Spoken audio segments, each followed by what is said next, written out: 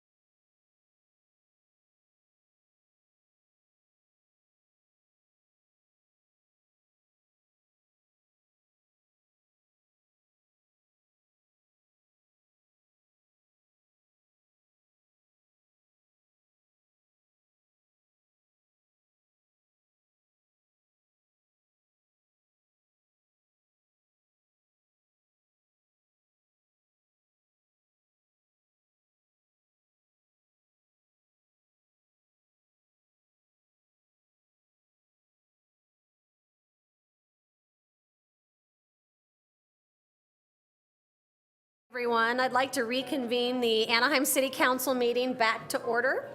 I just want to give everyone notice that Councilwoman Kurtz is going to be attending this meeting via teleconference. Clerk, can you please call roll? Thank you, Mayor. Councilmember Diaz. Here. Councilmember Leon. Here. Mayor Pro Tem Rubalcaba. Here. Councilmember Fessel. Here. Councilmember Meeks. Here. Councilmember Kurtz. Here. Mayor Aiken. Here. Let the record show we have 6 members present and 1 council member participating via teleconference. Thank you, Clerk. The first item on our agenda is an invocation that is going to be offered this evening by Reverend Jessica Strysko from Anaheim United Methodist Church. Following that, I'm going to ask our Mayor Pro Tem to lead us in the flag salute. So Reverend Strysko, you may begin when ready. Thank you. Let us pray. God of all, thank you for the opportunity to gather together, to engage in civic dialogue, and to use our voices, efforts, and resources to work for the good of our community. May this be a meeting where we find ways to partner together to make a positive difference. Help us consider all of Anaheim's residents in the work and conversation shared here tonight. Remind us that we have a place at the table. God, lead us to be good neighbors, to care for the natural resources in our city, to work for the health and well-being of people of every age who call this place their home or their place of work. May your love and justice be made known today. Amen. Thank you. Mayor Pro Tem, you can begin when ready. Thank you. Please join me in the Pledge of Allegiance. Put your right hand over your heart. Ready, begin. Allegiance to the flag of the United States of America and to the republic for which it stands, one nation, under God, indivisible, with liberty and justice for all. God bless America, Father, Son, Holy Spirit. Thank you. So we have a couple of presentations this evening. So I'm going to go to the front. Give me 2 shakes.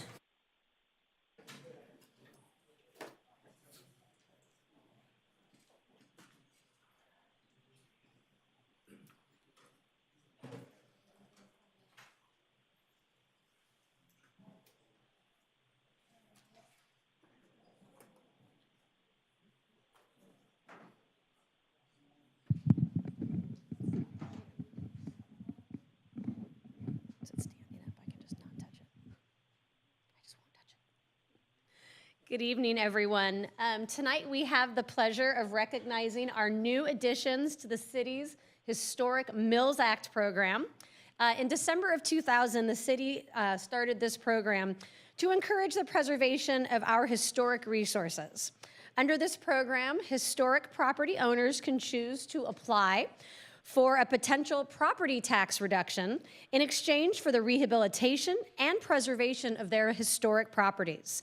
Over the years, the city's historic preservation staff has assisted hundreds of property owners with the restoration of their properties, many of which have had transformative results. Today, the city has one of the largest Mills Act programs in the state, and clearly it is an effective tool to preserve our history and revitalize our neighborhoods. So we are recognizing the new Mills Act properties on the screen behind me. And Amanda Loffer from our Planning and Building Department will discuss this a bit more.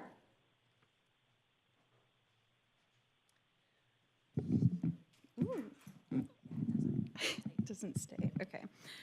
Thank you, Mayor and members of the City Council. In the spirit of National Historic Preservation Month, we would like to commemorate the efforts of the city and the community to preserve its historic resources. Anaheim has 4 historic districts and about 1,500 historic properties throughout the city, most of which are located right here in downtown. The city continues to receive applications and approve new Mills Act contracts annually, as evidenced by the increasing number of historic homes with bronze Mills Act plaques near their doors. This year, we are recognizing 12 Mills Act contracts approved in 2022.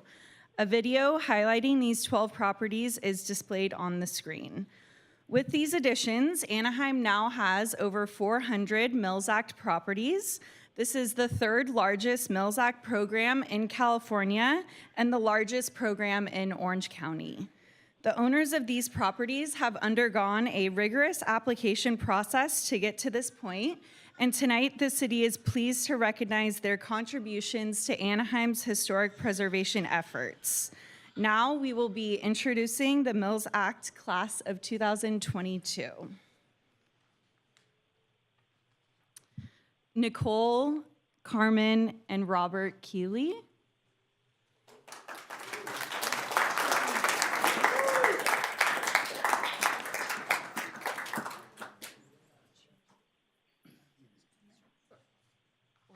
A group picture at the end, maybe? Yeah. Okay. And then if you guys want to, okay, that would be super helpful. Thank you.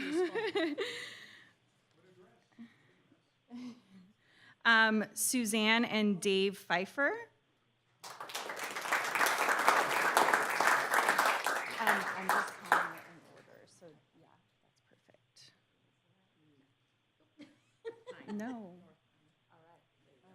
Because the first one wasn't here, sorry. Sorry. Here you go. Harvey and Vicky Rodriguez.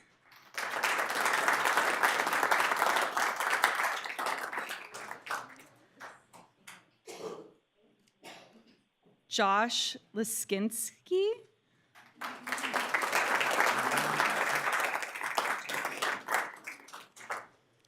Ellie Franco and Perry Sue.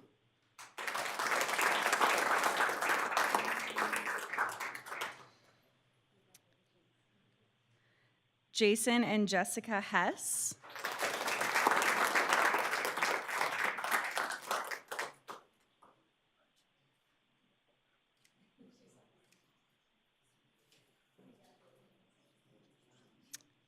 Natalie and Michael Carpenter.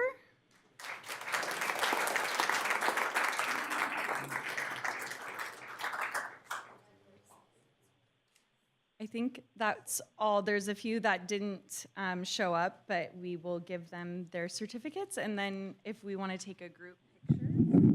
Getting away.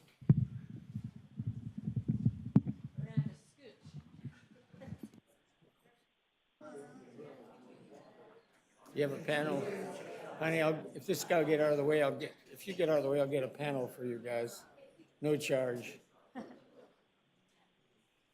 You know, these real estate people. We'll have to get a lot closer. You think you got them all?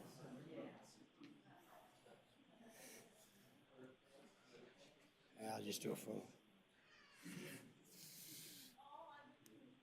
All right, 1, 2, 3. I need the council members a little closer. The council members will. Ashley, a little bit to the right there. I'm not getting the council member yet.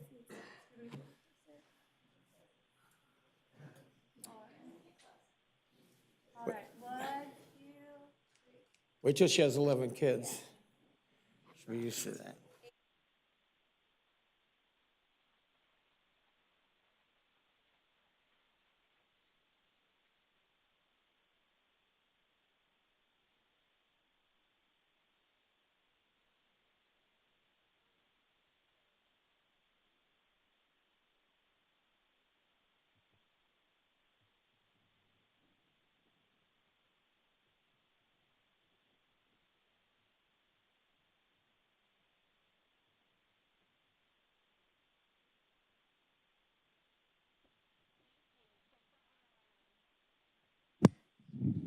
I can just hold it. For our next presentation, we are going to be recognizing Paul Cott Realtors for 41 years of business in Anaheim. Mr. Cott, can you please join me?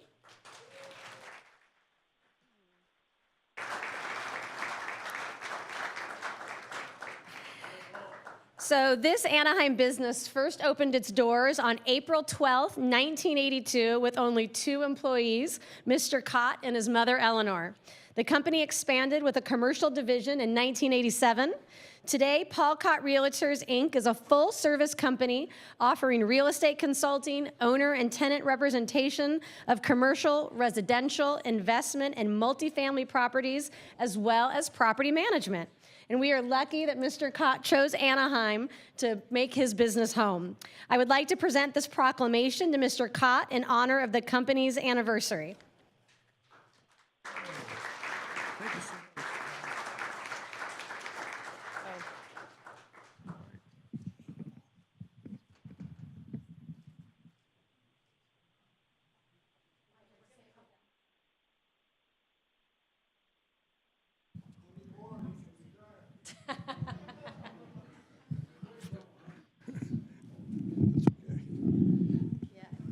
Okay. Sure, that's okay. Well, thank you, everybody. Thank you, Mayor Aiken and City Council. Really special to be here tonight.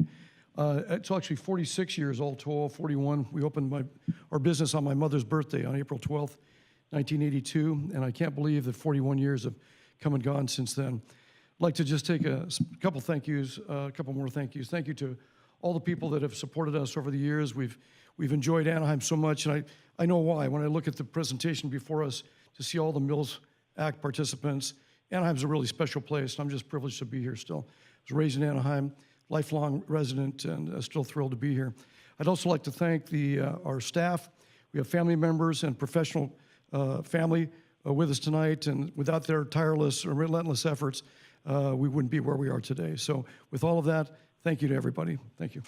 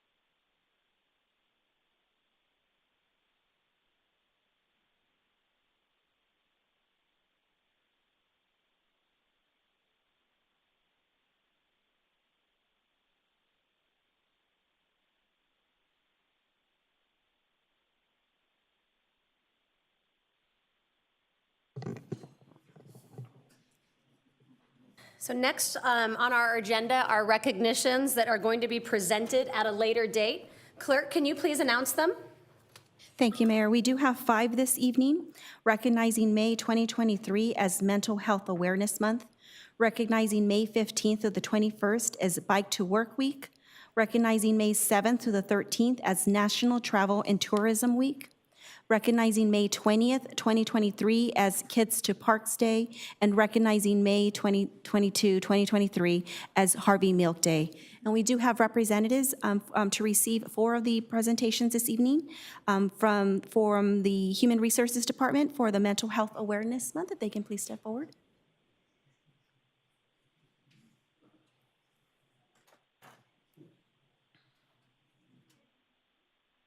This is Sarah Gerges, and I have the pleasure of serving as the Benefits Manager for the City of Anaheim. I'd like to thank the Mayor and the City Council for this special recognition. According to the National Institute of Mental Health, nearly 1 in 5 Americans lives with a mental health condition. Promoting mental health and wellness leads to overall productivity, better outcomes, and improved quality of life. While mental health awareness is important all year long, in the month of May, Human Resource will focus special attention on this important topic to raise awareness, as well as inform employees about the mental health resources and benefits available to them. We are excited to feature several art activities, including the return of the popular Work of Art program online, as well as a new in-person activity called Art of Wellness, which are live painting classes, which actually started today. Studies show that art engagement boosts confidence and resilience, and also alleviates anxiety, depression, and stress. So I would just like to thank you again for this opportunity. Thank you. Thank you very much. We have a representative from Public Works to receive for Bike to Work Week.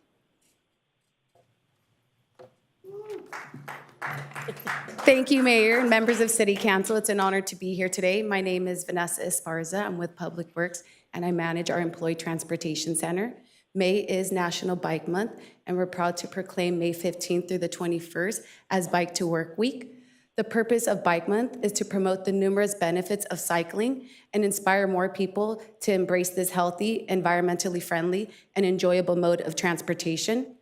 Bicycling is also recognized worldwide as an affordable and non-polluting method of transportation that reduces traffic congestion.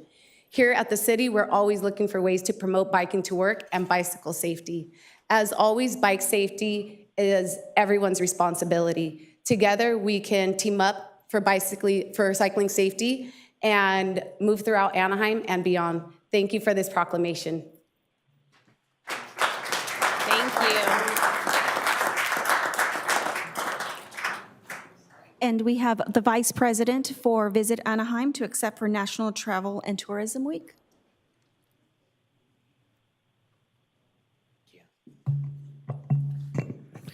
Honorable Mayor Aiken and fellow council members, I'm Pepe Avila, 22-year City of Anaheim resident of District 4, past member of the Sister City Commission, and Vice President, Tourism Partnership for Visit Anaheim.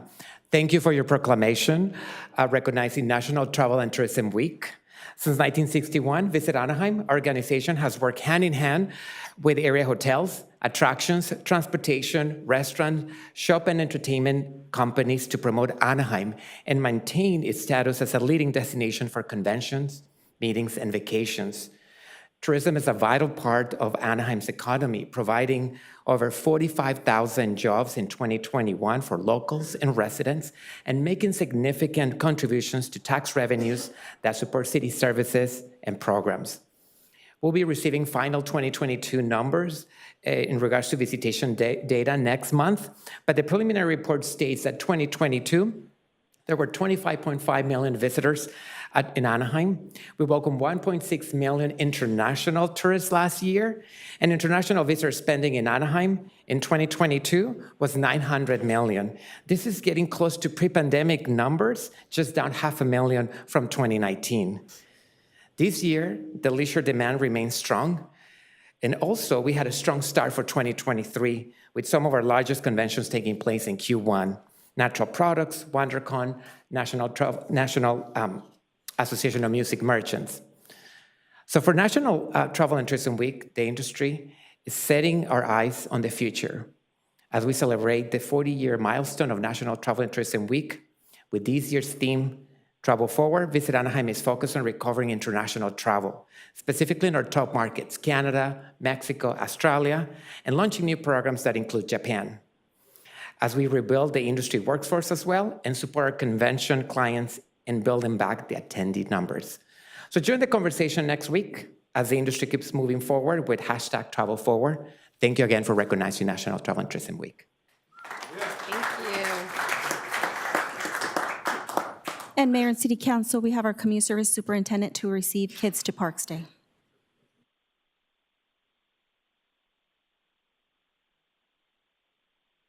Good evening, Honorable Mayor, Mayor Pro Tem, and council members. My name is Nikki Sandusky from the Community Services Department, and I am the Superintendent of the Cultural Arts, Classes, and Support Services section, including Oak Canyon Nature Center. Thank you for proclaiming the third Saturday of May as Kids to Parks Day, which is a nationwide celebration of the great outdoors designed to connect kids and families to local parks and public lands. At the Oak Canyon Nature Center, we offer naturalist-led hikes for families, outdoor service projects for teens, and a youth summer day camp focused on exploring the natural world. These programs and tours teach our local youth to appreciate and enjoy our natural spaces so we can foster future outdoor enthusiasts and create the next generation of park stewards. The Community Services Department is committed to healthy living, and all of our wonderful parks and recreation areas provide excellent spaces for outdoor experiences. I invite all Anaheim families to create their own adventure at one of the many parks and trails in the city of Anaheim on Kids to Parks Day. You can also participate in one of our community's special events like the Children's Festival at Pearson Park. This event coincides with Kids to Parks Day on Saturday, May 20th, and will provide kids and their families an opportunity to visit a local park and engage in family-friendly activities from 11 a.m. to 3 p.m. To find the parks and recreation spaces available to you in the city of Anaheim, please visit anaheim.net/parks. Thank you once again. The staff at Oak Canyon Nature Center look forward to seeing our local families out on the trails. Thank you. I believe that concludes our presentations. Thank you, Clerk. Are there any additions or deletions to the meeting agenda? Mayor and City Council, we do have one this evening. Item number 8 on the consent calendar was approval of a right-of-way contract with a state highway agreement and a permanent easement with Caltrans. Staff has asked to remove that from tonight's agenda and will bring back at a later date. Okay, thank you. I'm sorry, can you tell me what that number was again? Number 8. Item number 8, Mayor. Thank you very much. City Clerk, can you please outline the public comment procedures and call forward the first speakers addressing the council agenda, and also just remind folks about our translating services? Yes, thank you, Mayor. There will be 2 public comment periods with speakers having 1 opportunity to address the City Council. The first public comment period is 90 minutes or until all agenda item speakers have been heard. Any time remaining of the 90 minutes will be provided to speakers who wish to speak on any non-agenda related items, but within the council's jurisdiction. The second public comment period will be opened by the mayor if any non-agenda item speakers were not heard during the first public comment period, and will be open at the end of council business. The time limit for public comments is 3 minutes per speaker. Those wishing to address the City Council must complete a speaker card, which are available at the back of the council chambers. The name and contact information requested on the speaker card is optional. Any unidentified speakers will be called by the speaker card number. And to announce our translation services, Spanish interpreting services are provided at every City Council meeting. Simultaneous Spanish interpretation is provided through the use of headsets, and consecutive interpretation is available to anyone who would like to address the City Council. For translation services in other languages, please contact the City Clerk's office at least 48 hours prior to the scheduled meeting. And at this time, I'll introduce our translator to make the same announcement. Muy buenas tardes. En todas las juntas del Consejo Municipal se ofrecen servicios de interpretación simultánea al español por medio del uso de audífonos. Se proporciona interpretación consecutiva para cualquier persona que desee dirigirse al Concilio Municipal. Para obtener servicios de interpretación en otros idiomas, por favor póngase en contacto con la oficina de la Secretaria Municipal al menos 48 horas antes de la junta programada. Muchas gracias. At this time, on behalf of the City Council, we would like to remind the public that Anaheim remains committed to freedom of speech, and we ask that speakers address the City Council with civility and refrain from making personal, threatening, abusive, slanderous, or profane remarks towards any member of the council, staff, or general public. We appreciate you reflecting the spirit when you speak. The time now is 5:25, with the 90-minute public comment period set to conclude at 6:55, or until all agenda item speakers have been heard. We do ask speakers to line up at the podium once they see their name appear on the projection screen behind me. And at this time, Mayor, we do have 9 speakers addressing the City Council on agenda-related items. And the first speaker to step forward, Mr. Paul Hayek. On this item 11, the homeless issue for the winter, the reason they don't go to the one that's up in Fullerton, it's a bus only. We need to bring them in as walk-ins, and we need to get many churches in Anaheim, particularly those that are on bus routes, like the church next to 1761 West Catella. And the church, the pastor of the church that's behind me, she's on State College at Wagner. They can house at least 12 a night. And all they have to do is have volunteers with a coffee. And most of them will always find meals at other locations. And if we have churches that want to help feed the homeless, let's get them together. If we have Methodist church or Protestant churches that aren't on bus routes that want to help feed them that way. Bring it to a church that's got a good location. And let me tell you, the homeless, when they find good groceries and good stuff, they tell each other.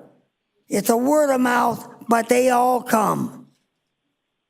In fact, on the subject of feeding, why don't you come up to the Catholic Church at Wilshire and Fur in Brea on Saturday morning.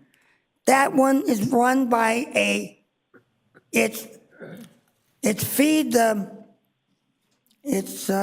forget the proper name, but it's a good church. They've got a retired chef doing the cooking. And they've even got nurses from Cal State that are volunteering to help be servers. Let's help get these homeless off the street. All we have to do is tell them no alcohol, no drugs, and we can house them in splitting the room with a divider. And let's get some of those buildings like at 2040 State College and see if we can get them even in the winter as donations where we can come in, put up dividers for the winter, and make them a shelter for the homeless. Those office dividers are pretty good size. You can put a bed in there with storage underneath. Let's help them come to Anaheim because Mercy House and that bunch, they're all being bussed in, bussed out. And Susan Price is an ex-councilman from Long Beach who's instigating the bus in, bus out routine.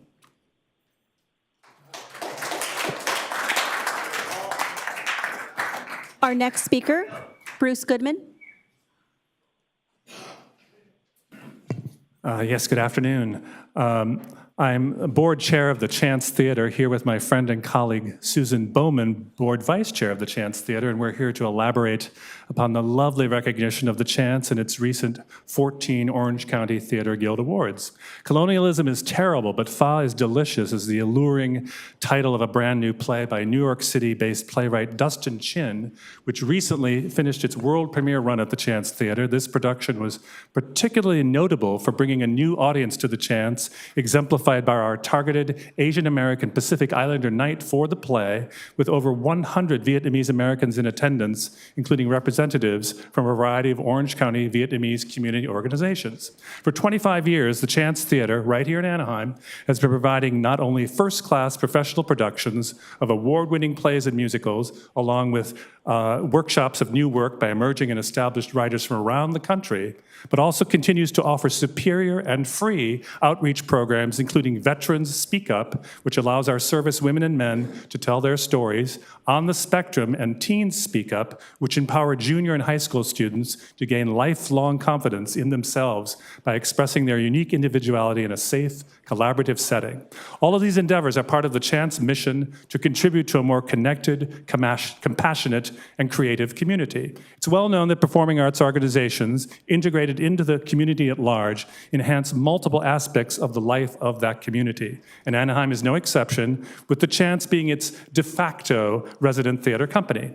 The Chance hires over 100 guest artists each season to produce up to 15 projects a year. California state legislation AB 5, which has notably impacted how artists are hired and paid, along with the lingering financial after effects of the pandemic, have challenged the Chance in substantial ways, but we have been carefully proactive in maintaining our sustainability against these formidable odds. A prominent city should have a prominent theater company supported by that prominent city.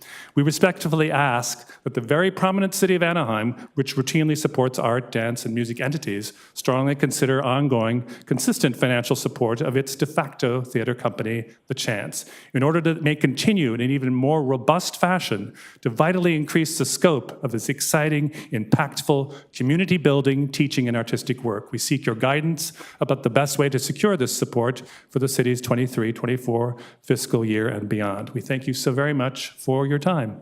Thank you. Our next speaker, Janine Robbins.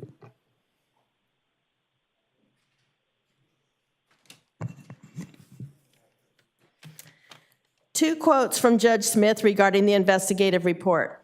Number one, we have been operating on the assumption that our work product will be public. It will become part of the public domain as it should. Number two, those who are paying for our effort, the residents, are absolutely entitled to know what the results of our effort is. Now, two questions from me. What are you afraid of, and who are you protecting? Let me give you my spin on the answers. We know that Natalie Rubacava has been told by her ex-boss, Lucy Dunn, to stop this investigation at all costs. Natalie, are you protecting Lucy or your cohorts and yourself from the OCBC?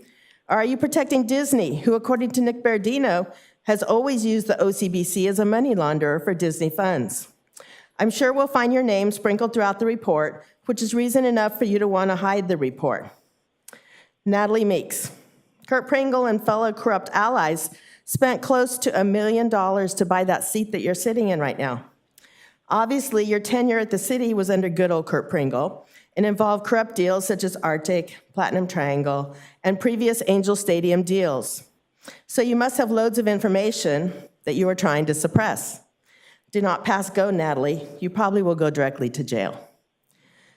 Steve Fessel. You've already withdrawn emotionally, if not physically, Steve. You should just quit so that you too will be ready for your time in court. Otherwise, you should be voting on these issues as a representative of the people of District 5, and I don't see that happening. Ashley, not even 5 months sitting in that mayor's seat and already up to your eyes in a scandal. You too have ties to Malahat and a close affiliation to the DPOC, who I'm sure will have a role to play in the report. Maybe it is the DPOC you are protecting.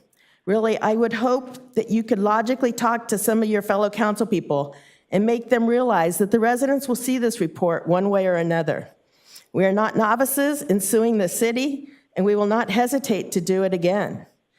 Represent the residents, Ashley. You campaigned on transparency. Transparency. Let me say it again. Transparency. Jose Diaz is innocent and is for releasing the report. Carlos Leon is innocent. He's new.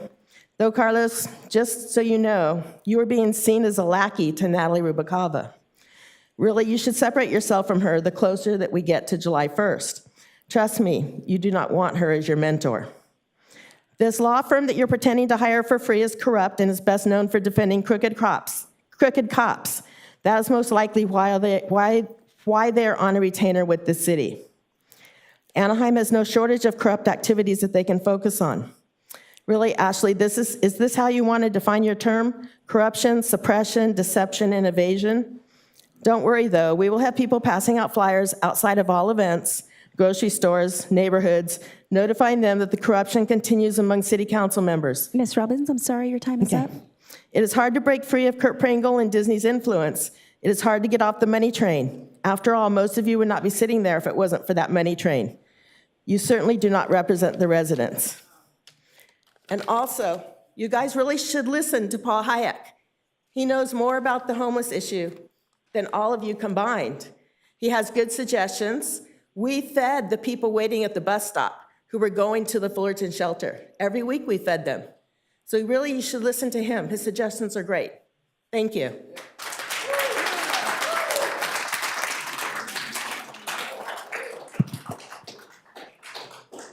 Mike Robbins. And Paul Hayek does speak truth to the subject and knows more about it than anybody up there on the dais. On agenda item 10, You know, we're talking about bringing in some other lawyers, and we've already brought in the people to do the job. The judge said this report will be made public. This is a sacred obligation. We paid for this investigation and should have unfettered access to the report. The people of Anaheim should absolutely have the right to know everything. JL Firm is charged with investigating and releasing a report, and as professionals, they will know what to do with the report and what to release to the law. That is what we paid them for. It's a lot of money. You swore an oath to protect and serve the public. You swore to protect the rules and laws of the USA and California. Now don't be an accessory to crime, Natalie, and others too, please. You took this obligation of public service freely without purpose of evasion. This agenda item is a ruse. It's a stratagem to conceal and escape through deception. It won't be good for you. It wouldn't be good for the city.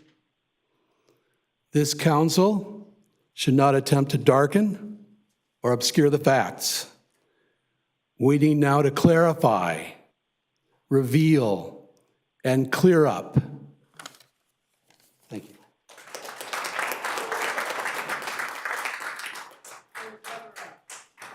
Next speaker, Mr. John Dutton. Hi, good evening, everybody. My name is John Dunn. I've been a community activist here for 25 years in the city of Anaheim. And I'm here talking about number 10. Now, the whole question is, why is the city trying to throw up a smokescreen to protect the people who have violated the law? Now, the attorneys that you're retaining may be breaking the law too. Who do they represent? The city? Do they represent individual council members? Who do they legally represent? Nobody's saying anything. Now, if some parties have violated the law, so you want to protect them and try to claim attorney-client privilege? That's a very important thing. We just want the truth to come out. We don't want anybody to hide anything. And I can assure you on this, it's not going to be up to the city council. It's not going to be up to your lawyers. It's going to be up to the federal court, because I will bring your ass into court to get the full report released. It's very simple to put the documents together and get in court. So it's not up to you. It's not up to your lawyers. It's going to be up to a federal judge. Thank you.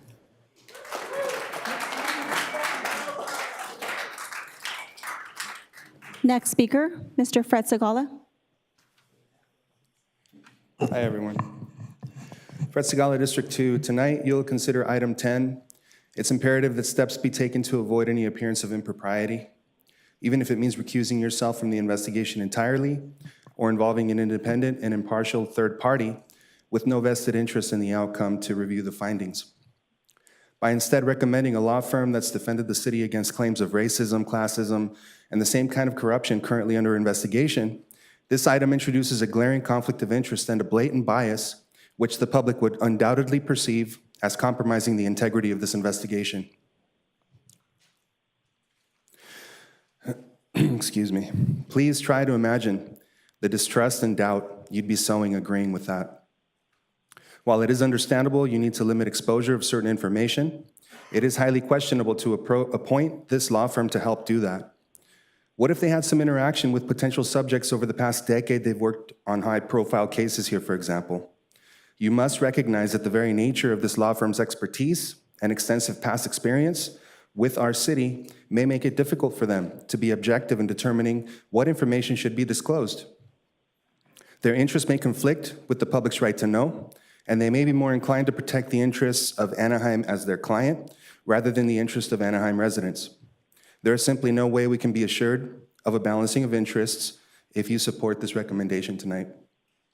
Editing assistance, if outside the JL Group's ability, should come from another independent source, not from anyone who's had past and current dealings with our city.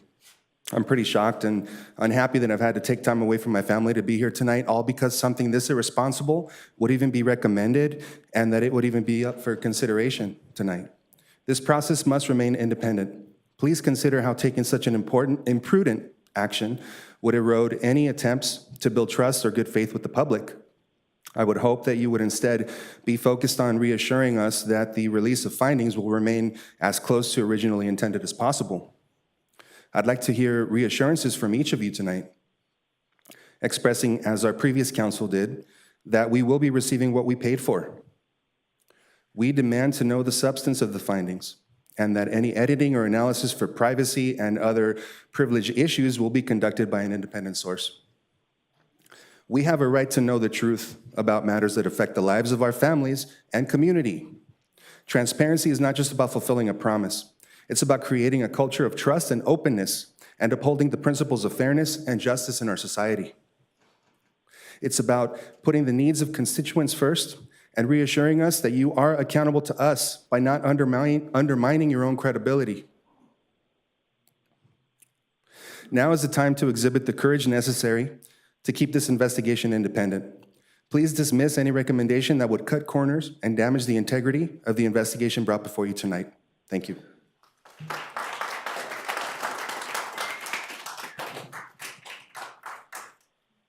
The next speaker, step forward.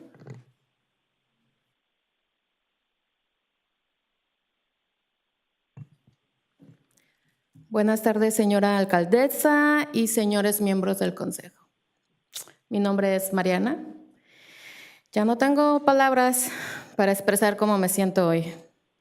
Una vez más estamos aquí hablando de lo mismo, del mismo asunto de corrupción y honestidad.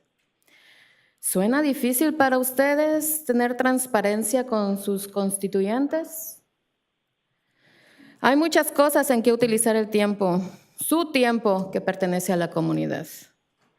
¿Por qué no hablamos de control de renta, de cómo una familia llega con dificultades a final del mes, el poco acceso que hay a la salud o la falta de mantenimiento de nuestras áreas verdes? Dejen la investigación en paz y que pague quien tenga que pagar. Transparencia es fácil cuando no debes nada a nadie.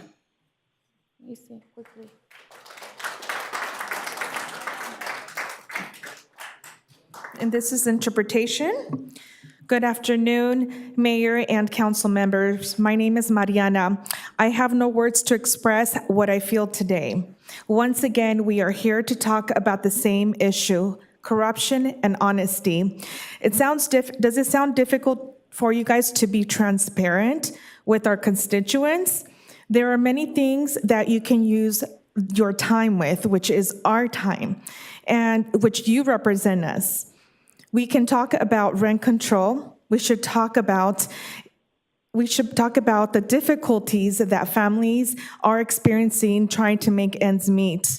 We should talk about the poor access or the lack of access of medical attention, and also the lack of maintenance at our parks and green spaces. Please let the investigation go. Let the investigation continue. Let it be in peace so that the person who has to pay does pay.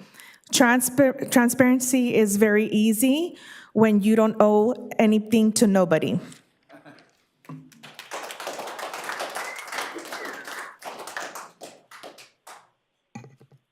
And if the next speaker can please step forward.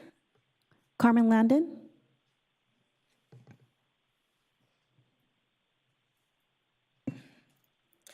Buenas tardes, señora alcaldesa y señores concejales. Mi nombre es Carmen Landín. Soy parte de la Unión de Vecinos de Guinida y hoy estoy aquí para participar y dejar la investigación sobre la corrupta venta de los angelitos en paz. Nosotros tenemos derecho de leerla como lo van a entregar. No tengan miedo. Si ustedes no hicieron nada, entonces nada hay que temer. Señor Ángel, concejal Norma, Guinida la espera el 31 de mayo para una caminata de luces.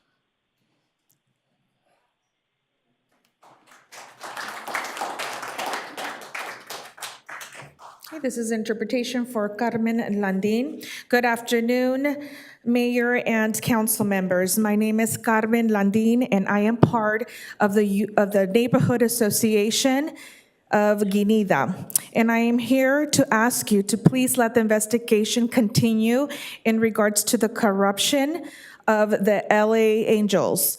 Please let it continue. Please let it be in peace. We do have the right to read it as it's being submitted. Please do not fear. If you guys didn't do anything, then you should not fear anything. Councilmember Norma, we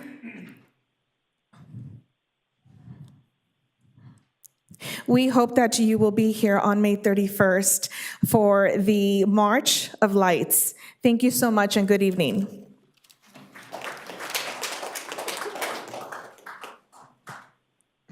The next speaker to step forward, Gabriela Velasco. Buenas tardes, señora mayor y concejales. Mi nombre es Gabriela Velasco, vengo en representación de Madres en Acción en Ponderosa.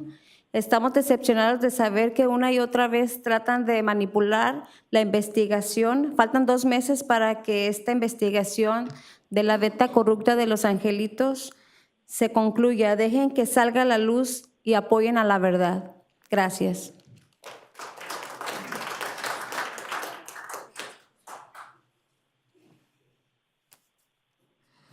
Good afternoon, Mayor and council members. My name is Gabriela Velasco, and I'm here in representation of Action of Moms from Ponderosa, and we are very deceptive, and we to know that once again you're trying to manipulate the truth about.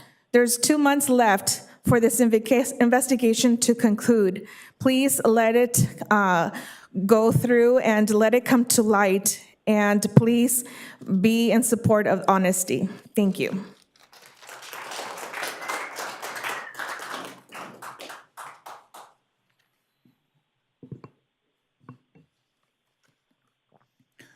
It's not the crime, it's the cover-up. That's what they used to say back during Watergate. The crime is the big deal, of course, but sometimes it's the cover-up that gets you. I hope that's not what's happening here today. Clearly, at least 2 of you don't want this corruption report to see the light of day. I'm hoping the people of Anaheim can count on the rest of you.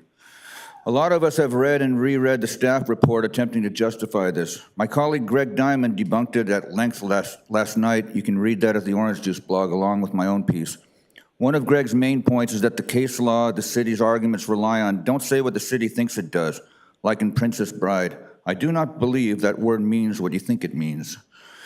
But I don't have much time. One of the main points in the staff report is that the city enjoys an attorney-client privilege with the JL Group, which is nonsense. The JL Group is not attorneys, nor were they hired as attorneys. In fact, it's pernicious, perverse nonsense. The entire idea of this endeavor is transparency, not secrecy. Those on council and staff who want to hide the report hang their hat on a couple of cautionary sentences Judge Clay Smith wrote in some of his reports, basically that we should be careful of some employees' privacy. That concern is more than balanced off by his public statement here that we have been operating under the assumption that our work product will be public as it should be. This effort is being funded by taxpayer dollars. Like you, we consider this to be an almost sacred responsibility. I'll skip the rest because other people have quoted that.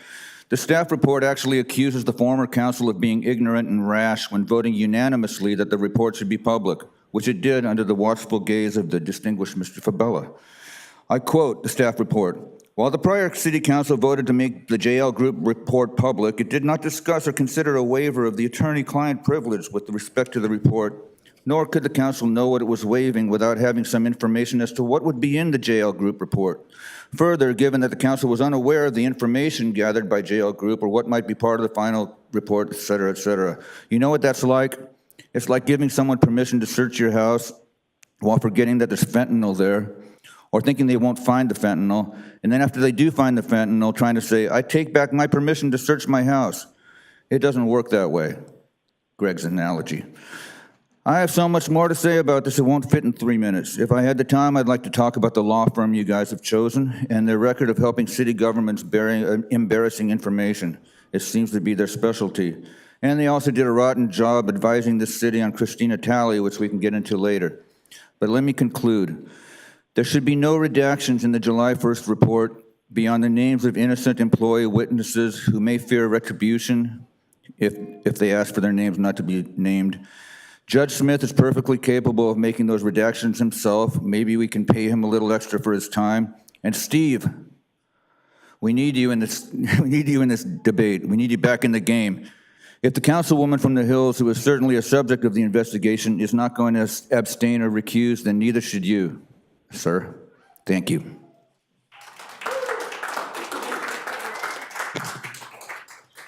Next speaker, David Duran.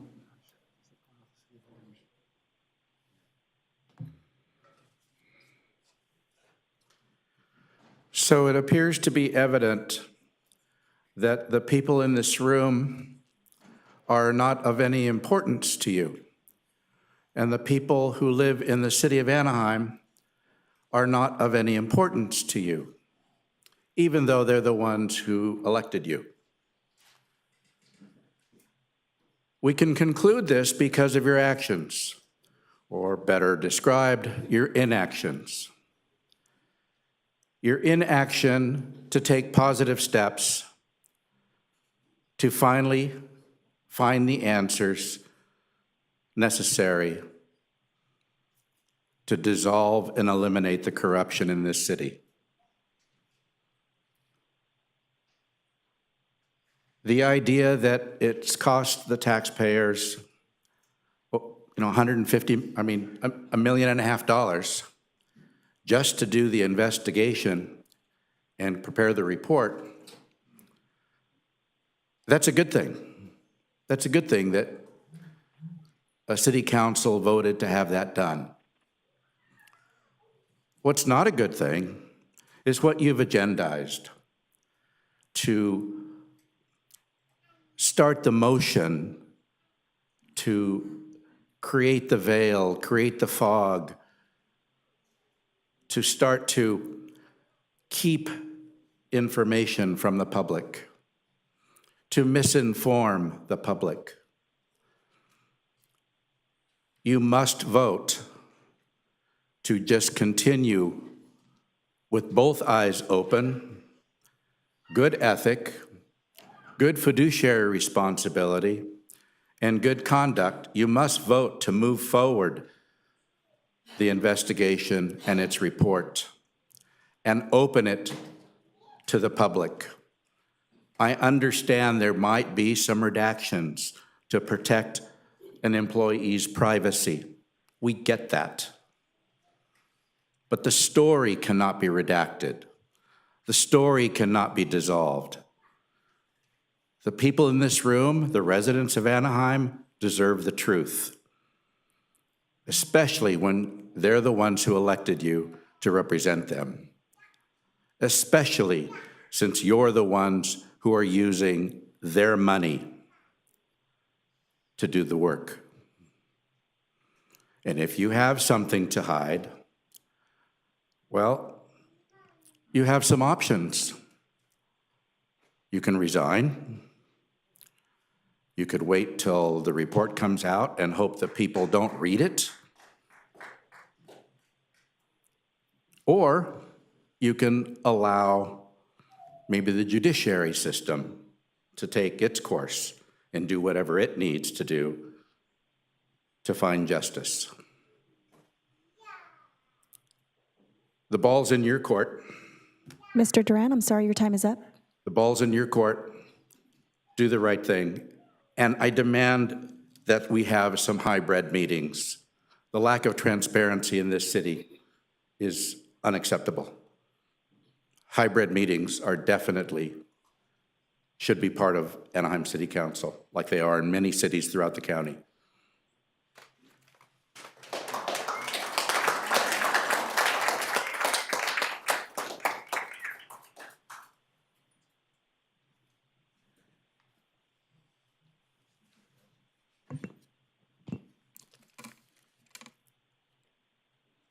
Ready? Oh. Buenas tardes, mi nombre es Sandra y estoy aquí por tercera vez para pedir una vez más que se haga lo correcto. Se nos ha concedido tener los informes públicos, pagar los fondos adicionales para continuar y ahora aquí estamos una vez más para pedir que hagamos lo correcto y divulguemos todo el informe en su totalidad. Si el resultado de esto abre responsabilidad a la ciudad, entonces que así sea. Esta es una investigación de un asunto legal y debe de ser tratado como cualquier otro. Nunca he oído hablar de un abogado que solo revele lo que es beneficioso para el acusado, pero no el error real para evitar responsabilidades. Ni siquiera puedo envolver mi cabeza en la idea de que alguien use la excusa de que lo estamos haciendo para proteger a la ciudad.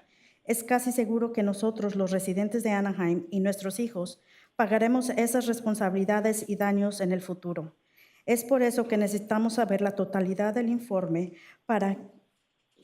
del daño que ustedes han creado para nosotros. Tenemos suficiente para estresarnos como el control de alquileres, que es un gran problema, y ahora también quieren añadir el estrés de estar preguntándonos qué es lo que nos espera con este problema. En otro punto quiero también dar y pedirles un poco más de respeto a ustedes, que cuando pasan la pareja Robbins, les dio risa cada que alguien decía sus nombres. Eso dice mucho de ustedes. Recuerde que somos individuos que estamos tratando de entender este problema que no fue creado por nosotros, pero sí estamos afectados por ello.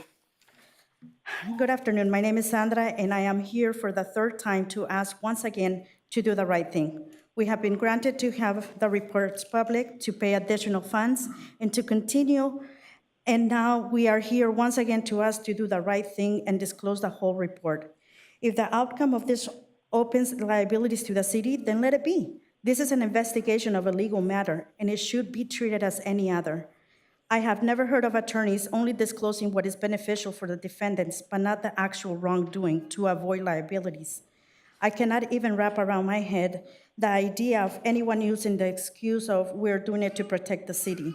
It is almost for certain that us, the residents of Anaheim, and our children will be paying for those liabilities in the future. This is why we need to know the full extent of the damage you guys created for us. We have enough to stress about, like rent control, to also be wondering what is coming up next. And on another note and point is to ask for you guys to have a little bit more respect when we come up here. I see you guys laughing when your names are mentioned. When the couple Robbins came up here, you guys were laughing, and that's not right. Remember, we are individuals that are trying to understand and fix the problem that was not created by us, but yet we are and will be affected by it. Thank you.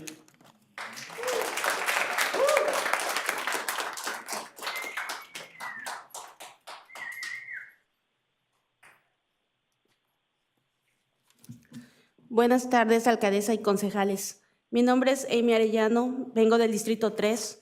Como residente de más de 16 años, estoy aquí frente a ustedes con todo respeto para decirles que después de tanto tiempo que demoró saber de la venta del estadio y se hiciera pública y que conocieran a Anaheim por corrupción ante los medios, les digo, dejen la investigación que sea clara, transparente, como las investigaciones se están haciendo. Los residentes tenemos el derecho de saber quiénes contribuyeron a las malas acciones y quiénes tienen responsabilidades de sus actos.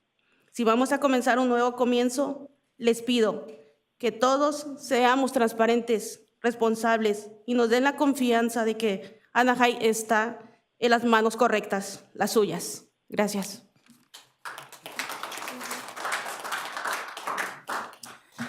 Good evening, Mayor and council members. My name is Emily Arellano. I'm here from District 3 as a resident for more than 16 years. I've been here before you guys with respect to ask you to request time and appreciate time that I'm spending here with you and about the sale of the stadium, and that this will be public with concerning Anaheim.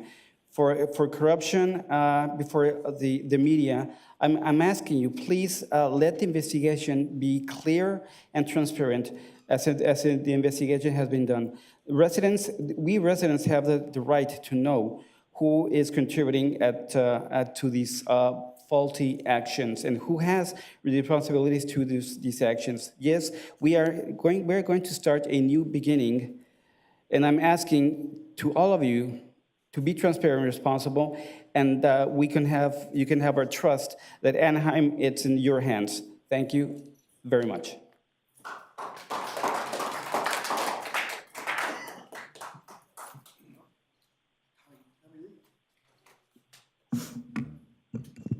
Good evening. My name is Carolina Mendez, and as a lifelong resident of District 3, I stand before you yet again with my fellow residents to demand accountability and transparency on Agenda Item 10. Echoing the previous sentiments of folks who have approached this podium, if this investigation is being funded by our hard-earned tax dollars, we deserve to know the context of what it reveals. And I say hard-earned for a reason. I come from a neighborhood where it's not uncommon for folks to live paycheck to paycheck or struggle to buy groceries and pay rent, but there's an ingenuity and a sacrifice that it takes for us to persist under these conditions, and that's instilled in us a sense of dignity and pride. And that's the essence of why we're here, that same dignity and pride. We don't have thousands of dollars to buy influence. Our attempts at winning influence literally come to you in the form of supplications and pleas that are etched out on poster board. You've seen them. We can't run independent expenditures the way that special interests can. Our pockets aren't that deep, but our voices still matter. As an organizer who's worked for national organizations that engage in federal campaigns, I know that there's a misconception that seats in Congress are the be-all, end-all when it comes to representation, but really, it's the policy and the decisions that are determined here at the local level that have a bigger impact on the day-to-day lives of our residents. And so it's very possible, and really it's essential to do both big and small things in service of that vision. We can keep the streets clean, and we can also stand on the side of justice. We can issue proclamations, and we can champion transparency. The two aren't mutually exclusive. Both are possible, both are needed, and both are deserved. And we're placing our trust in you as our leaders to acknowledge that. You can say that you do, but to actually live it is something else entirely. Words aren't enough. It's the actions that speak volumes and ultimately shape the city that we live in. And I hope that you consider the legacy of your actions and choose to stand with us as your constituents here tonight. Thank you.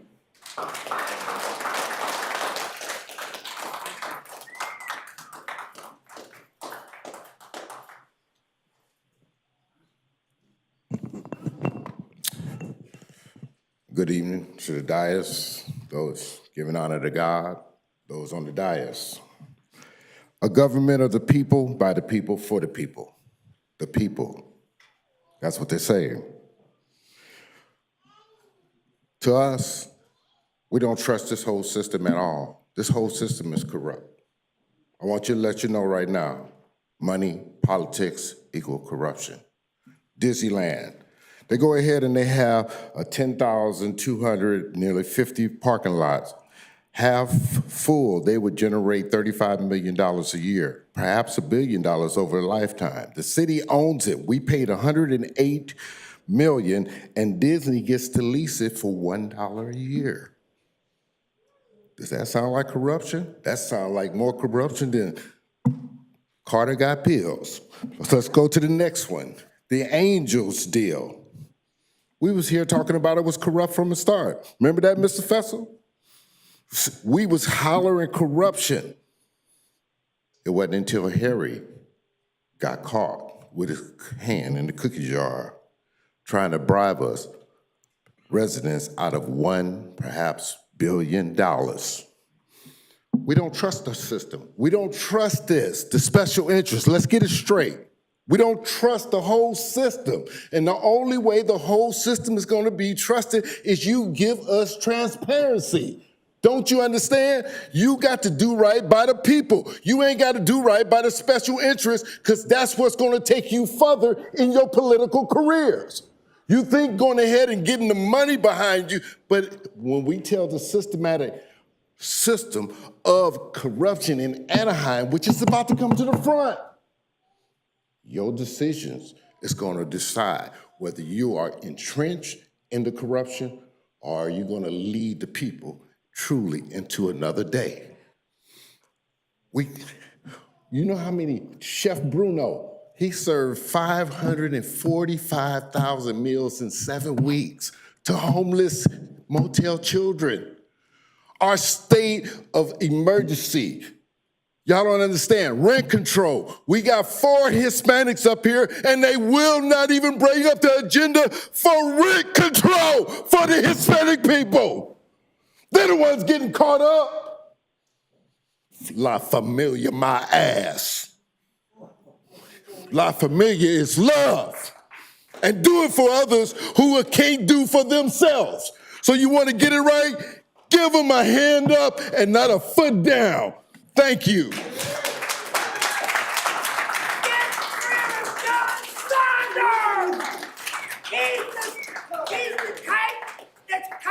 Mayor and City Council, that concludes all our speakers on agenda items. We have 17 speakers to address the City Council on general comments. The first speaker, Samuel Coughlin.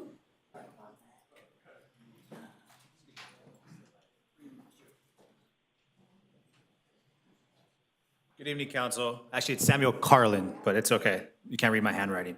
I'm a business agent and representative with Teamsters Local 952. I'm here with our bargaining committee and employees of Anaheim Convention Center, part-timers. They need to be heard. They really wanted us here to advocate and to speak to council. Teamsters 952 represents 60-plus part-time workers. These are part-time workers of the convention center, but they do amazing work. In 2022, we accepted a contract that was proposed to us, and it affected the budget. In effect, it was because the budget was having issues. That's what was told to us. So the city was dealing with this. Because of the pandemic, our members took that contract, and we really took a very, very small wage increase, very small, I would say, piece for what the work that was being done during the pandemic. In 2023, ACC events are back now. They're in full swing. Anaheim has opened up, and our members served an important role. When the pods were open at the ACC, they served our residents. They played an essential role in helping our residents during the pandemic. Again, the pods that were at ACC, our members worked them, and they also protected your asset with our part-time security officers, and a very important asset. And at the moment, they're short-staffed and they're underpaid. Again, they're part-timers. All we're asking for is to please consider the multiple-year proposal that we put in front of your bargaining team. We have given across the table, and all we're asking is that you support it. We're asking for a fair contract for a hard day's work, and our members here to be heard. Okay, thank you. Next speaker, John Thomas.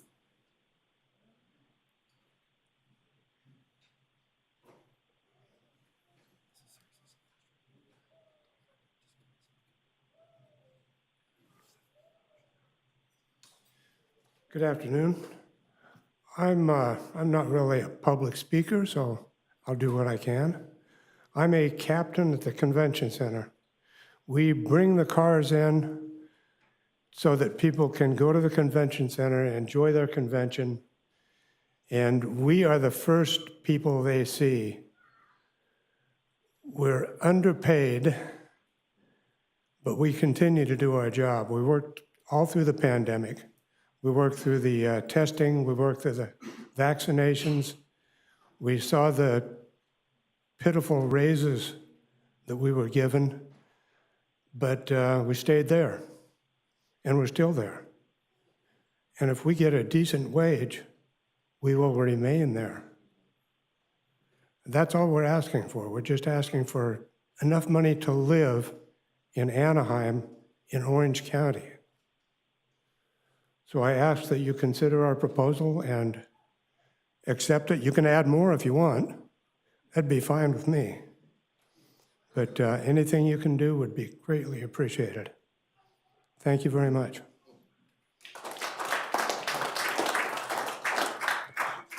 Next speaker, Vaughn Lugwood.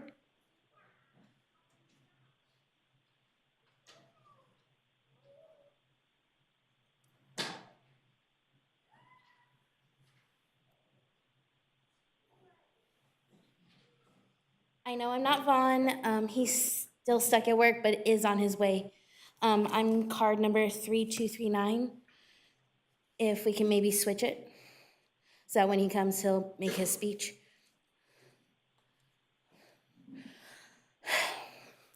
Ladies and gentlemen of the council, I too work for the Anaheim Convention Center as a parking cashier. I've been with the convention center for over 15 years. And we took a pay freeze to help everyone when it comes to getting raises and all that. It's our turn now. We haven't gotten a raise since before the pandemic. We're out there on the front lines. We're there having to take control of situations that not a lot of people realize, as well as for the fact that having to smell all the fumes from the cars, and I'm not just talking about the gasoline. Yeah, with, you know. But all we ask for is just fair compensation for the fact of the pay freeze that we took. Almost all, if you look at the numbers, almost all the other departments get 5% a year, and all they want to give us at max is 3% since the pandemic. All I'm asking is just fair compensation and a fair outlook from you, the council, just to consider our proposal. In fact, we would save, basically you guys would actually be saving money towards, at the end of it, it may seem like a lot right now, but in the end, we actually save you guys money. So just consider, please, our proposal. Thank you.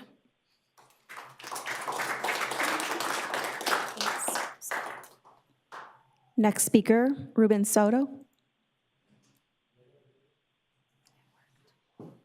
Hello, Mayor and City Council. I'm a firm believer in the Bible and what everybody's doing to you. I'm not here to shame you. Like Jesus said to the woman, they were going to throw stones at her. You never sinned, so put your rocks down. I'm here for the homeless. A lot of things have been done to me, you know. Anyway, what it is, I was incarcerated in Riverside. The sheriff has a program called the Exit Program. And what it is, they pay everything, they put them in an apartment, they have to get clean, do their program, and they train them in a job. In a year, they graduate, they find them a job, and they're a plus, not a negative. That's what it is over there.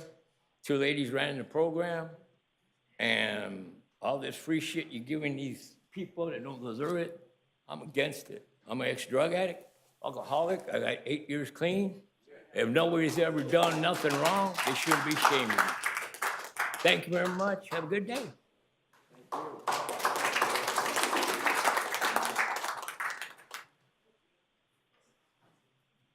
For our next speaker to step forward.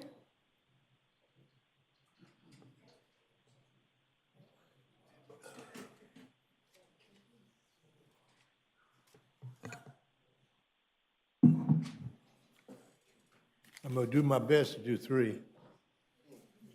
Don't start the clock.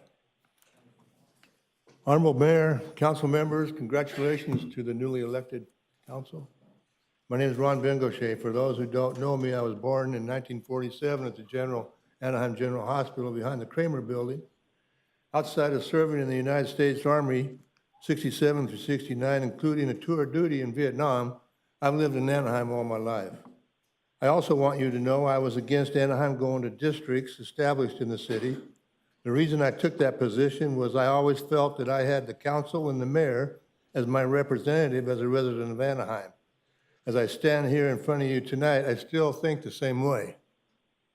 I come to you tonight speaking as a voice for thousands of present and future veterans, their families and loved ones. I'm talking about the soon-to-become a new jewel attraction in Anaheim, representing Anaheim. I'm speaking about the new Southern California Calvet Cemetery Memorial Park up in Anaheim Hills, Gypsum Canyon Road.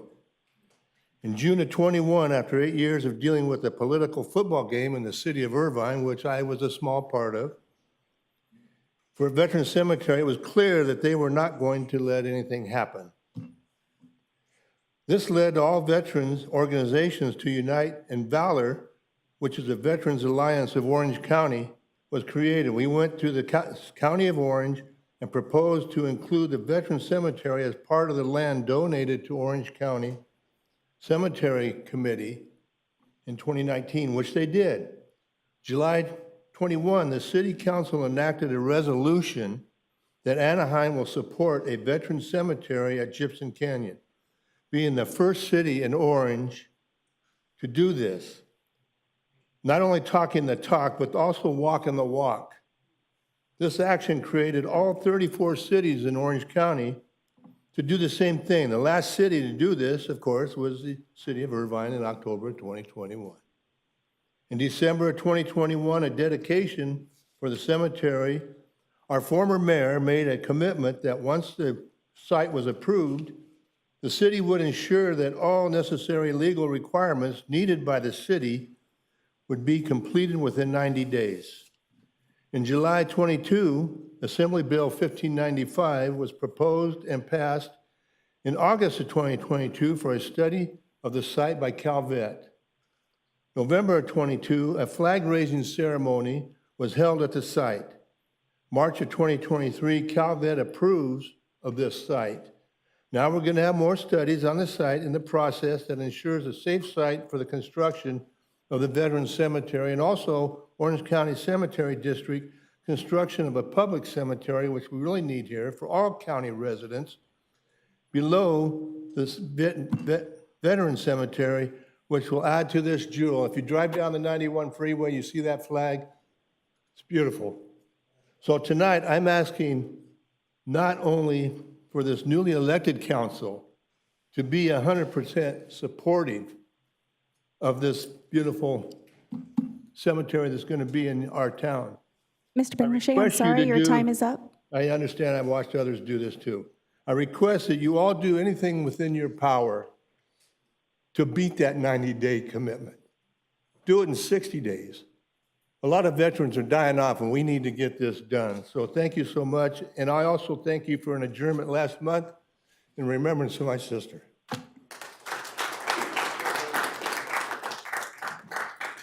Cecil Jordan Corkin.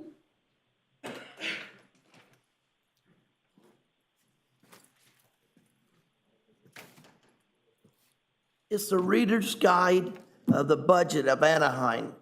The purpose of the Reader's Guide is the assistance and readers in understanding what information is contained in the various section of the budget documents.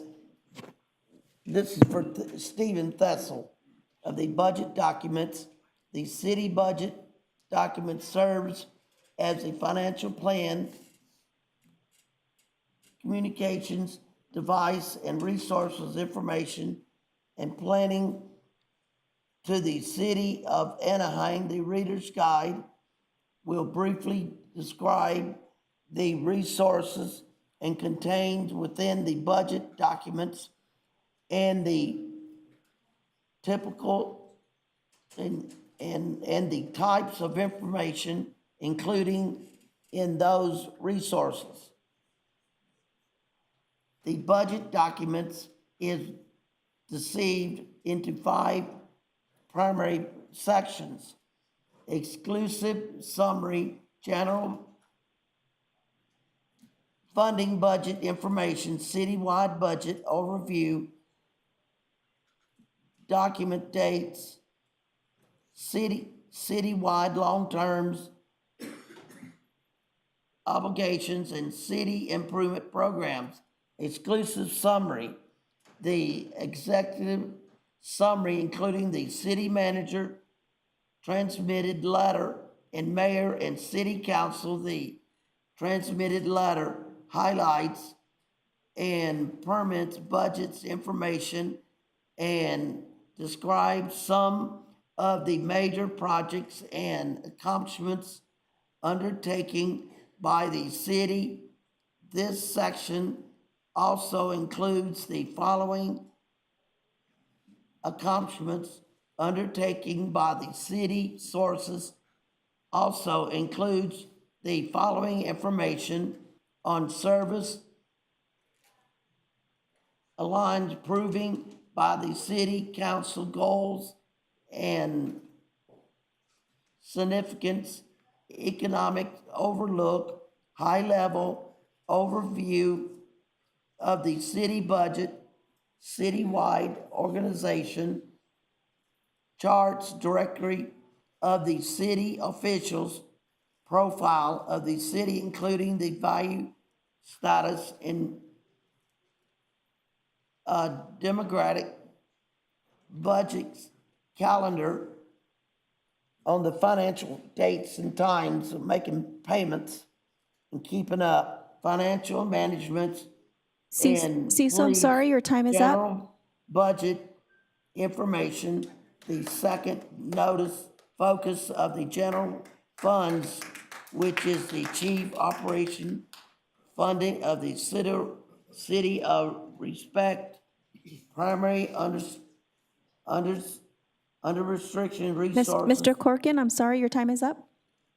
including the breakdown of general funds and resources, overviews of general funds and revenues, and expresses, including the details of the city of these fundings and resources, the translation of occupants tax, sales, and uses of property tax. General funding. Mr. Corkin? Mr. Corcoran, we're going to go on, move on Okay. to the next speaker, As far please. as that goes, it's the outline on page 7, if you're going to get the book back.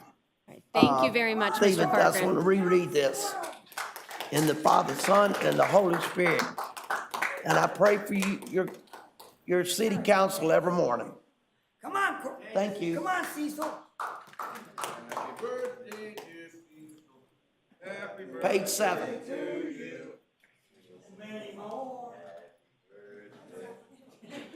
Call me.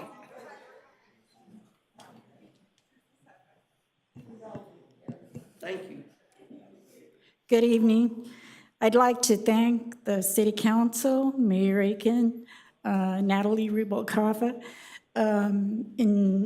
on behalf of Rancho La Paz, both collectively and through myself. You've given us many resources through your Anaheim Public Utilities. When I brought it up and had issue with you in regards to the utilities, you brought in a team from Community Action Partnership in addition to Synergy. So we'd like to thank you for that. That was showing me that you're bridging the gap to the community. And thanks again.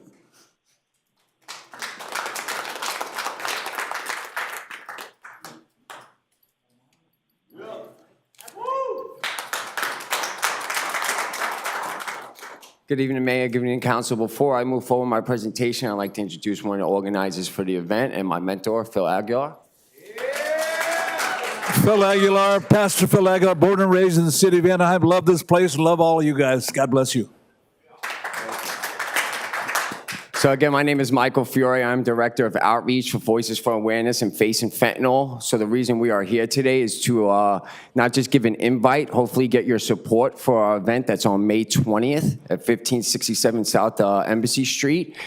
The event is to bring awareness and prevention to fentanyl. So I'm pretty sure you guys have heard of fentanyl. The organization I work for is a nonprofit, grassrooted, that works nationwide. Our National Day, August 21st, is actually endorsed by the DEA. We go nationwide, we speak to schools, we speak to these kids. My partner, Andrea Thomas, fortunately lost her daughter to a half a pill.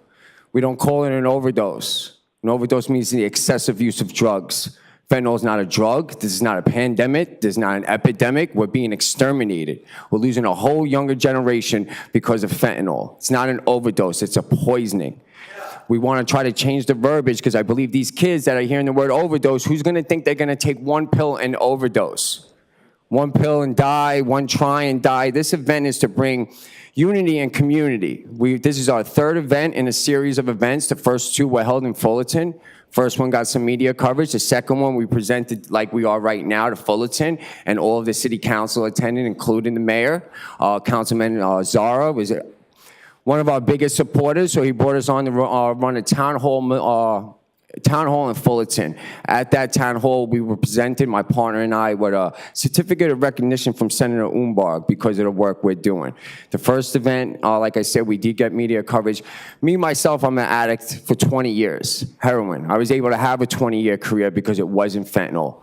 Both my parents died of AIDS from heroin use. 2 grandmothers, alcoholism. Grandfather, heroin, and uncle, heroin. I understand how the community and society looks at addicts, and rightfully so, we gave you guys the reason. But it has to come to a point with this stigma of how you guys are looking at us has to change. Because fentanyl is not a red and blue problem. Has nothing to do with the color of your skin. It's a red, white, and blue problem. It's a whole country's problem. It's funny. Now let me backtrack. It's disturbing that in COVID, in 3 days, we knew what we had to do. You could walk to somebody on the street right now and them not know what fentanyl is. It's very disturbing that the awareness and prevention is not being there. We are our secret weapon. I understand how hard your job is. Bills have to be written, they have to be passed, they got to be voted on, right? Law enforcement can't lock everybody up. My recovery community is here with me, just some of us. And this is where your secret weapon. Because if we're not picking up the drug, robbing for the drug, stealing for the drug, and using the drug, the demand goes down.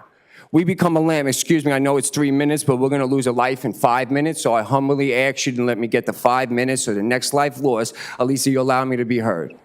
This event is very important. We need your support. We would like you guys to be there, not just in attendance. We want you guys to be a part of the event. We would love you guys to present, speak, show Anaheim the unity and community that this country needs to start seeing, because we are the United States of America, and we are divided at this moment. But until we become one voice, until we become the population, until legislation, law enforcement, and the community starts working together, fentanyl is everyone's problem. If it hasn't been your problem yet, God bless, but something's not your problem until it becomes your problem. Then when it becomes your problem, you're wondering why nothing was being done about the problem. Help us be part of the solution by helping you guys bringing everything together. Thank you again and for your time.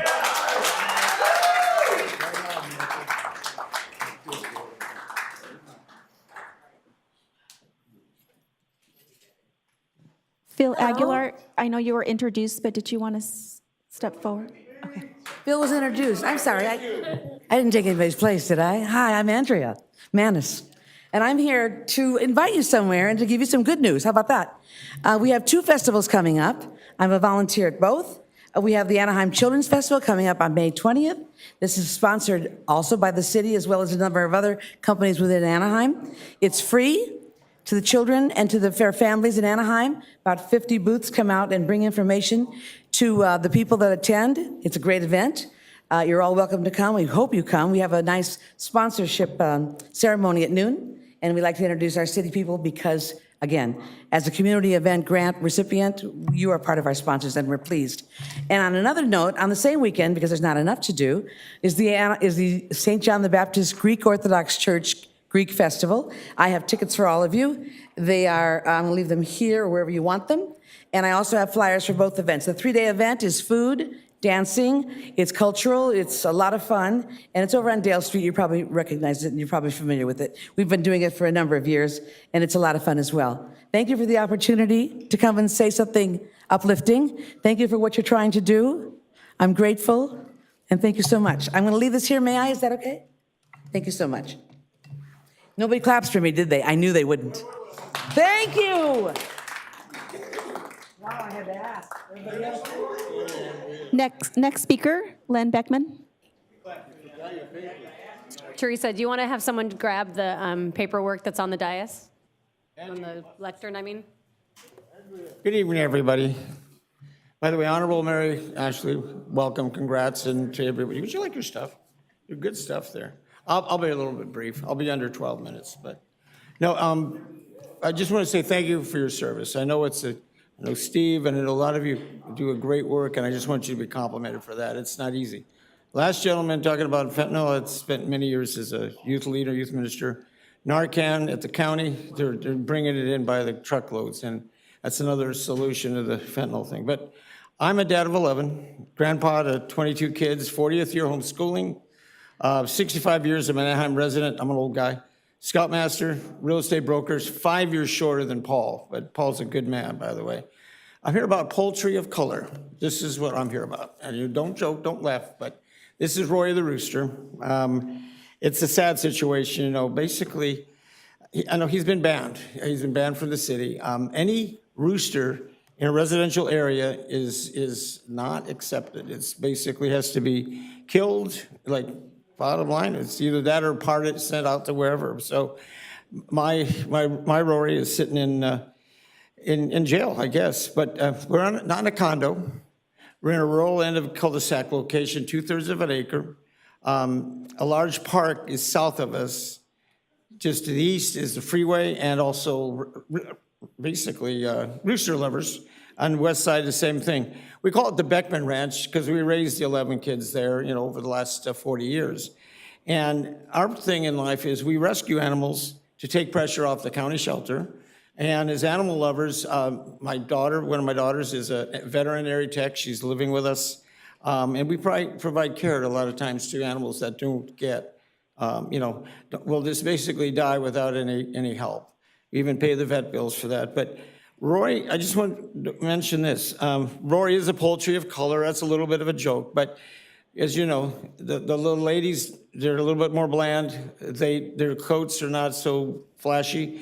That's to protect them. God created them that way. But in the end, Rory does conform to the county noise ordinance. And I was contacted by them 2 days before I got Laura. Laura's a great, by the way, code enforcement, great job. They're very, very good people. You know, everybody rants and raves about it. But this, you know, Anaheim has a zero tolerance and for both roosters and peacocks. Banshees and screamers, I'll do away with those too. I'm not a big fan. You know, NBC's gone, thank you. But it's Disney has Donald Duck, they have Dumbo, they have Mickey and Minnie rodents, right? So, but I'm just asking not to have to kill Roy. Actually, the truth be told, my wife, God love her, stepmom to these beautiful 12, me and the 11, she loves Rory more than she loves me. So this is a life or death issue for me, I guess. But more, the code enforcement has been gracious, like I said. But council writes the laws. And I just ask that you modify that to be on a case by case. If we're in a condo, yeah, it's kind of odd if you're in 500 or 600 square feet. But when you're on 2/3 of an acre, we make provision. Mr. Beckman, I'm sorry, your time is up. And my time's up. Then I'll leave you with this, guys. Thank you very much. I just want you to know, I don't want to dine on Rory. I just want to say thank you for listening. God bless. Have a good day. Thank you, guys.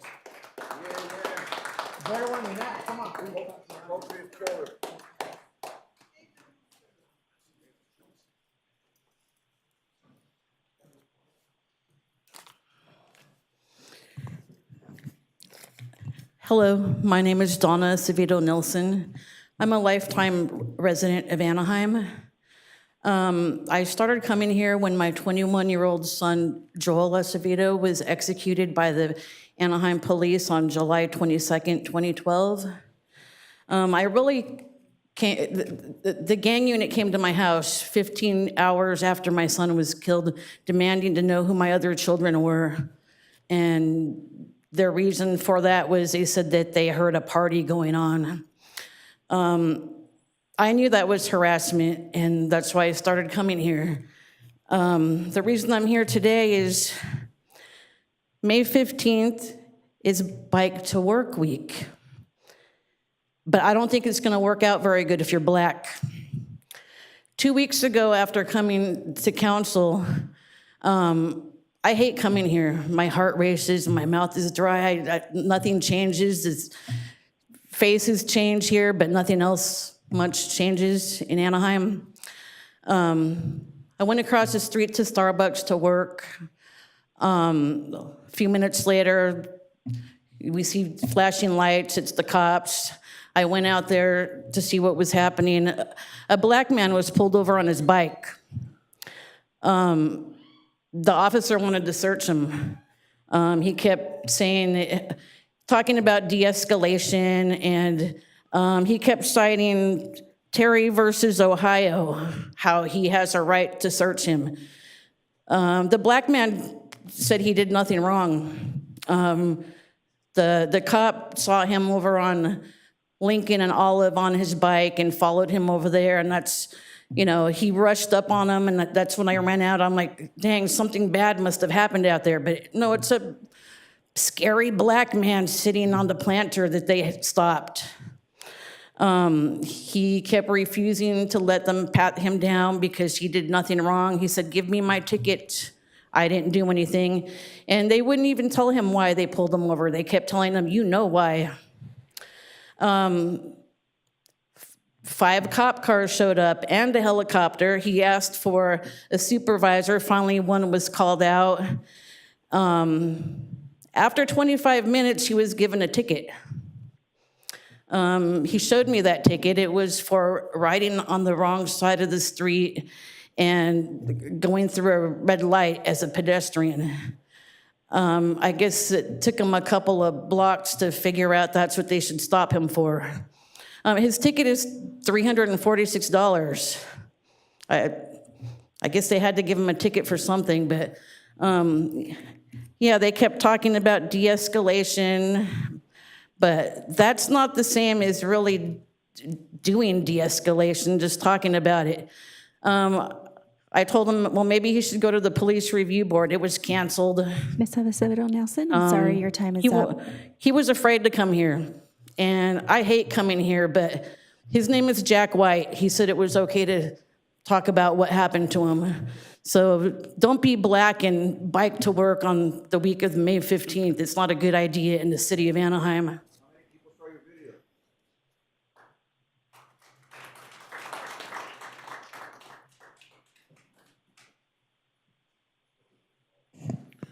Good evening, everybody.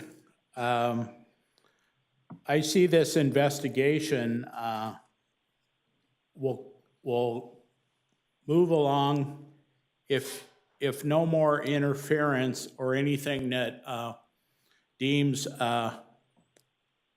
like there's somebody's trying to put their hand in and thwart the investigation. I think they're on the right track. I heard one of the investigators say that this goes back 20 years at least, if I'm not mistaken. So there's a lot of ground to cover. And I don't want this to be another Sadu thing to where we just, we're still waiting and wonder what's gonna happen in the future with the former mayor and those involved. Now, we can do this right, but as I see it now, you're gonna ask for all sorts of caveats or whatever for this investigation moving forward, and I think that'd be a mistake. I think y'all ought to just stand back and let everything happen. Let everything be read and reread, and the scrutiny from the investigators should come first, and they should give every opportunity to handle this. If it looks like you're sticking your hand in there, any of you council members, or you're trying to move the table around in mid-game, then it's gonna look like some kind of cover-up. It's gonna look like some kind of nefarious deal was made. And we're just gonna have to take the hit as a city. We know that there's things that are on there that are gonna come out. It's gonna be very bad for the city and certain individuals, but we gotta let it happen. We just have to stand back and let them do whatever they need to do without any restrictions or anything that looks like you're trying to put your thumb on the scale or whatever. So I hope you'll basically reject item 10 and just keep marching forward, because we need to know what happened. We need to know. And we need to know what you know, what anybody knows. We need to know it for a city as a whole, and we need to get through this. And I don't want to do number 2.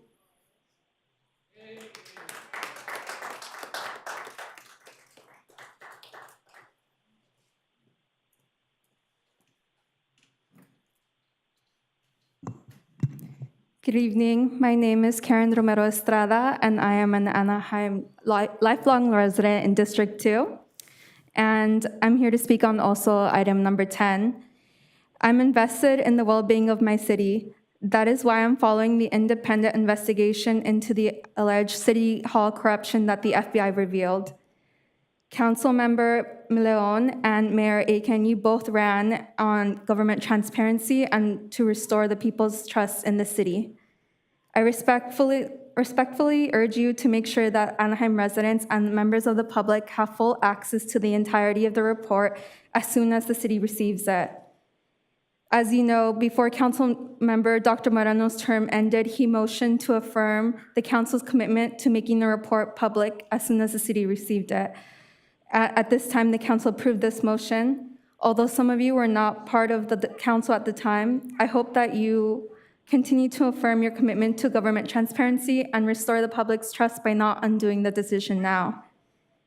Anaheim residents deserve transparency from our government, especially if we want to move forward from the scandal.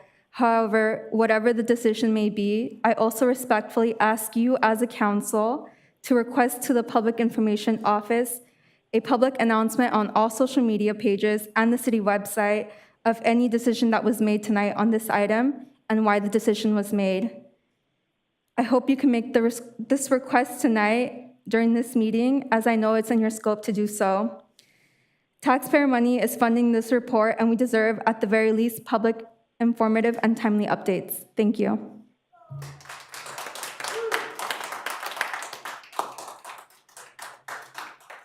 Penelope Lopez.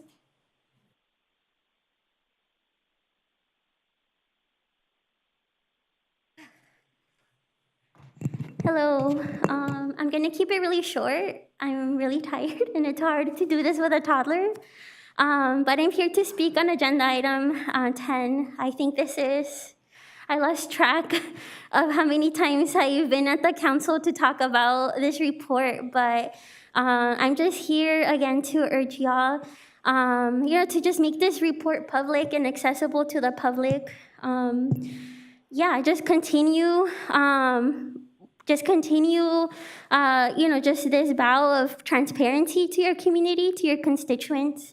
But yeah, I think that's all I have the capacity to say right now, and I support David Duran's comment about hybrid meetings. It's really, this is my first time bringing my baby to council, and I don't think I'm gonna do it again. It's really difficult, and there just needs to be a more accessible way to, be active in the community. So I'm gonna leave it at that, but good night.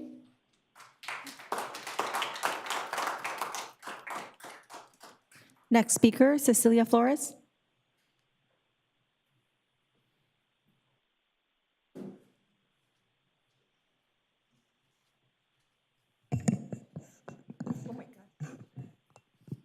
It's alive. No. I'm here again. Greetings, Mayor Atkins, council members, and city staff. I am here again tonight to remind you all about a project that only needs planning approval. If approved, it will affect the safety of our neighborhoods as well as change our daily lives forever, as I mentioned before. A charter school wants to open where presently a church resides at 2780 Rio Vista. This is still a top priority in our minds and lives due to the changes this project is bringing, like high speed, speeding, illegal parking, parking in neighborhoods to drop off and pick up students, noise level, just to mention a few problems. These changes are not just for a while, but forever. I know you all have driven or even stopped off or even dropped off your children at schools and know the problems one faces during these hectic times, so you know what we are facing. The lot is large, but access to it is not made to accommodate 400 vehicles. Usually schools have 2 entrances to the lot, creating a safe atmosphere. This lot only has 1 entrance where the street curves and 2 main arterial streets meet. Parents are going to use neighborhoods for easier access, double park on the street, do illegal turns, and what about the people crossing the street to get access to the Cove Trail? Does an accident need to happen so that our concerns are heard? This past week, we had vehicle speedings and accidents occurred. We heard the crashes, but when we went out to investigate, the vehicles were leaving or gone, and only the tire marks remained. Police, even though they have an office at the church, were never present. This is why we don't believe this location is an ideal place for a school. We are still fighting the speeding problems, so now adding 400 vehicles to this area is going to cause chaos. Another big problem brought to me by one of the residents, Margaret Jorgensen, is that on the west end, several properties back up to the structure and parking lot. The present noise level is already a problem, like the church, kindergarten, playground, skateboarding track, maintenance, vehicle traffic, and parking definitely are destroying what little peaceful atmosphere we have currently. With the addition of a 2-story structure, the noise level will rise to a point that while school is in session, our windows will need to be closed to alleviate the noise level. When a freeway is built to help bring down the noise or the noise level and to alleviate the problem, sound barriers are added. We are getting trees. Really? I hope you can understand the residents who I am here again representing continue to pray and hope this project is not approved, a so-called public school that really isn't needed. Instead, we would rather see a community center or senior center built. Are you guys all listening? I hope you are.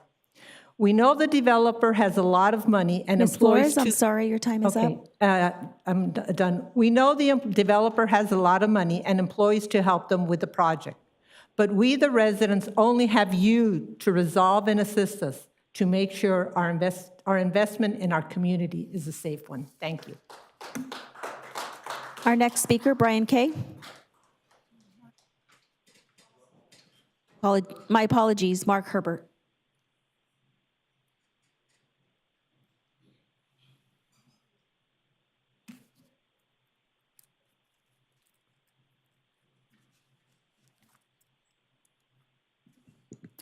Hi, Mark Herbert. I've been coming here since about September, and I'm still learning my ways around the council meetings. Last meeting, I learned another one. I wish to get Wi-Fi here. Went online, went to council meeting Wi-Fi, needed a password. Went to the security guard outside, didn't know. Went to the police officer in the room, didn't know. Went to another security officer, didn't know. Went to another gentleman working over here. He suggested I see the city clerk. I thought the city clerk might have had her plate full that night. Is it too much to ask for the password for Wi-Fi for future meetings? Or is that just PR that we have Wi-Fi, but it's not really open to the public? Again, I have trouble navigating these council meetings. I find it helpful that I do my website, Anaheim Greece, and I go through the meetings. Takes me a bit. The last meeting, curiously, the thing that drew my attention wasn't on the agenda. It was in council communications. I thought, that's kind of odd. It was right there in the middle of prom dressmaker, angel opening day. Oh, there was another important one. Oh, yes, the restaurant openings. Always a favorite of mine. And then there was a 53-second snip from Councilmember Rubalcaba about a very good turnout at Sycamore Junior High. And I thought, well, that's interesting. And at this very well-attended event was the chief of police, deputy chief, some members of the school district, a board of trustee member, the mayor, and 2 council members. And it was a good turnout. It was kept being brought up. Well, it turned out it had to do with school violence, something that Janine Robbins brought up the previous meeting and was not recognized for. I was kind of astounded that this was stuck in council communications. Perhaps the most troubling comment in the 53 seconds by Councilmember Rubalcaba, because she attended Sycamore Junior High, it was nothing new. It's been going on there for years. I really feel for the fentanyl people who came here today who want to be visible in this community. If parents with their school kids aren't visible to you guys, and you don't have, it's not a priority to report back to this. Mr. Herbert, I'm sorry, your time is up. It's not you don't report back to us as an agenda item. What is your agenda?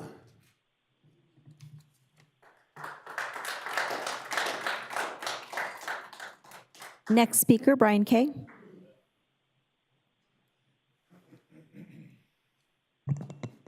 Happy day. You know, Ashley, you're the best that we have. For the rest of you, Ashley is the best. And you know how I know that? Because I spent 15 minutes to a half hour hand carving everybody's name into a block of wood. And Ashley was the one person who took the time out of her day. She even told a group of people she was with, hey, look, I need to go talk to this gentleman. And she took at least 2-3 minutes to personally thank me. Steve Face will put his up on his desk and does a little nod, but Ashley, that was probably the second biggest thank you. Doug Chaffee actually posted a picture of us online. So you're kind of the best that we have. You couldn't even smile at me. Is that the way your mother raised you? You know, I had a lot of speeches, and then today I ran into Honorable Tony Rackauckus. And Honorable Tony Rackauckus and I go back a ways. We have a lot of good things and a lot of controversy. But the one thing that Honorable Tony Rackauckus and I talked about was one of his last days in office. He and I bumped into each other on the 5th floor. A pair of deputy sheriffs were trying to figure out how to kick my ass because I filed a complaint with the county. I hadn't done anything wrong. I was just filing a petition, and their job was to get me into a fight so they could arrest me and make all of this go away. Honorable Tony Rackauckus walks in, asks what's going on. I explain in about a minute. He goes into the Board of Supervisors and explains that things need to change. Over the next 2 or 3 months, deputy sheriffs would pull me aside and go, you and Tony, we had a little chat? I go, yes. And they said, thank you. Because of you, the way we treat the people at the county is better. And today I ran into Honorable Tony and we had a little talk about that, a little reminiscing. And the gentleman smiled. He smiled. And you know why he smiled? Because he did something really good for Orange County. I know not everything that he does is good. I know there's bad things. But he did something good, and it affected everybody. And here I got to thank him. Now, as parents, we have 2 moms. You're posting all the time about your kids and everything. When you do things as a parent, you don't always get to see the positive outcome. But you know that your children will grow up and be better off. When every one of these speakers came down here, each and every one of them have given you the opportunity to do something good for the community.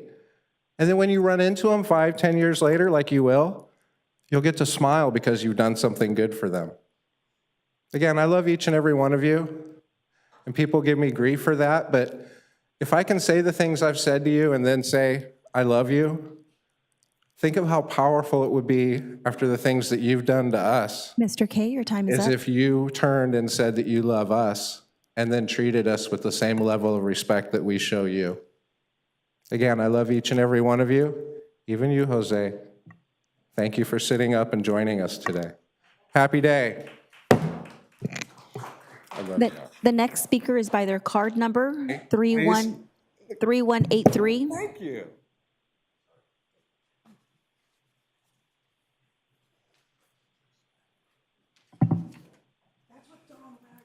Buenas tardes.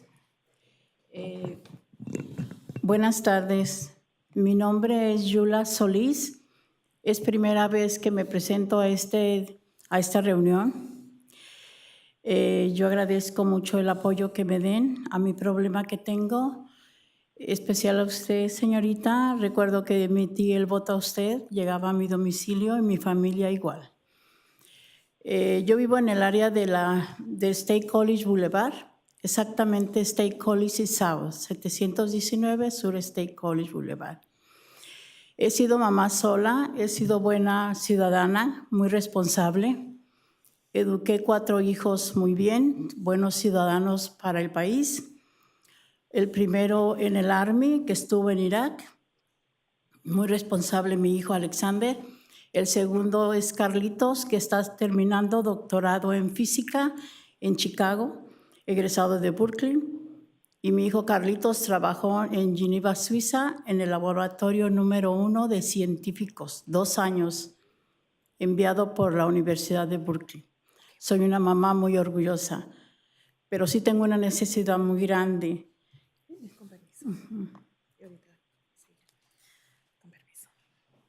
Hello, good afternoon, Mayor and council members. This is my first time being here.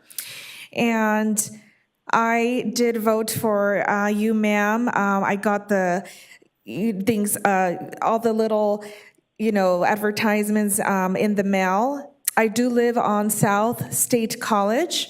I'm a single mother with 4 adult children. I've always been a responsible person and a great citizen to the community. I have 4 children. All of them are a great example, great modeling examples. The first one went to the Army, and he served the Iraq, and his name is Alex. The second son, he is getting his doctorate in physics and in Chicago, and the third one has working in the laboratory and went to a university. And so I'm a very proud mother. And this is my following need and my following request to you. Mi problema es, yo estoy ciega de este ojo completamente, se desprendió la retina, tengo severa alergia a nicotina, mi condición es de muerte, vivo claro en la State College, tengo un montón de árboles para proteger de vicios, de cigarro, etcétera, de gente, vivo sola con mi hija, la más chica. Pero hace 2 meses a mi izquierda rentaron unas familias, un hombre que tiene negocio para personas enfermos de la mente, de drogas. Son como 7, 8 personas, diferentes razas, diferentes edades. Solo pasan 24/7 usando drogas, cigarros, diciendo palabras obscenas en la contraesquina cuando salen los chicos de la South, jovencitos, cuando pasan los de Catela o los niños que van estudiantes a la Rosabel. And so this is the problem I am encountering. I am blind, completely blind from one eye. I have very severe allergies against nicotine, and I have this very serious condition, a grave condition. I live with my youngest daughter, and about 2 months ago on my left side, there is a new owner. He's renting it, and it's a home for 7 to 8 people who are encountering mental health problems and drug problems. And I've seen a lot of smoke come from that side. They say a lot of profanity. On the south side, we have kids coming from Catella as well. Igualmente, también tienen a mi derecha, exactamente a mi derecha y a mi izquierda, negocio de personas cuidando con lo mismo, enfermos mentales. Son como 8 personas a mi derecha y 8 a la izquierda. Según me he informado, solo están rentando las personas que tienen esos negocios. Pero para mí no puedo ni dormir de severa alergia, paso por todas las recámaras, no hallo, por el callejón fuman por enfrente y es muy molesto. Ayer mi hija quiso salir a caminar con un perrito que tienen ahí que acostumbraba a caminar y había hombres atrás tomando alcohol a mi lado izquierdo. Son vecinos ya ahora, pero no son dueños de casa, solo rentan, pero sí tienen negocio de atención a drogadictos o enfermos mentales. Es muy pesado. Yo paso ya con mis huesos y mis rodillas, mis artritis son pesados. Yo sé que a lo mejor debería moverme, pero ya estoy muy mayor y llevo casi 45 años en la ciudad de Anaheim. Y ahí en esa casa 30 años. Y me quiero mover, pero ¿cómo si ya estoy muy mayor y a dónde? Yo les agradezco mucho. Sé que ellos solo rentan. Según me informé, no tienen permiso, no tienen licencia. Lo estoy hablando aquí, pero también me da miedo la situación. ¿Sí me entiende? Solo vivo con mi hija. Yo les agradezco mucho, por favor. Yes, and also not only on my right side they're operating a home with treating mental health people and drug addicted people, but also on my left side as well. On my right side, there's 8 people that they're treating, and on the left side, 8 as well. And it is hard for me to live there. I have extreme allergies, severe allergies.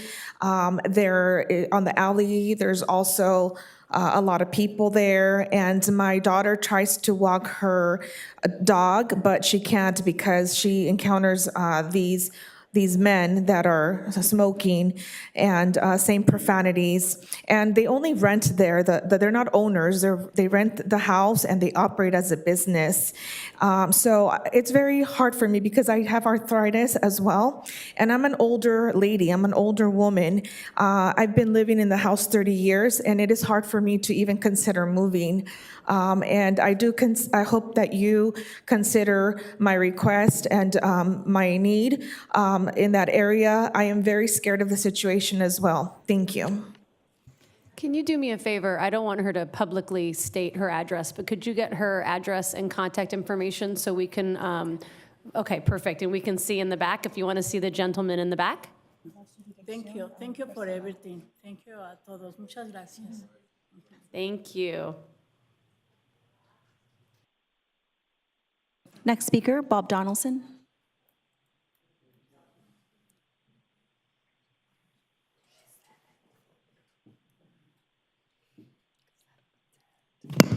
Looks like I'm the last one tonight. Good evening, Mayor, City Council. A couple things is, on the first thing is the remarks from the people that work at Anaheim Convention Center. And I'm a property owner here in Anaheim, and I absolutely believe we should give them a significant wage increase. Everybody was using COVID to keep wages down, and then, like last year, and I don't know if you realized how much the cost of living increased in the United States. I happen to be a retiree from the Postal Service. Luckily, we work with a collective bargaining agreement that calls for a cost of living increase. The last 3 COLAs, 2 of them totaled over $2,000. And that was last year in 2022 because of the high inflation rate. And it's high here in Orange County. So these people, I mean, like I say, I think they deserve it. We should make sure that our workers are well taken care of. And it shouldn't just be public employees, you know, like the fire and the police. We take care of them, but you also have the other workers that should be taken care of. So that was one comment I wanted. The other one was the veteran cemetery. I hope we can get that online as soon as possible.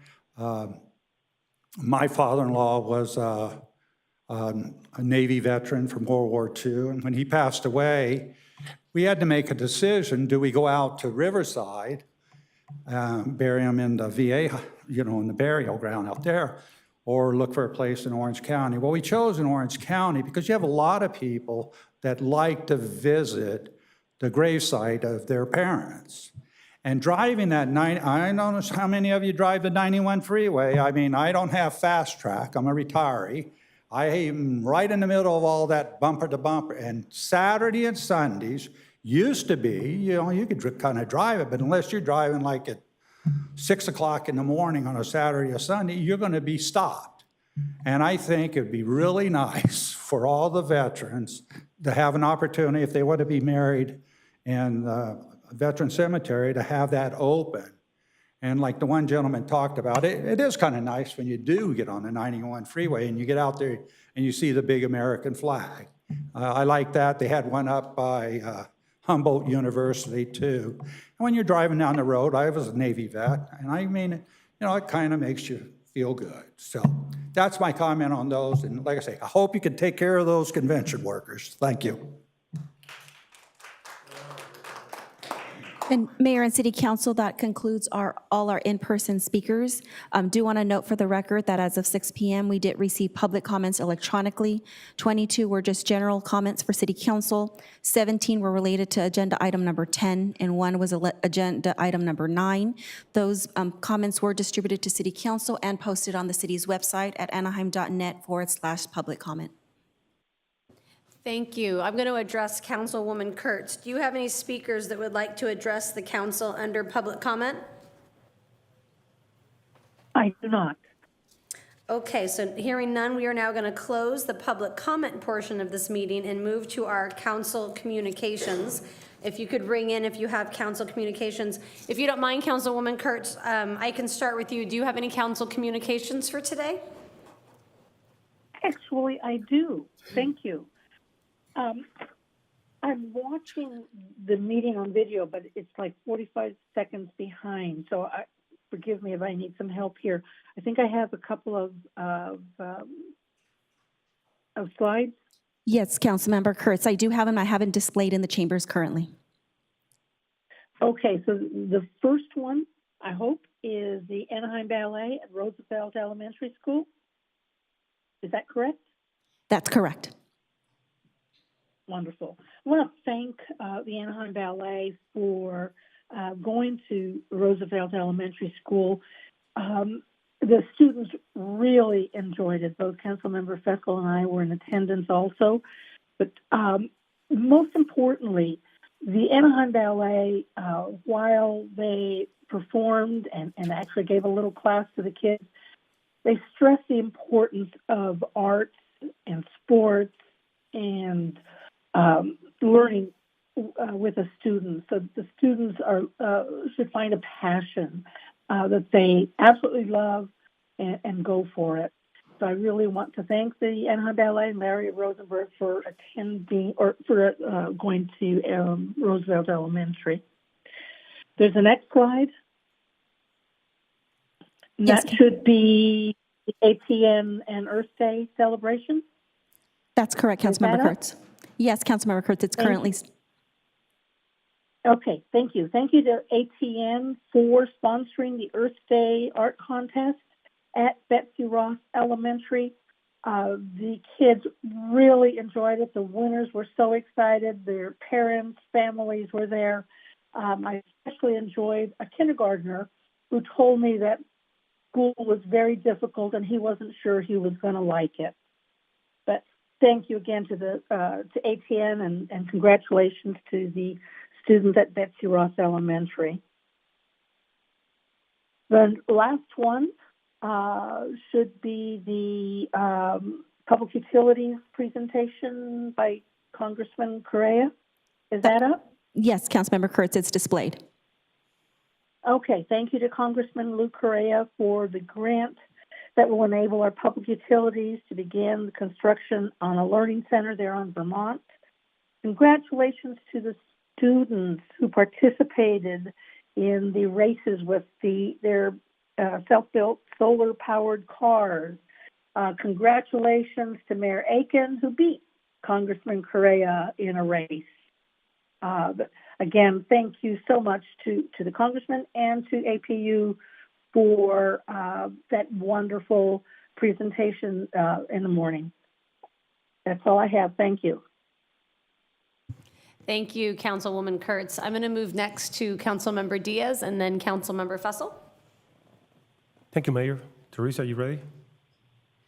All right, for tonight, District 1, a small business feature.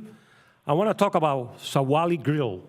This is a Filipino restaurant located at 3414 West Ball Road, close to North Avenue.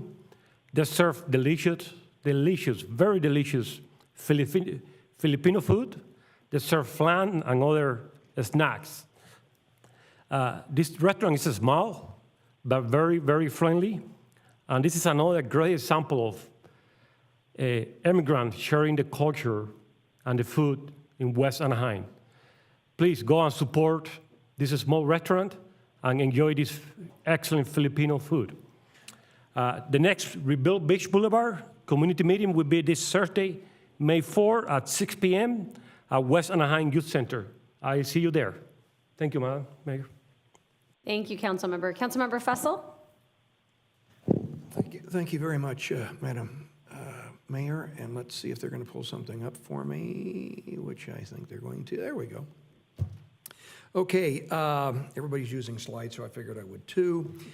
We wanted to thank the Orange County Conservation Corps and celebrate their new warehouse and food pantry ribbon cutting. It's located in District 5. That's Catherine, the head of the OCC. They were actually founded in Anaheim 30 years ago as an outreach of our gang intervention. And although they've been located in Fullerton for quite a number of years, they finally came back home, and it was fun to see everybody, and a lot of good, hardworking young men and women, as a matter of fact. And we have a number of contracts with the Conservation Corps. And I was visited, not that I was visited, but I had a number of council colleagues join me, Councilman Meeks and Councilman Leon. I think it was us three then, I think, right? Yeah. And we were all there together, so thank you, colleagues, for coming. And what's next here? Okay. I attended actually Pearson Park, District 3, but I was the only one that represented the city there, I guess, at the Anaheim Elementary School District Annual Art, Music, and Creativity Festival. And there I'm standing with the board president of the school district, as well as their superintendent. And the upper right hand, I'm with the Clara Barton PTA there, and it shows some of the dancing that was actually at the theater. Really, really talented young men and women. And I didn't realize that this happened every year, but I was encouraged to drop by, so I did. So I hope I represented District 3 satisfactorily. And I think there's one more. We just celebrated the Anaheim Public Library. We used to call it the Bookmobile, but we can't call it that anymore, but it's the Mobile Library 65th anniversary, and it was held at the Miraloma Family Resource Center here the other day, and I dropped by. It was a lot of fun. We're on our 6th mobile library now, and believe it or not, I was in the one back in 1956 or 57. So I've always supported literacy, certainly my wife Susan and myself. So it was fun, and we thank everybody connected to the library department for putting this event on. There's Keely down at the, I think I had she insisted that I have a bag of popcorn. So that's me with a bag of popcorn. So thank you. And thank you, Madam Clerk. There's a few more things that we attended. Per AB 1234, I want to notice that Councilmember Kurtz and I attended the ACCOC Federal Advocacy trip in Washington, D.C. We met, amongst others, the Department of Justice regarding grants for Anaheim's different police programs. We went with the House Energy and Commerce Committee, the U.S. Chamber of Commerce, House Transportation Majority Committee, and various numbers of Congress member and Senator Padilla. So we worked really hard while we were there. Thank you for the opportunity, Madam Mayor. I think we probably last time around talked about the APU tree planting, which we attended. I attended the Higher Ground Child Resource Fair. That's at Lincoln School. That was a lot of fun. Anaheim Public Works was there actually with a lot of trucks and tractors, and a lot of kids crawled all over them, and that was That's what I used to do as a kid. So I said, hey, you want to come up here with me? And we got on a skip loader. And I thought that was pretty cool. And then in my capacity as Anaheim's representative to the Orange County Sanitation District, we received a Congressman Correa's, I think a $5 million funding for OC San for their supercritical water oxidation program. I'm not sure quite what that does exactly, other than it takes, it's another new way of dealing with biosolids. So, that's it for me. Thank you. Thank you, Councilmember. Mayor Pro Tem? Thank you, Mayor Aiken. And I think we have a couple of slides too. So this slide, I wanted to just recognize one of the nonprofits in the area. Greenbirds hosted a trash pickup in District 3. They started off at Pearson Park, and this is just one of the areas that we picked up, which was in an alleyway. You can go ahead and turn it to the next one. So the alleyway is part of the area that we focused on Earth Day. So this nonprofit has been around for quite some time. We also participated in Anaheim High Schools, which is located in District 3's Rockets and Robots event. This is the principal and teacher, Joe Casas, who organized this event, and they bring in various people from within the STEM-related fields to bring exposure to these types of jobs to the students at Anaheim High School. Next slide. I've also had some time to spend with the students of Project Say, which is a group that is part of the city of Anaheim. This really does encourage students to get involved in leadership and focus on advocating for themselves, learning about things that they can do and healthy activities. So I was able to attend their leadership meeting and talk to the students about various things. One of the requests of the students was to restart or reignite our youth commission. There was a member of the youth commission there, so that's something, she was actually your appointee, so that's something that I promised her I'd bring back and we'd work on. But housing and other areas of interest came up as well, and I promised to get involved with them and make sure that their voices are heard. And one of the things that we really highlighted during this meeting is that it doesn't matter if you're old enough to vote. You are a constituent in the district, and you should reach out to your council member and your city council at large if you have questions, concerns, or just want to participate in the process. You can go ahead to the next slide. This is carry over from that. So we also, on Earth Day, for those of you who are familiar, we are going to be celebrating our Anaheim Halloween Parade. I believe it's the 100th anniversary this year.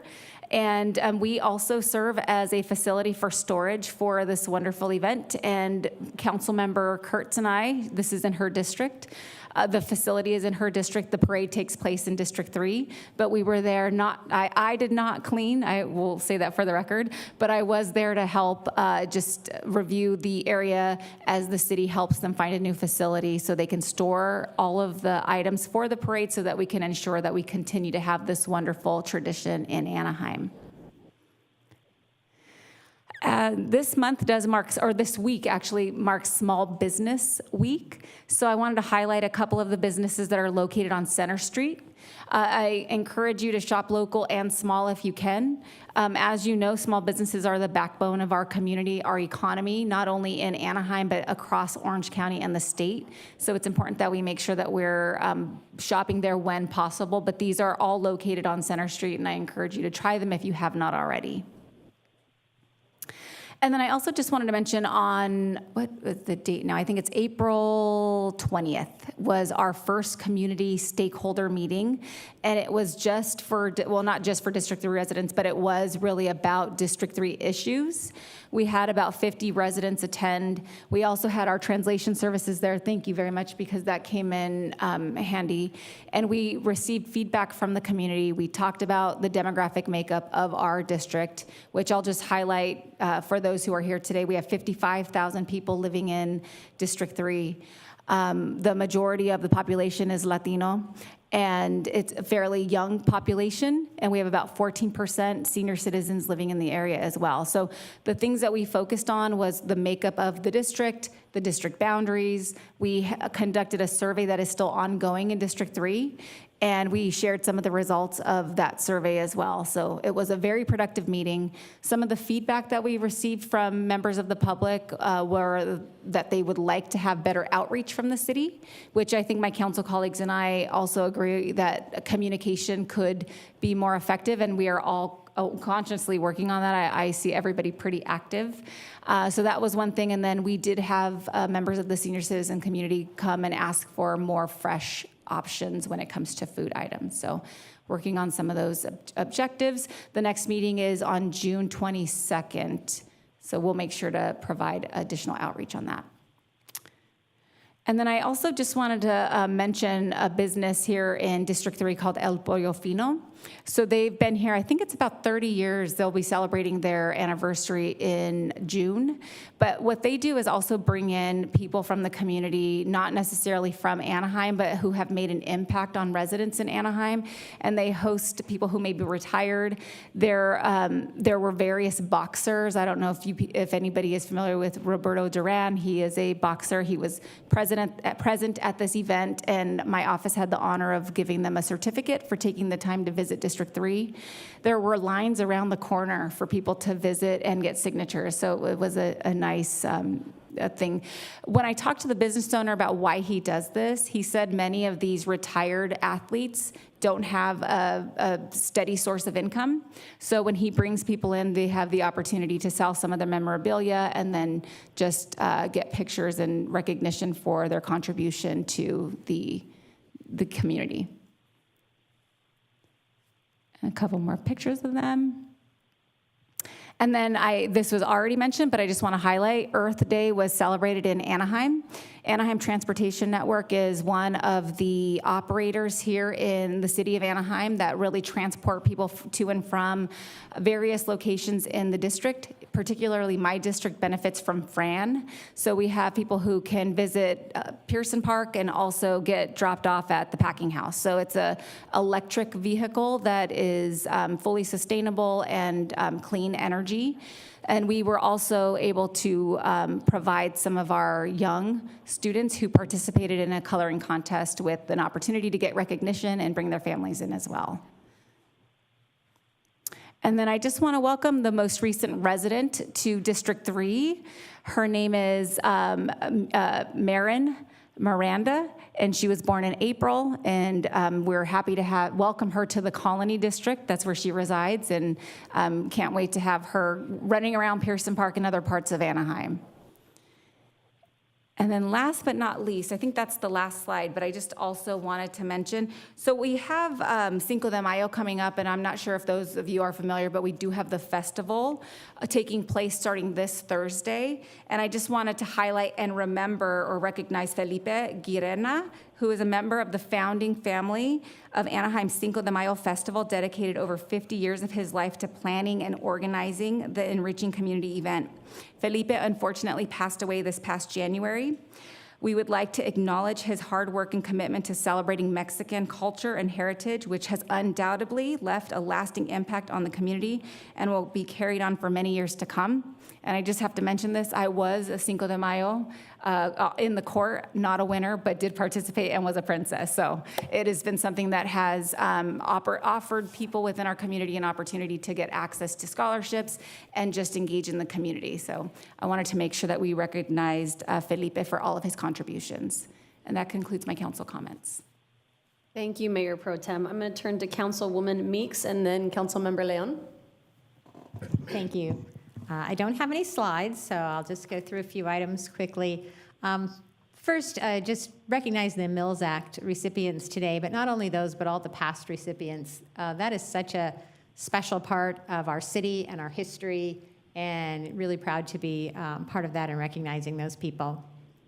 Also, just to reiterate, the Orange County Conservation Corps opening of their food pantry last week. I was really proud to be there. That's a fantastic organization that provides work assistance to so many young people that need to get into the workforce, and they help them learn how to hold down a job, how to apply for a job, how to interview for a job. And then in addition to that, with so many needs of our young people now, they are going to provide this food pantry so that they don't have to worry about food insecurity while they're kind of reaching out for these career opportunities. So great organization there, proud to have them in Anaheim. Also, I went to the library fundraiser, their mystery luncheon, and Councilmember Fessel was also there. That's always a wonderful event and raising a lot of money to help support our libraries and their mission. And I also went to a neighborhood meeting out in District 6 in a community that has been impacted by burglaries at home and invasion robberies. And I wanted to highlight that and just remind people, the police emphasized having lighting around your house, having motion detected lighting, having maybe lights on timers if you're not going to be home. But they also, offered to come out to homes and do an assessment of environmental design of what you can do to help protect you and your property. So wanted to make sure people were aware of that. That's all I have tonight. Thank you. Councilmember Leon?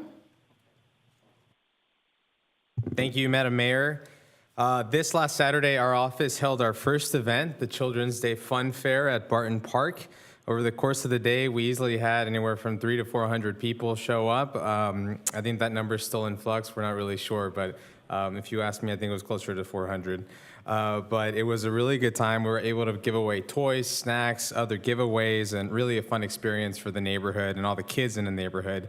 Had the fire department come out, PD, Public Works was out in full force, as well as public utilities, the library's steamobile, and of course the neighborhood and community services. Even Wild Wing made an appearance. So it was overall a lot of fun, worth the hard work that we put into it. And we would not have been able to do it without our community partners. And I know I'm gonna miss a few, so I apologize, but a big thank you to the Anaheim Elementary School District, Superintendent Chris Downing, Trustee McAllis, Trustee Philbeck, Claire Barton Elementary, Northgate, Tucumbo Ice Cream, who actually ran out of, I think, 250 paletas that they had brought for the event in the first 40 minutes. So a big shout out to them, the Ducks, Disney, Families Together, the CHP, Spectrum, Republic, Congressman Correa in his office, Assemblymember Quirk Silva in her office, District 2 resident Ricky and his Crypto Civic, who's a decked out Honda Civic with some Hot Wheels and activities and games for the kids. And I would be remiss if I didn't say a big thank you to my team and all the volunteers who really made it possible, including some District 2 commissioners who came out to help out as well. So they all really made this a big success, and we wouldn't have been able to do it without them. And then I just really want to highlight Community Services, Mr. JJ Jimenez, the man, the myth, the legend, who was constantly checking in throughout the planning, even the morning of. He was really making sure that everything was in order for the event. So a big thank you to everybody again, and we look forward to the next one.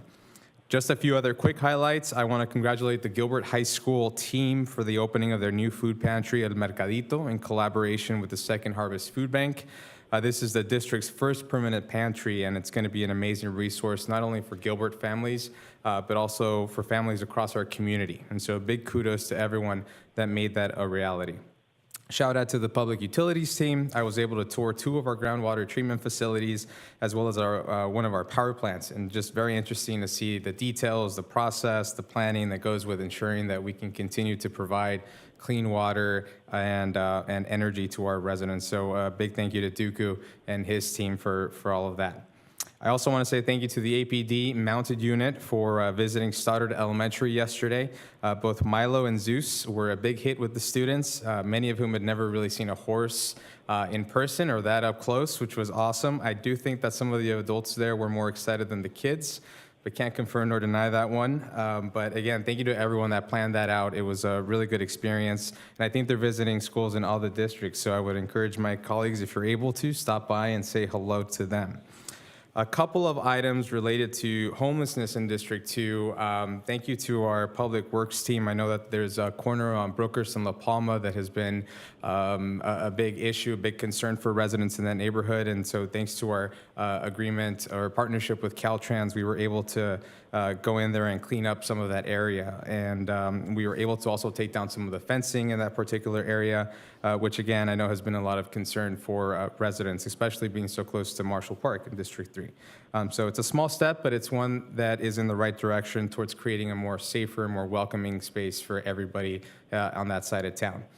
We continue to work through some potential pilot programs with Union Pacific as well on the south towards Catella and 9th Street and Energy Field, and hopefully we'll have some more information and concrete next steps in the next few weeks as well. And three more things, Madam Mayor. I know that is National Small Business Week, so I do want to recognize our Business and Restaurant of the Month for the month of April, starting with our Business of the Month, Amazing Cakes Anaheim. This shop has been in our community for over 30 years. Current owners and sisters Lupe and Maricela took over the shop in 2019, right before the pandemic, but they've managed to keep the shop afloat, and they're very much excited for what's in store for the future. They've made a lot of improvements to the shop. There are some more in the works, and so we join them in their excitement. If you're looking for some good cupcakes, cookies, wedding cakes, regular cakes, make sure to check them out. They are off of Magnolia Avenue, Magnolia and Crescent in District 2. And our restaurant of the month is Exo Sushi. And we're excited to recognize them. They are off of Catella and Euclid. I think this may be one of District 2's many hidden gems. If you know me, you know I love sushi. And so Chef Oppo does not disappoint. He does an amazing job, as well as his entire staff.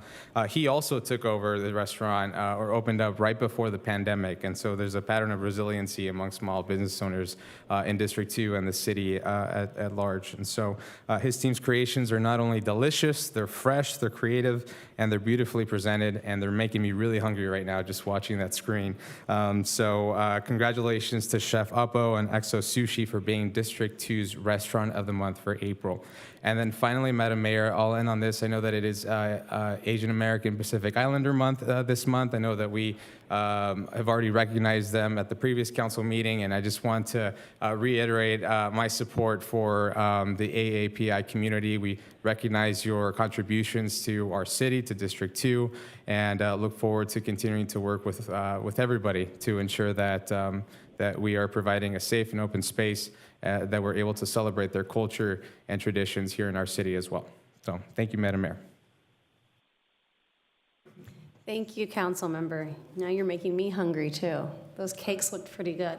I don't want to repeat some of my council colleagues' items, but I do want to thank General Manager of our public utility, Mr. Lee, both for inviting me to the Earth Day tree planting ceremony that we had at Benito Juarez School, which was absolutely wonderful, as well as helping us with the Anaheim Sustainability Education Center, and thank Congressman Correa for the grant that's going to really help make that happen. A couple of things I wanted to highlight is I attended along with Councilmember Fessel and Councilmember Diaz our police swearing in. We have 3 new officers that joined our department, so I want to congratulate them and welcome them to the City of Anaheim family. I also our office attended the Center of Hope. We were hosting Speaker Designate Robert Rivas and our local assembly members, Valencia and Quirk Silva, for a tour of Center of Hope, which is going to be an absolutely transformational project with over 70 units of permanent supportive housing ready to come online. So thank you to our team Anaheim that was able to be there. I also got to attend the swearing in of our newest federal judge, Mr. Fred Slaughter, who was not only a mentor to me in the U.S. Attorney's Office, but has now gone on to become an amazing state court judge and now the newest member of our federal bench. And this is one of my favorite events that we've done in a long time. I got to go with my council colleague, Councilmember Leon, to attend Magnolia's Farm to Table Dinner. And it's such a really innovative program that they pulled together during COVID that teaches the kids really about sustainability. It teaches them about how to have and conquer food deserts, how to teach the kids business plans. We have some of our California Youth Job Corps stipends that are going so that the kids can actually get paid for their internships, paid to sell the vegetables. I, as you can see, walked away with a lot of amazing fresh vegetables, and they had a guest chef there to use all of the items that were grown on the farm to prepare to serve us an amazing meal. So congratulations to the high school district and to the Magnolia team. It was a beautiful event. Last, just wanted to highlight in District 6, I took a tour upon the invitation of Mr. Lambert Lowe, as well as my council colleague Diaz, of the Dwelling Place. And it is a food pantry unlike any other, in that, as opposed to some of the food pantries that we're used to, where we will take boxes of what we have, put them in people's trunks, just give them prepared boxes. This is actually set up like a free grocery store. So people can go in there and they can take what they want. They can take what they need. If they don't like something, they can leave it for the next customer. And so really want to work with that institution and how we can bring that to other parts of Anaheim, so that when we are delivering food from food pantries with all of our partners, we're actually delivering things that people want and things that people need. So thank you to the Dwelling Place team. I know I already reached into Councilwoman Kurtz for her council communications, so I believe we are now going to move over to our city manager for his city manager update. Thank you, Mayor, members of the City Council, and public. Mayor Pro Tem mentioned the Cinco de Mayo event coming up, but I did want to just indicate the website to direct the public to for more information about all of the events, the schedule, the food offerings, more information about the committee who works so hard, fiestaunited.org. fiestaunited.org for more information on our Cinco de Mayo celebration here in the city of Anaheim. From Fire and Rescue, and actually very timely for some of tonight's public comment. Anaheim Fire and Rescue is implementing a plan to educate and keep safe the youth in Anaheim. Over the last month, Anaheim Fire and Rescue has been working with the Anaheim School District to equip and train all Anaheim high schools in the dangers of opioid overdoses. There have been 2 training sessions, coordinating training with over 30 school nurses and 70 school principals and vice principals. We will be doing a 3rd class on May 5th to train all the school sports trainers and coaches. Anaheim has developed a plan to utilize funds received from the opioid settlement to put opioid overdose boxes in each school and do the subsequent training on how to treat an overdose. Anaheim will continue to support the schools in the future with training scheduled for the fall in assembly-style presentations to students and parents. And then finally, I believe we have a slide on this one from our Anaheim Public Utilities. Anaheim Public Utilities is celebrating Water Awareness Month in May by encouraging residents and businesses to make water conservation a way of life. Visit our booth at the downtown Anaheim Farmers Market on May 25th between 11 a.m. and 3 p.m. to learn about saving water, available rebates, and to watch water tapping demonstration. That concludes my report, Madam Mayor. Thank you. Thank you very much. So we are going to move on to our consent calendar. Items 1 through 7 and item 9 are before us, as we pulled item 8 at the beginning of the movie. I am going to be pulling item number 6. Are there any members of council who wish to additionally remove an item for further discussion?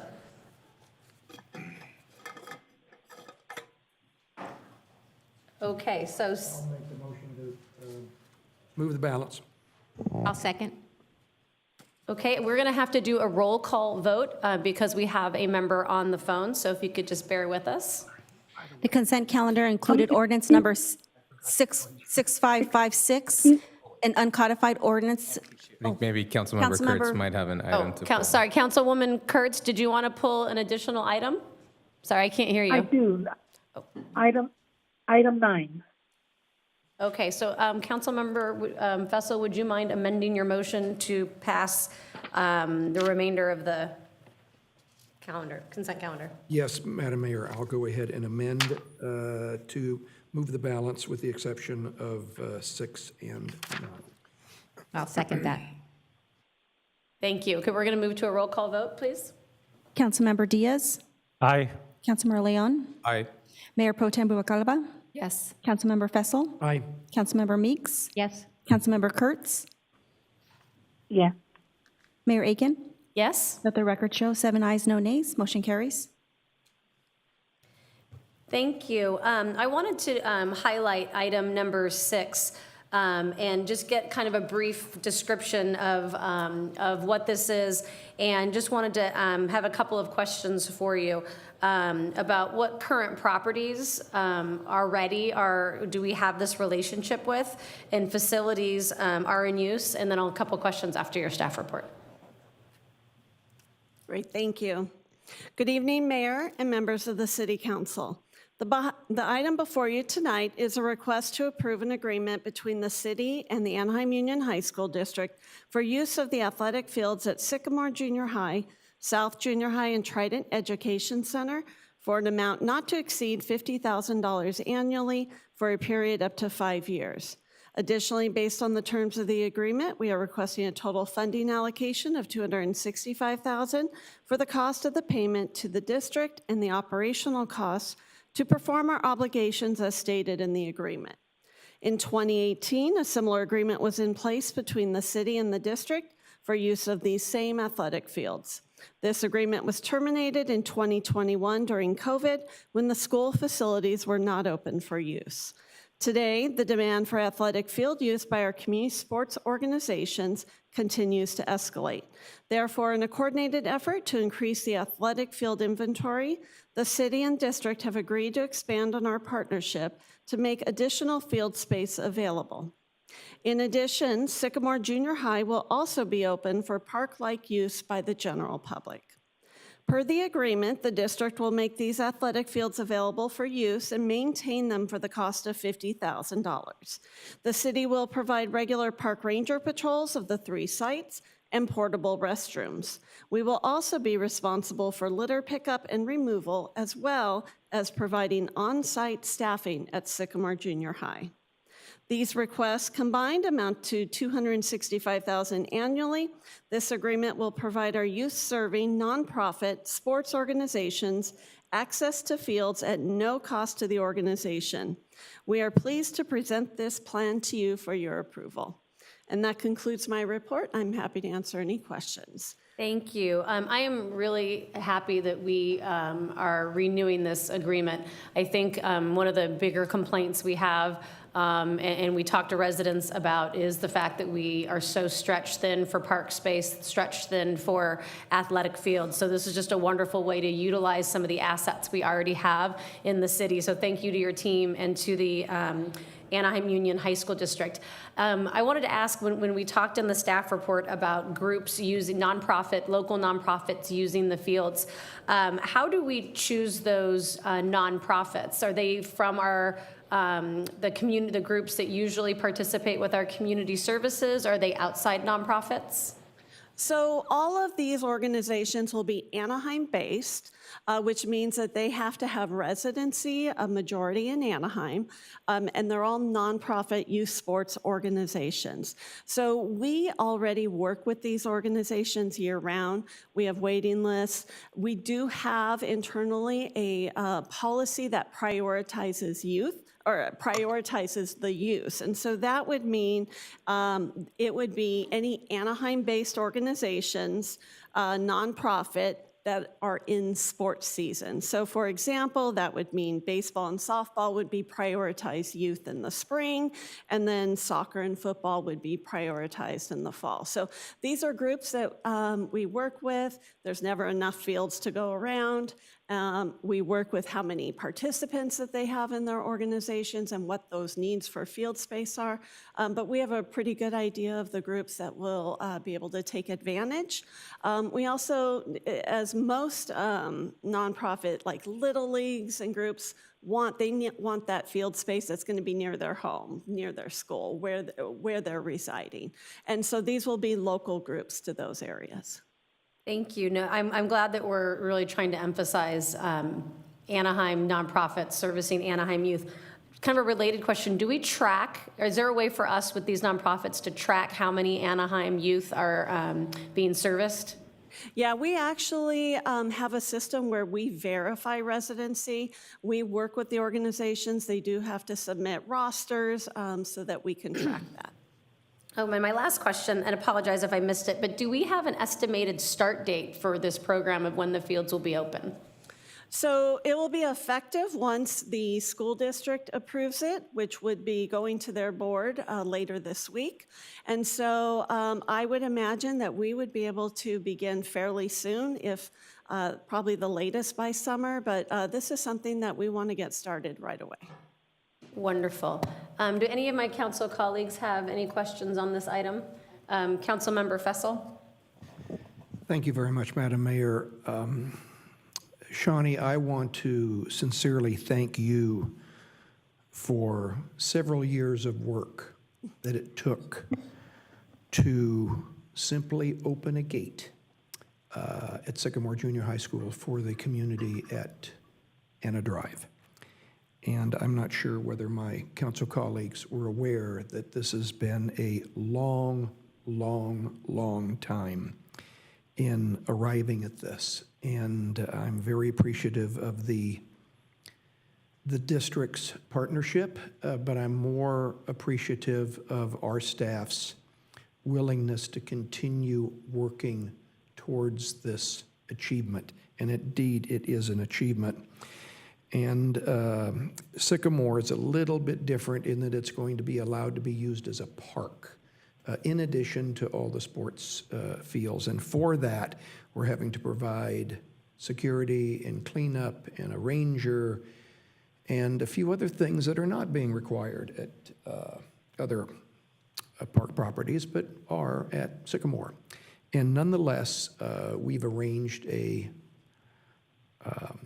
agreement. I'm hopeful, I pray actually, that the school district will adopt this contract. And Shawnee, I'm very, very, very appreciative. There's a lot of young kids on Anna Drive that are going to be thrilled to finally be able to go through that gate.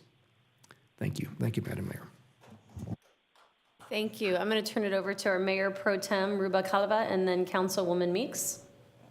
Thank you. And I also just want to tag on to Councilmember Fessel. So thank you, Shawnee. And I also want to recognize our city manager for getting engaged in this process as well. I know that it has been a point of contention for many of the residents in the area that it was closed. It used to be open and then it closed. So I'm glad that it is now open for use because that's a park poor area. So now that we can actually get a green space for the kids to play, that's wonderful. I also want to highlight the fact that we did meet with the superintendent, Superintendent Matsuda, and he did express some concerns initially about opening up the park or opening up the school for park use. And I think the fact that we are paying to ensure that it's clean and safe and closed at night was something that gave him a little bit of ease for any concerns. So thank you for going the extra mile and to this council for approving that extra investment. As you know, school districts are a separate entity. Those are state properties. It's not the responsibility of the city to fund any of these things, but we're doing it because it's the right thing to do, and we want to work in solidarity with our school districts and ensure that our residents have the resources that they need. So thank you. Thank you, Mayor Pro Tem. Councilwoman Meeks? Thank you. I wanted to highlight this agreement too. I think it's so important to utilize all the available space that we have for recreation, for kids, families, you know, all the opportunity to get outside. I think it's important for everybody. So wanted to say yay, give you a shout out. Also had the question, do we have this shared use agreements with other school districts? Are we using other school fields? So, Councilmember, we do have joint use agreements with other school districts. This agreement is special because it takes it a step further, where we're able to actually schedule the fields on behalf of the district at these specific fields. But otherwise, we do generally have joint use. And in some cases, it's only for city-sponsored events. In other cases, it might be the ability to schedule their fields for this type of use, the youth programs. Yeah. You know, I think it's important, and we can continue to maybe take this model forward. When I was a kid, the schools were always open, and you went over there with the neighbors and played ball and, you know, got outside and it was a great opportunity to be there. So hopefully the school districts will see this as a success and we can partner more in the future. Thank you. Thank you, Councilwoman. Councilmember Leon? Thank you, Madam Mayor. Shawnee, just a quick question, and I apologize if it's a repeat question.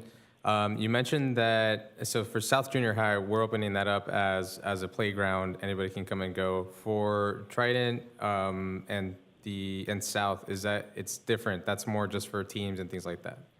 Yeah, so for clarification, South and Trident will be opened up for athletic field use only. So that will be scheduled use. Sycamore Park will be opened up for that same use, but in addition to that, will be opened up for park-like use. So the other two facilities have a park either adjacent or right nearby those areas. Okay, thank you. Because I know, so Trident was, I guess, used to be Gilbert, then was Trident, and now it's Gilbert again. So, I mean, it's exciting because it's in District 2. Is there any way, and I'm not trying to, just throwing it out there because I know that it has a track. Is that something that we might be able to look into, maybe having access to that, or is that a separate issue? I'm not trying to derail or stop this from going forward, just a question I thought I'd ask. That would probably be a separate issue, but something that we can work on if we renegotiate. Got it. Okay. Thank you. Thank you. Well, if there's no further comments, I'd like to make a motion to pass item. Mayor? Oh, yes, sorry, Councilwoman. Thank you. I just also wanted to add my thanks to Shani and her team. With the closure of the fields at Boysen Park due to the contamination, it's been a struggle for several of our youth teams to find places to play. So I thank you for the help with that. Those teams will really be grateful to all of your work. Okay, thank you, Councilwoman. Forgive me. I will try not to do that again. If we can, I wouldn't mind, I'll make a motion to pass item 6. May I have a second? Second. Okay, please roll call vote. Councilmember Diaz. Aye. Councilmember Leon. Aye.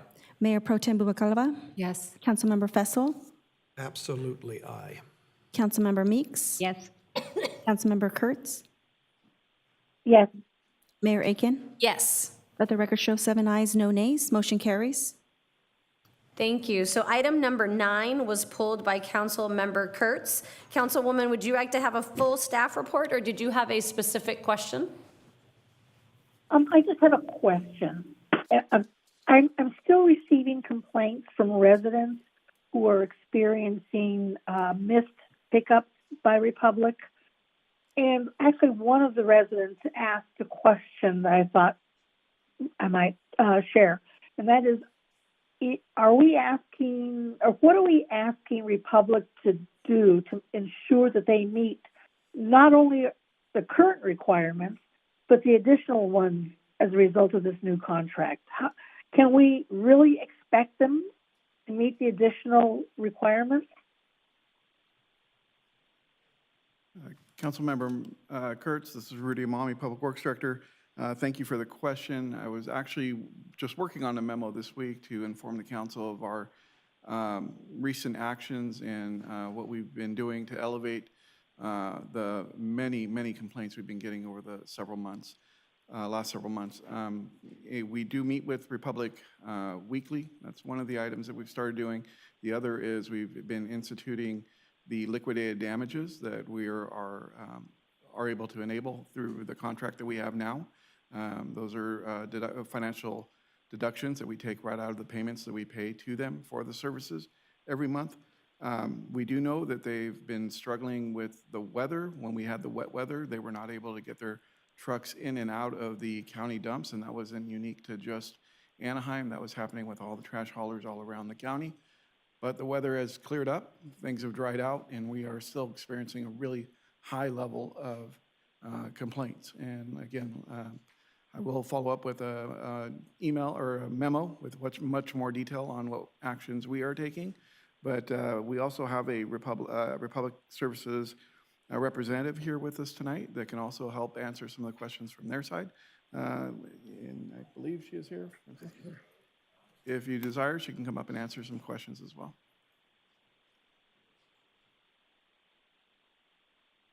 Councilwoman Kurtz, do you have a question for the representative from Republic Service, or does that answer your question? That answers my question for now. Okay, thank you. I'm going to turn it over to Councilmember Diaz and then Mayor Pro Tem Rubalcaba. Thank you. I just want to reaffirm my comment 2 weeks ago, my disappointment with SB 1386. This law would be doing very little for global warming, but it would be doing a lot to increase traffic in our congested roads. It would do a lot to increase our cost to our residents and businesses. It would create health issues like rodents. And it will create a lot of nightmare for logistics in our neighborhoods. I have to vote yes for this because the state made the decision for us, but I'm very disappointed in SB 1386. Thank you, Mayor. Thank you, Councilmember. Mayor Pro Tem Rubalcaba and then Councilmember Fussell. Thank you, Rudy. I actually have a question for the Republic representative, if it's possible. And I don't want to put you on the spot, but I think at the last meeting, one of your colleagues was here, and somebody had a question about the delays or lack of trash pickup, and one of the things that he mentioned was the excessive rain. But it hasn't rained in a while, and we still are experiencing these issues. So my question to you guys, and it's maybe something you can't answer now, but is this a staffing issue? That does concern me because it has been brought to my attention that this potentially could be the reason why. It is not. I can actually, and good evening, everyone. It is not a staffing issue. I can assure you of that. And we are very well aware, as Rudy mentioned, that we are meeting weekly to address these issues and to ensure that the issues are going down and not peaking up. Because I think, and I'll just leave you with a comment, and you can respond, but I think when the city of Anaheim contracts with various contractors like Republic, we do it because the reputation is good and the service is going to be what our residents are paying for. Right. Trash pickup is an expensive thing for many residents in Anaheim, and when their trash isn't picked up, it does create some concerns. You know, in apartment complexes, there's overflow, and this does impact low-income areas significantly because they're densely populated. So I just, you know, if you could take that back to your leadership at Republic, having the right people working in these positions that are, you know, well-paid and members of the union, right, are there to help. I mean, with that, you know, that you have pride in the work that you're doing, you're not contracting out the work, because that does have an impact on people's morale within an organization. So I'm just going to leave you with that, and if you could please convey the message to your leadership. Absolutely. Thank you. Thank you, Mayor Pro Tem. Councilmember Fussell? Yes, I'd ask that don't walk away too quickly. Okay, thank you and good afternoon. Good afternoon. Republic Services is based in District 5. They employ over 500 employees, most of them Anaheim residents, and for that I'm very, very appreciative. And all in all, they run a very, very good business. The Anaheim facility is just part of a large, very, very, very large national company. And I'm not going to repeat what has already been said, other than the fact that I also hear the same concerns expressed from, you know, by my neighbors and friends and constituents. And it's unfortunate to me that we now have to go to liquidated damages. I would have hoped that wouldn't have been necessary, but indeed it was. And I'm disappointed in that. But I'm hopeful that we can see light at the end of the tunnel and get this, which is what I hope, temporary condition resolved and get back to a good business partnership. Thank you. I agree. Thank you. Thank you. Oh, sorry, we have one last comment from the Mayor Pro Tem. For you, I promise. You're good. Okay. Rudy, so can you just kind of give us an overview of what the ordinance is that we are voting on today? I know we already had that at the last meeting. The staff report is kind of light. I see the ordinance. It's a lot of words. If you can just give it to us in a nutshell, what we should be aware of in our residents as well. Yes, this is the seventh amended or amendment to the solid waste franchise. The primary issue that is being added to the agreement is the SB 1383 organics recycling legislation that's going to require that we handle our trash differently. Our organics, food waste, food scraps are all going to now be mixed in with our green waste. If we have a green waste container, like the green container we have, I'm sorry, not green, brown container that we have on our single-family residence. But now at our businesses and commercial properties and the mixed family, multifamily units will all have a separate organics container, since normally they don't have any green waste. All of that will have to be separated, and that's going to be handled differently through Republic to meet the requirements. And then there's going to be the enforcement portion. But before that, there's going to be a lot of outreach and education. We're going to have several new hirees, both here in the city and with Republic, that are going to go out to individual businesses and walk through what the requirements are for that individual business, how they could right-size their service, and how we could look at their space constraints and try to get everybody into compliance we can. And if not, look at other avenues of how we can get them into compliance. And the enforcement is not in the ordinance, right? That it's something that, I didn't see it in here. The enforcement was part of the, I'll go back to. We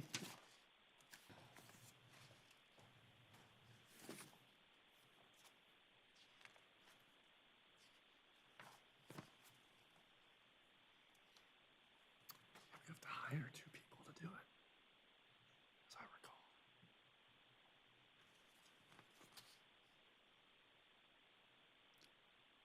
I believe the enforcement was done at a previous ordinance. Let me see, looking back at the schedule here.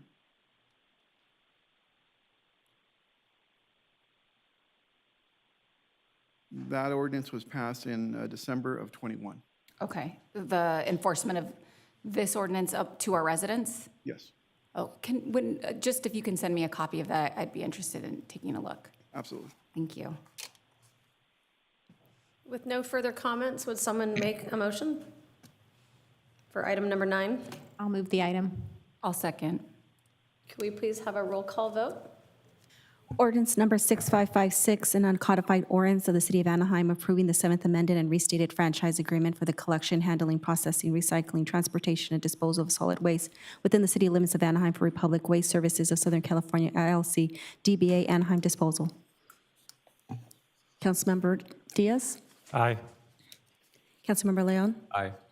Mayor Pro Tem Rubalcaba? Yes. Councilmember Fessel? Aye. Councilmember Meeks? Yes. Councilmember Kurtz? Aye. Mayor Aiken? Yes. Let the record show 7 ayes, no nays. Ordinance is adopted. Thank you. Next, we're going to move to item number 10. Item 10 is to review and modify the decision of the previous city council regarding the immediate release of the investigative report being prepared by JL Group LLC and appoint and authorize Scott Tiedemann of the firm Liebert Cassidy Whitmore as special counsel to advise the city concerning the JL Group investigation and report. This item was requested by Council Member Meeks. Council Member Meeks, would you like a staff report? Yes, please. Good evening, Honorable Mayor and members of the City Council. As the mayor just pointed out, this item was requested by Councilmember Meeks following some concerns that were raised by the neutral assigned to this project, who's sitting at the end of this table, the Honorable Clay Smith, with respect to privacy and privilege concerns in connection with the JL Group report.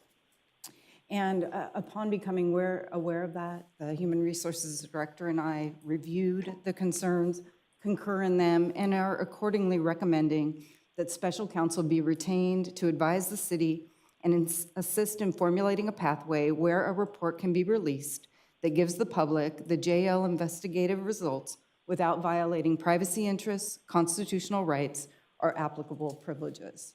So by way of a brief background, in August of '22, in the wake of an FBI affidavit detailing potential criminal conduct on the part of former Anaheim Mayor Harry Sidhu, the city retained the JL Group to conduct an independent investigation into issues that were revealed as part of that FBI affidavit. And some of the issues were campaign contributions, the effect of lobbyists, and things of that nature with respect to city business.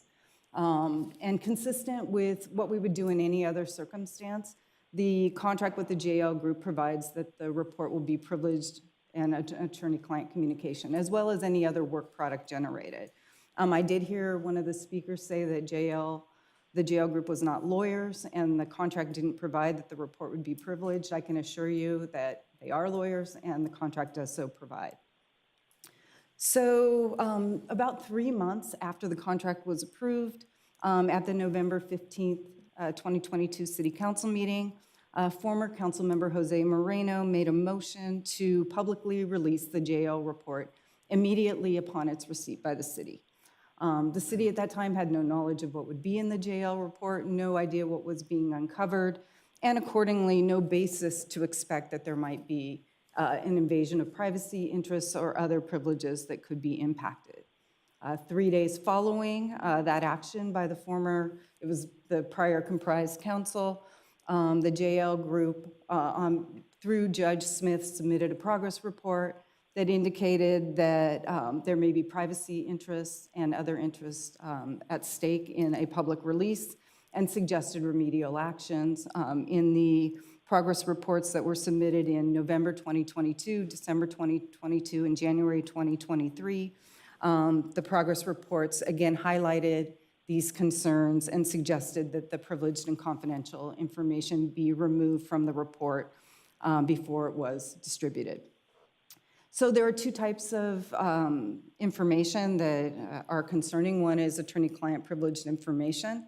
The city provided that uninhibited to the JL Group, and did so because they could, without waiving the privilege, in light of the relationship, in light of the privileged attorney-client communication nature of the report.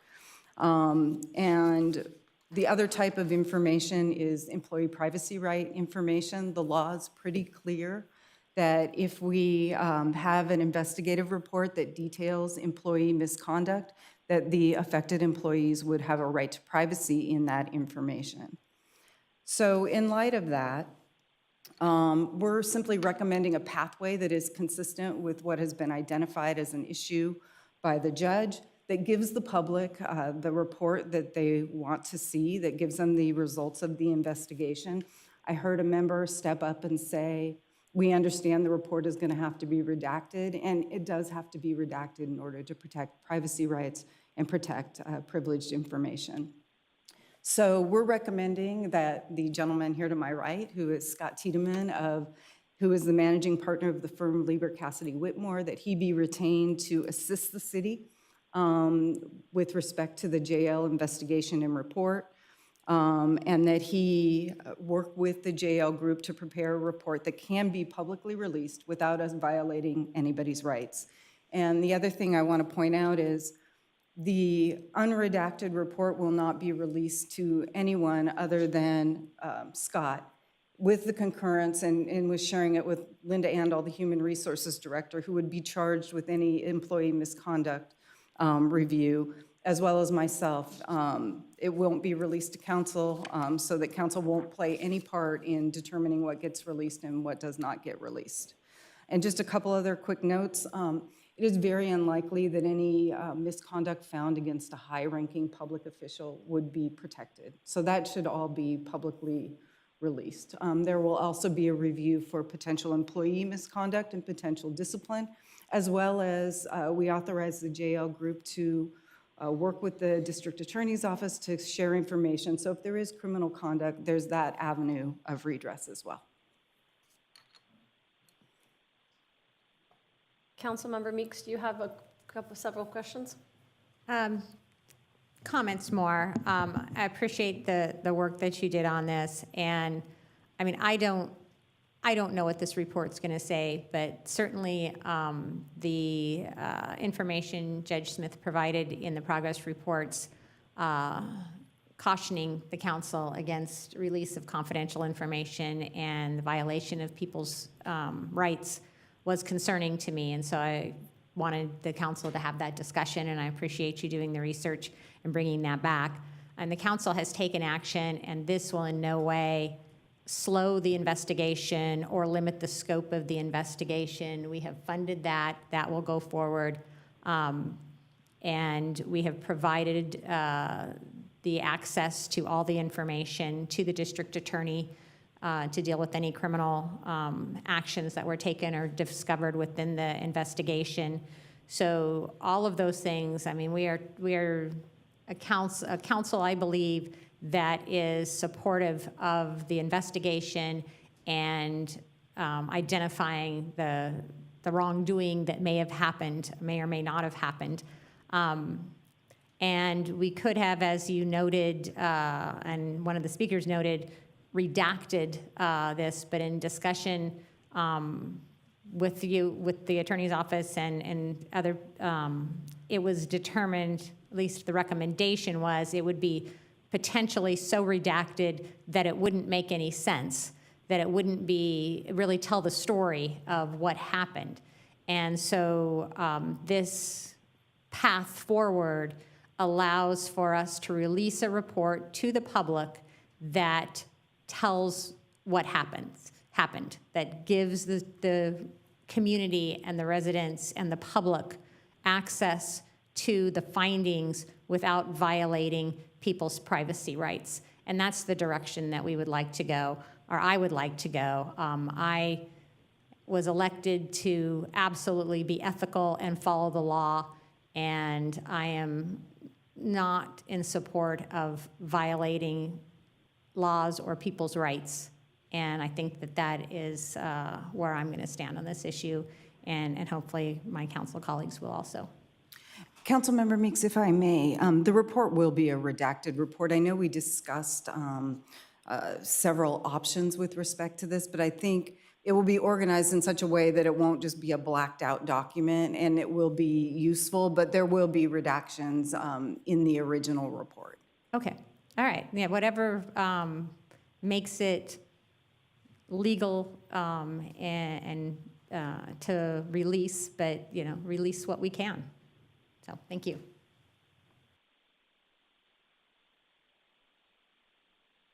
Do we have any other council members that would like to ask any questions? Councilmember Leon? I would like, I'll defer to Councilmember Kurtz. Councilwoman Kurtz? I just have one question.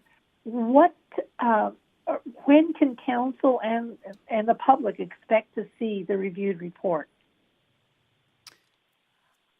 I am hopeful that it will you're talking about the report that can be released within 30 days of our receipt of the primary report. And the primary report is currently due to be turned in July 1st. There is a notation, just full disclosure, that if rearranging this report takes a little additional time, I could see the JL group coming back and asking for a little more time, but that's the current schedule. And we think we can prepare the secondary report fairly quickly. Thank you. Councilmember Leon? Thank you, Madam Mayor. Judge, welcome back. Wonder if you have, before we get into some questions, wonder if you have anything to add in terms of how we got to this point. I don't have anything to add. I would be happy to try and answer questions, but I don't have anything to add. Okay, thank you. A few questions. So you talked about the timeline. Can you, and I don't mean to make you repeat this, but the process for releasing this currently looks like what? Assuming if the report were completed by July the 1st, it would come to Scott. He would share it with Linda and I. He's probably going to need some guidance from us, knowing who people are and things of that nature, so it would be shared. And our hope would be that we would come up with something that could be publicly released once we removed any information that would violate privacy rights and that would violate the privilege. And Judge, what's the process if you were to find, and I want to be mindful that I'm not trying to ask and find out what's in the report beforehand. And so if I am, I apologize. What's the process if you were to find criminal activity?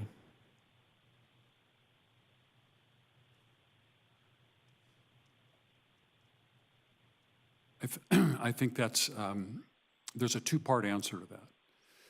One is that we have already met, as you know, we have already met with the Orange County District Attorney and shared information with him and several members of his staff. Something like 15 additional people were in that meeting. So that would be track one. I think if we found something additional that we felt should be shared with the district attorney, we would not hesitate to do that. I think it's also possible that there may be information in the report that that the city council or the city attorney's office may wish to bring to the attention of law enforcement. So if I heard you correctly, it's kind of a two-part answer that you gave. One, we've given you permission, I guess, approval to go and speak with the Orange County District Attorney's Office based on, you've already met with them, based on information you've already found. But in addition to that, there's also a potential that if there were additional criminal activity, then we would be asking our city attorney, referring that to the DA's office or the FBI or whoever the applicable law enforcement agency would be. Sure.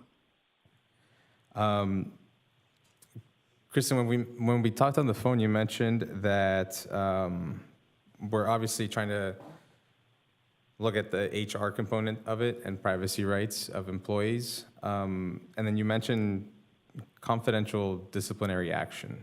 Could you elaborate a little bit about what that means? What's that process? Sure. The city has a set of rules and protocols that follow California law with respect to disciplinary processes, and they are confidential. They don't involve members of the public, and we would follow all of those rules and processes. We'd have to put together a packet of information, appropriate notices, and if we needed follow-up information, do interviews, and that would all be done following well-established city rules that follow state law in terms of privacy rights. Employee personnel records are confidential as a matter of California constitutional law.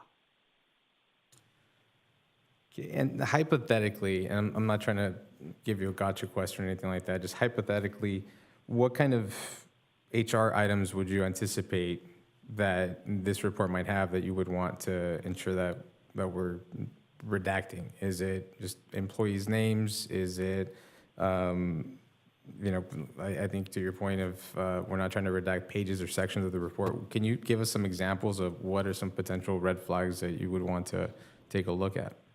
So what the law provides is that if the report does contain allegations of misconduct, that's going to qualify as a personnel record under California law. Then the law applies a balancing test, and it looks at the position of the employee, how bad the misconduct is that is alleged, and is it sustained? And based on that balancing, a determination is made as to whether the public interest in knowing the information outweighs the employee's privacy rights. So it's a very fact-intensive. So the higher level the employee or official is, the more serious the misconduct is, and if it actually happened, that's what goes into that balancing test to determine. So if you had relatively minor misconduct by a lower level employee, some of which was sustained, some of which wasn't, that's probably protected. I think I have a couple more questions, but I'll pause for my colleagues, Madam Mayor. Okay, I'm going to turn it over to Mayor Pro Tem. So I just have a couple questions related to the timeline of when the previous council approved the immediate release of the report. Did they have access to legal counsel? I'm not sure what you mean by access to legal counsel. What I can tell you is because at that time it was very new and nobody knew what JL was looking at, and it potentially involved all staff, particularly staff involved in Angels negotiation, which included the city attorney and the city manager. Effectively, I think that there wasn't somebody who could rightfully step in and advocate for the city, because as potential subjects of an investigation, being told to stay out of it, that's not really your role. It's part of the reason why I wanted to bring in Scott, because he is not a potential subject of the investigation. He's independent special counsel. And I should add that JL highly concurs in his selection, and I believe he's the right person for the job. And then it was back in, December, where Judge Smith, our neutral, also alerted the council that this vote that they took was counter to the contract that they entered. Is that correct? Where the contract indicated it would be a privileged document?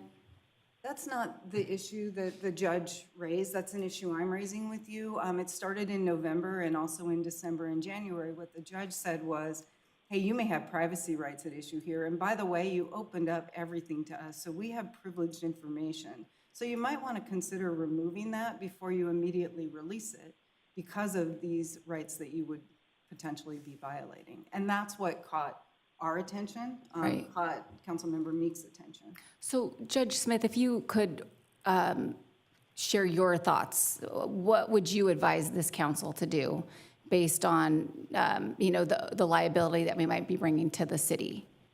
Just with your experience and background, I know you're an esteemed retired Superior Court judge, so I'd be interested in hearing what your thoughts are on this topic.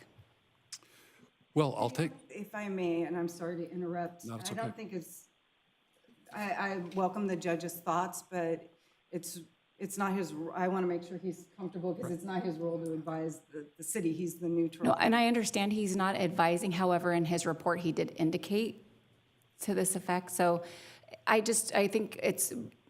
don't think you guys understand the position that you're putting this council in, and the fact that the previous council wasn't advised properly as to the direction they were taking, whether or not the issue, we know the chaos that was going on during that time, and people were put into certain positions, but now this does really open up. We shouldn't have to be dealing with this at this point, but we are today because our previous council didn't get the proper advisement on the position they were taking on that. So that is why I'm asking Judge Smith to provide his opinion. well, let me offer a couple of comments. First of all, I agree entirely with what Ms. Pelletier said, that this is not my role, as you know. And so I really want to defer and decline from giving sort of formal legal advice to the council on this issue. But I would like to say that at this point, I believe that the council and its staff are doing exactly what I suggested either 2 or I think maybe 3 times in my interim reports. And that is simply to be mindful of what's happening and to be careful and to make sure that when the report is ultimately presented to the public, that everyone's rights who may be affected by the report, that those rights have been adequately protected. And I'll just offer that at this point in time, it seems that that is exactly what is happening. And although the jail group and I have not really taken a position at all on how you should do this, we do recognize that what's happening right now seems to be a very important step in the right direction. And just to add one other comment, I was here for not all, but most of the public comments earlier, and I know that there's a tremendous concern in the community for what's being referred to as transparency. And I think all of us certainly are generally in favor of that concept and the public's right to know, particularly when taxpayer dollars are being spent. But there is a tension between transparency and everyone's desire to share whatever is appropriate with the public on one hand, and on the other hand, the literal constitutional rights, our state constitution has an express right of privacy, even though the federal constitution doesn't. constitutional rights and statutory rights in the California Labor Code that protect employees from public disclosure of their employment records. And to the extent that this report identifies employees and conduct of employees, I think it would properly be considered an employment record. And so they have a statutory and constitutional right of privacy. Add to that the fact, as Ms. Pelletier said, information properly covered by the attorney-client privilege, information in which the city has an attorney-client privilege, has been shared with the JL Group, who are in fact lawyers, as Ms. Pelletier said. That information also needs to be safeguarded. Those are confidences that are owned by the city, and the city should not waive the privilege of those things without very careful consideration. And that process just needs to happen. So I didn't mean to go on quite that long. I hope I've shared some thoughts that are responsive to your question. But the bottom line is, speaking for myself only, I feel at this point this is absolutely the right process to engage in. So then you agree that the council needs to not release the report immediately and allow our legal counsel to review it before it gets publicly released? Yes. Thank you.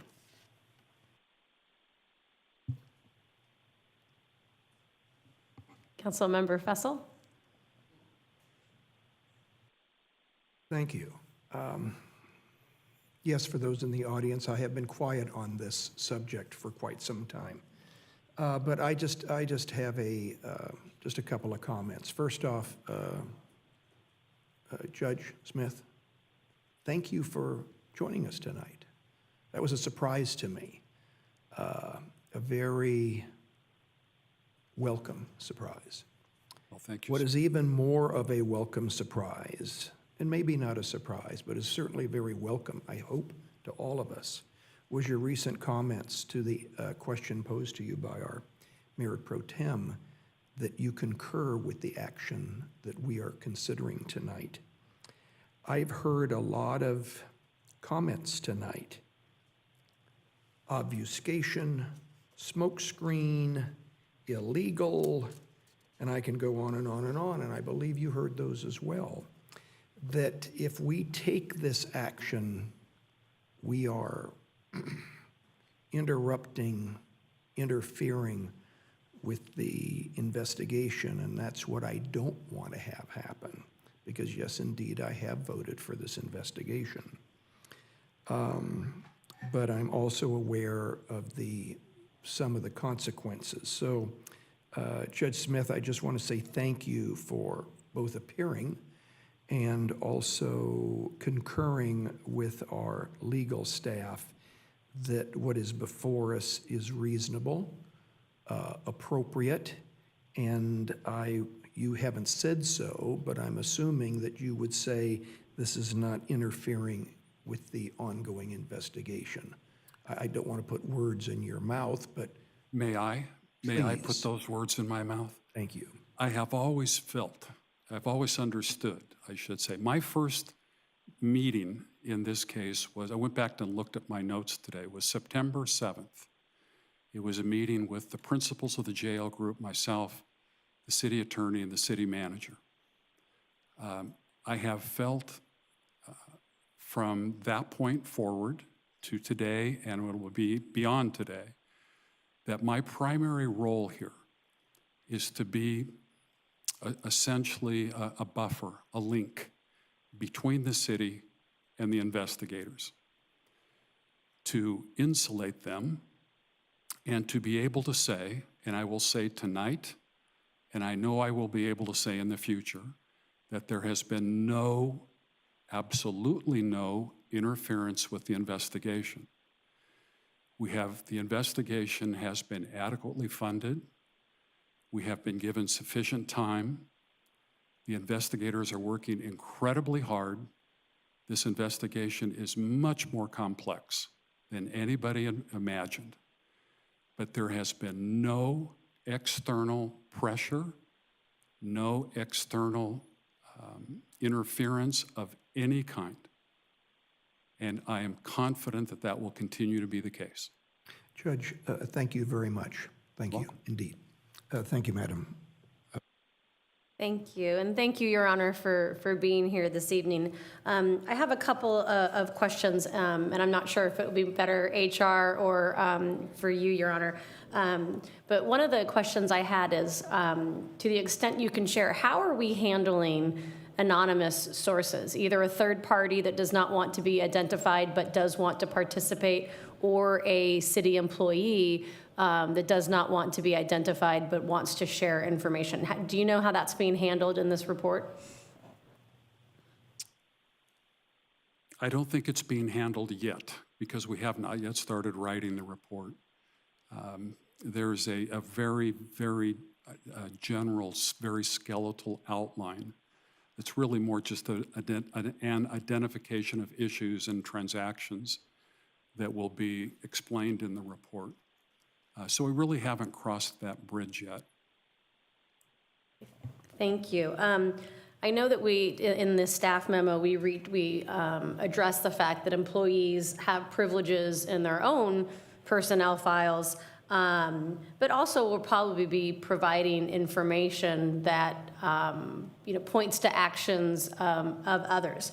And one of the things our city attorney said is that elected officials on this side of the dais probably cannot nor should assert a right of privacy, but where do we draw that line? If elected officials do not have a right of privacy to assert, at what level does it start? Is it executive staff, department heads? How do we determine that? What the law sets up is this balancing test, right? Where it's on. Oh, it's too far away from me. Usually I always have my outside voice on, so I'm sorry. It's a balancing test. So it's kind of a sliding scale. The higher up you are, and I would say public officials, probably direct appointees, maybe even department heads, but it would depend on the nature of the misconduct because they weigh all of these things. How high up, how high ranking you are, does the potential misconduct reflect on the public trust or public duties? How significant is it? Lower level is going to be given far more privacy protection. And did it actually happen? Is there actually evidence that it happened? So all those things go into the mix. But I would say, in all likelihood, depending on what it is, if it directly relates to public duties, probably nobody who's an executive staff member would have. There's not a lot of case law on this. They tend to involve superintendents or really egregious misconduct, so we're going to have to take it and figure it out. But probably at least the council and former council, we're not even doing an employment investigation of, right? So those things will all go into the mix, but probably there wouldn't be privacy interests there. So based on what I saw in the FBI affidavit, if that's what JL's looking at, which I don't personally know, if that's the crux of what they're looking at, I wouldn't anticipate that much of that would be protected by the right to privacy. Yeah, and I think that's an important point. I think a lot of us that have been paying attention for a long time could read that criminal complaint, and even though it didn't name names, it wasn't that hard for us to figure out who folks were talking about. And so that is my concern when we thoughtfully go forward with this.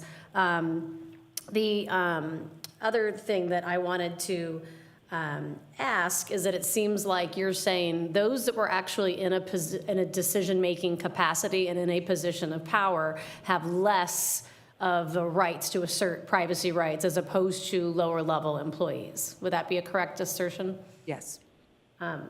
Now, I noticed in the staff report that you just impact on budget, that it doesn't, we're not anticipating to have any budgetary impact, but I wonder if you could specifically address what the effects of the cost are and any effects to timeline, because I'm sure our esteemed potential special counsel guest is not going to be working pro bono. No, that is correct. With respect to the impact on the budget, this has already been sort of planned for and projected, which is why it says there's no budgetary impact. obviously, we're going to be paying Liebert Cassidy. Liebert Cassidy has an on-call agreement with the city, so that contract is already in place. The money is, I think, planned at this point in time, but certainly there will be costs incurred in having special counsel provide assistance in this. And I would, that could be arranged depending on what we see, how long the report is, how much we have to do to redact, and things of that nature, how it's organized, things like that. But I would think that that money would pale in comparison to the costs we've spent on the investigation. Oh, I hope so. So I really am thankful that you guys elevated, and to the judge for elevating this issue. Honestly, it wasn't something that I had focused on or thought about as we started moving forward to the process. But I feel like as the mayor, the privacy, the safety, and the security of our employees, the fabric of our Anaheim family, is extremely important to me and should be really at the forefront of a lot of our decisions. And what I like about this plan is, as you addressed earlier, it removes the council from the decision-making about what is going to be in and what's going to be out. It removes the executive team about what is going to be in this report and what is not. And some of the concerns I think I heard from the public surrounding transparency is the fear that we are going to get a document that potentially is so redacted it is unreadable and is not a usable instrument for us to then use going forward to make whatever policy and procedural changes that we need to make as a city. And so I feel like this really ensures that we have a readable document that safely and legally summarizes the story that the JL Group is going to hold. So thank you for elevating this. And with that, I don't have any more further comments. Mayor Pro Tem and then Councilmember Diaz. Thank you. I have a follow-up question. So you mentioned the privacy element to not only the employees. I don't anticipate there's going to be a ton of employees who are impacted by this, but it's the other privileged documents that kind of hang over my head. So if we allow the report to be released immediately, are all of those other privileged items then public?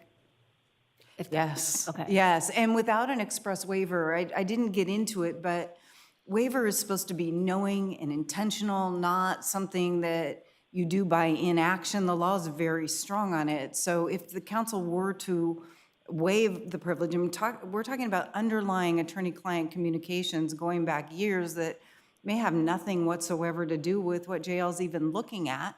If they make their way into the report for some reason or another, they're out there. We can't take it back, right? Even if we don't have a waiver, we've got no way to claw back that information. So that's the danger, and I'm concerned about that as well. I don't know what's in the report or what might be in the report. I don't know what they have access to. I do know that it is pretty unbridled, unfettered access, though.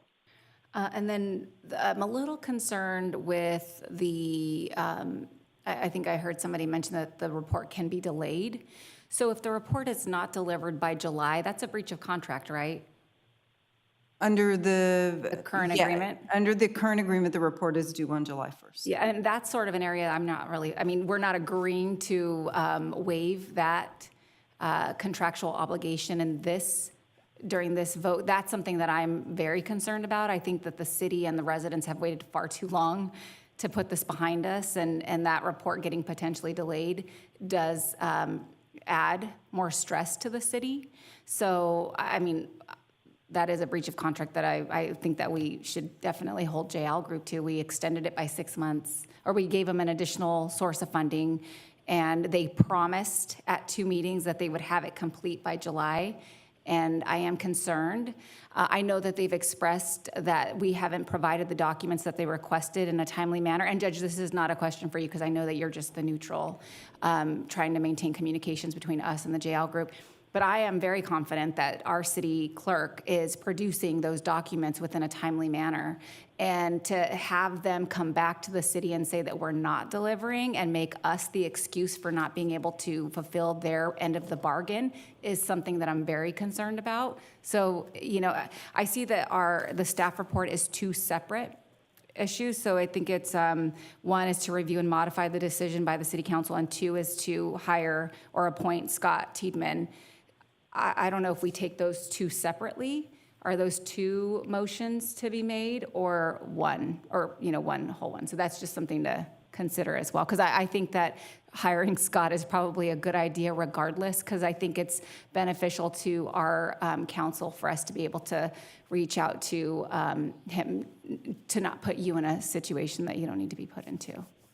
So I think in terms of procedure, you can take them both together as long as it's clear. You can take them individually if that's what you prefer. I would tell you that they are interrelated, though, because the reason for hiring Scott is to allow for that redacted report, which will follow the original. Just, I think everybody's clear on that, but I just want to point that out for the public, is that won't occur immediately. There'll be some time for review.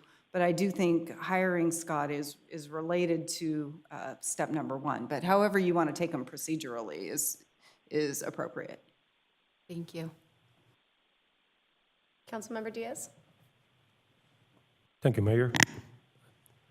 Last November, I voted to support the immediate release of the report, and I stand by that decision for what I knew at the time.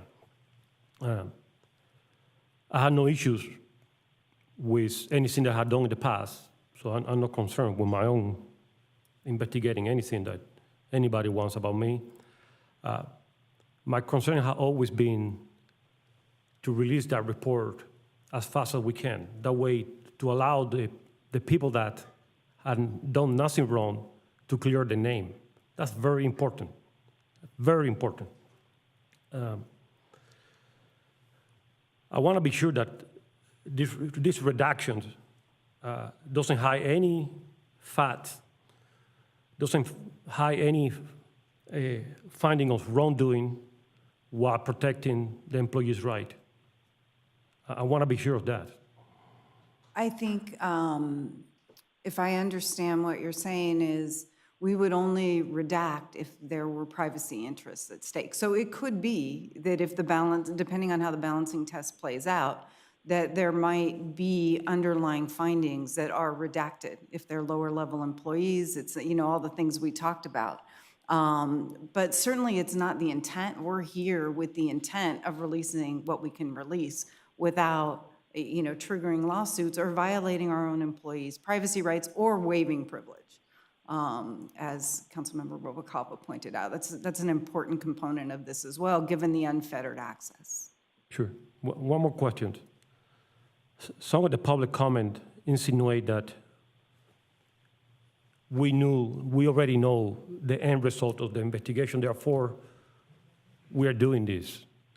Is anybody in this council or any staff knows the end result of the investigation? I'm not even sure JL knows it based on what the judge indicated. I can tell you staff is not aware because it's a confidential investigation.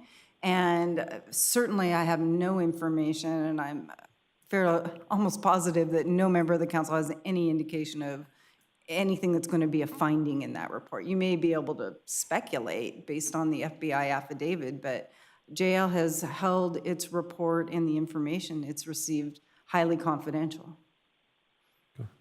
I knew the answer. I just want to hear from you. No more questions, Mayor. Thank you. Councilmember Leon? Thank you, Madam Mayor. I just wanted to ask Scott, I don't know if we can ask you questions too, and you've been, I just wanted to, so if you could, I know that you mentioned that you've worked with the city, you have a contract. Could you just give us a little bit about your background? Sure. I'm a 27-plus year lawyer. I'm the managing partner of Liebert Cassidy Whitmore. The firm is 43 years old. We represent municipalities across the state of California, about 80% of the cities in the state of California. My practice is labor and employment law related, and so I think that's the reason that Ms. Pelletier reached out to me, is because of the privacy issues as they relate to public employment.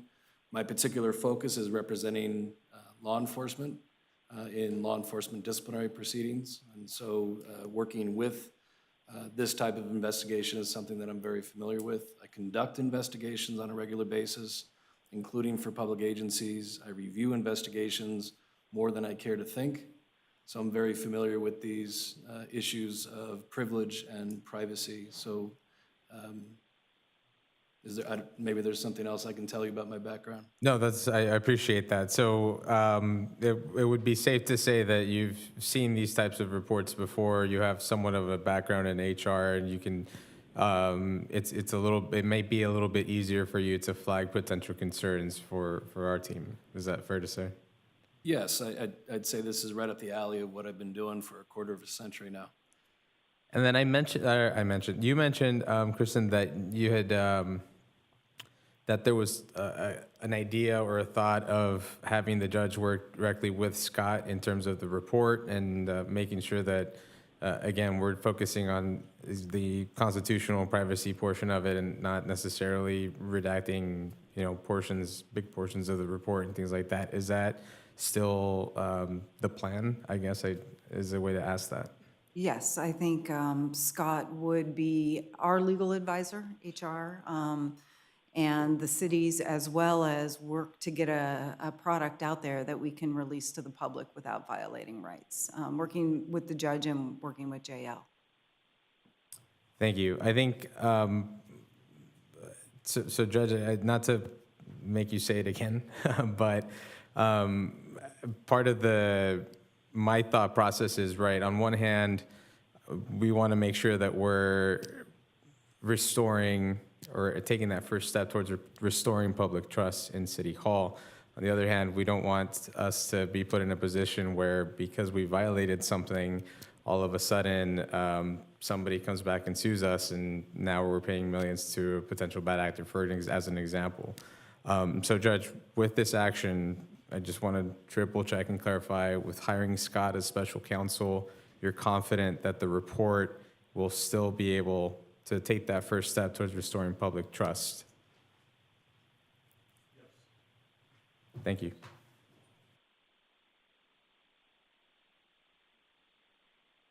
I don't see any other council comments. Oh, sorry, Councilmember Diaz.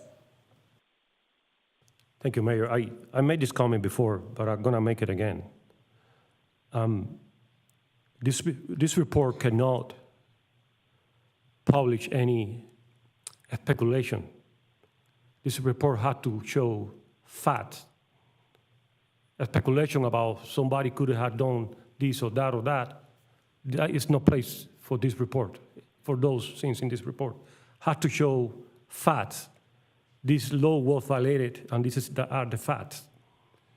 If a speculation is shown in here, the city gonna be liable big time. So I'm hoping the report gonna show facts, only facts. Thank you.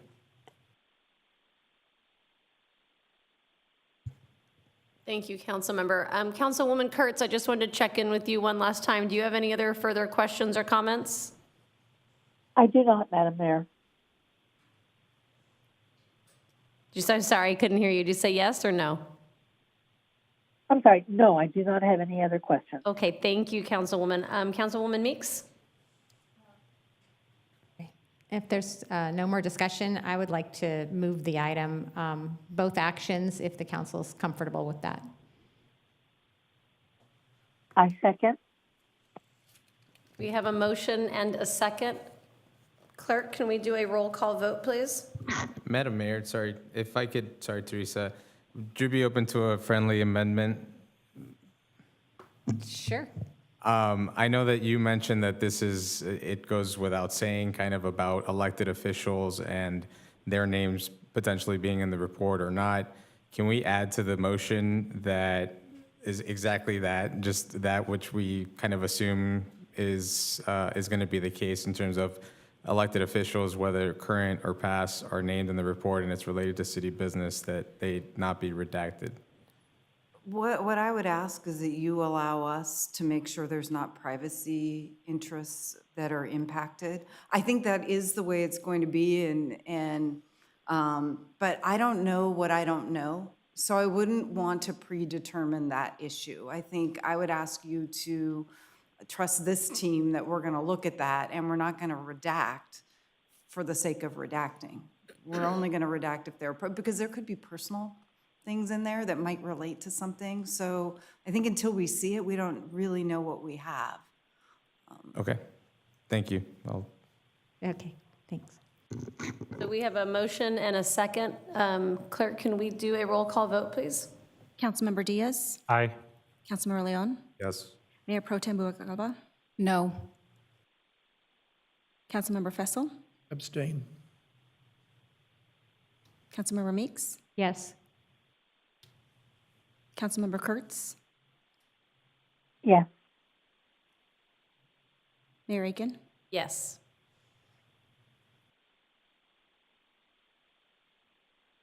Let the record show 5 ayes, 1 abstention by Councilmember Fessel, and 1 no by Mayor Pro Tem. Motion carries. Thank you. Item 11 was continued from our last council meeting, and it's an informational report that I requested regarding our current policy for homelessness services in the city. Mr. City Manager, can we have a staff report? I'd ask for a report from Director Stepter, please, if she's making her way down.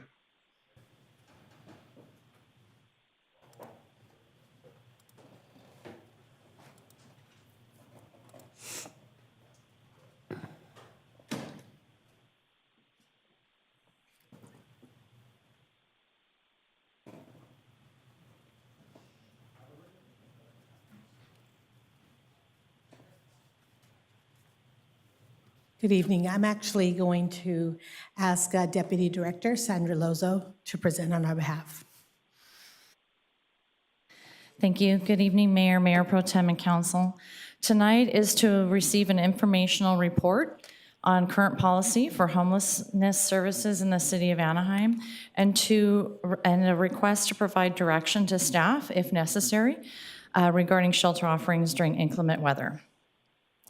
Currently, resources available to the city of Anaheim all year round, as we've discussed in prior workshops, is our community care response team. That's 7 days a week, 14-hour shifts a day. We also have our Be Well Hope van that's also out 7 days a week, 12-hour shifts. And then with our city team, we have our HALO, which is our Homeless Assistance Liaison Officers, as well as our Psychiatric Emergency Response Team that are out throughout the week as well. And then we have our own Temporary Emergency Salvation Army shelter. During inclement weather months, special efforts are put in place to respond to an increased need for shelter and safe harbor from elements. Our HALO, CCRT, and HOPE Anaheim teams assist the city with public outreach when flood warnings and dangerous conditions pose a risk to the safety of the homeless population. Police officers and firefighters also assist with emergencies such as swift water rescue among people living within canals, tunnels, and other public structures to minimize potential injury and loss. Resources available during cold weather conditions or inclement weather, our CCRT and HOPE Anaheim continue to conduct outreach activities and offer transportation services to people living unsheltered during these weather conditions. Again, it's 7 days a week, all those shift hours. The city of Anaheim has the ability to adjust our outreach and shelter efforts in response to increased needs. Anaheim's main shelter is our Salvation Army. The shelter is funded in part by Anaheim General Fund, as well as providing services exclusively for homeless with Anaheim ties for entry. During non-inclement periods, Salvation Army is typically 85% full. This leaves capacity to accept ongoing referrals from CCRT, HALO, and to react to community needs such as encampment clearings or extreme weather conditions.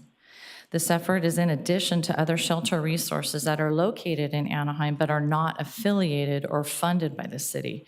If needed, CCRT has the ability to facilitate connections to other Anaheim-based shelters.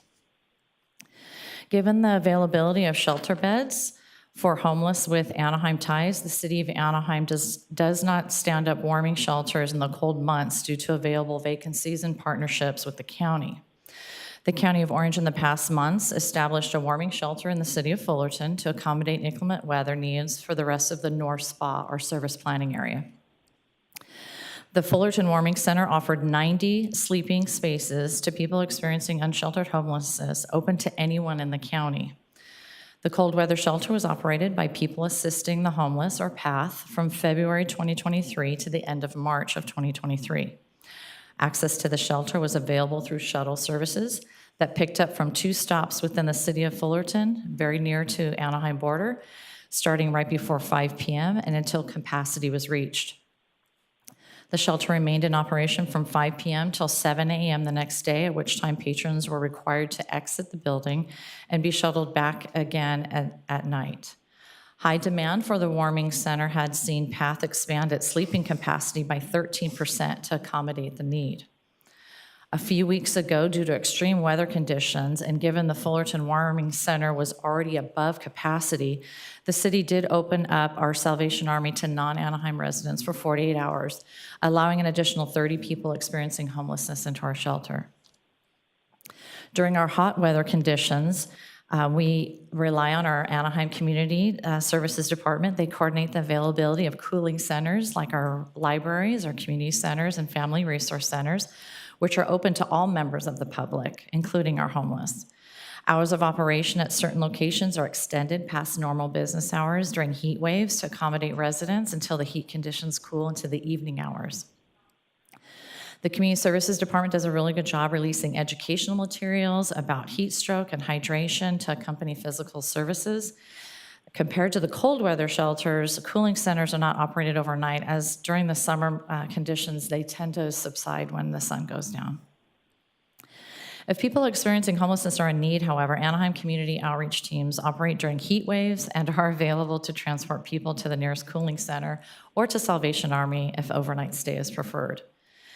The city's outreach teams respond to requests for assistance before, after, and during inclement weather conditions and continuously offer shelter options as a safe haven. It is noted that even in inclement weather, outreach teams still ask for and confirm ties to Anaheim.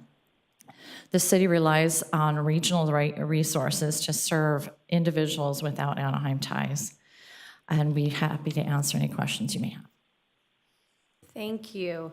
I wanted to put this on the agenda because of some of the severe weather that we've had. And first of all, I'd like to say, if you haven't had a chance to read the staff report, I just think it's so appropriate to highlight how much Anaheim does and how many people we are helping, and just the amount of hard work and resources that our city is really devoting towards this problem. But we saw last month, and I do appreciate you working so hard with me, we did have an instance where, because we had it raining all day long, all night long, several days in a row, we had people being exited out of the Fullerton Armory, I believe it was operated by PATH, just into the rain.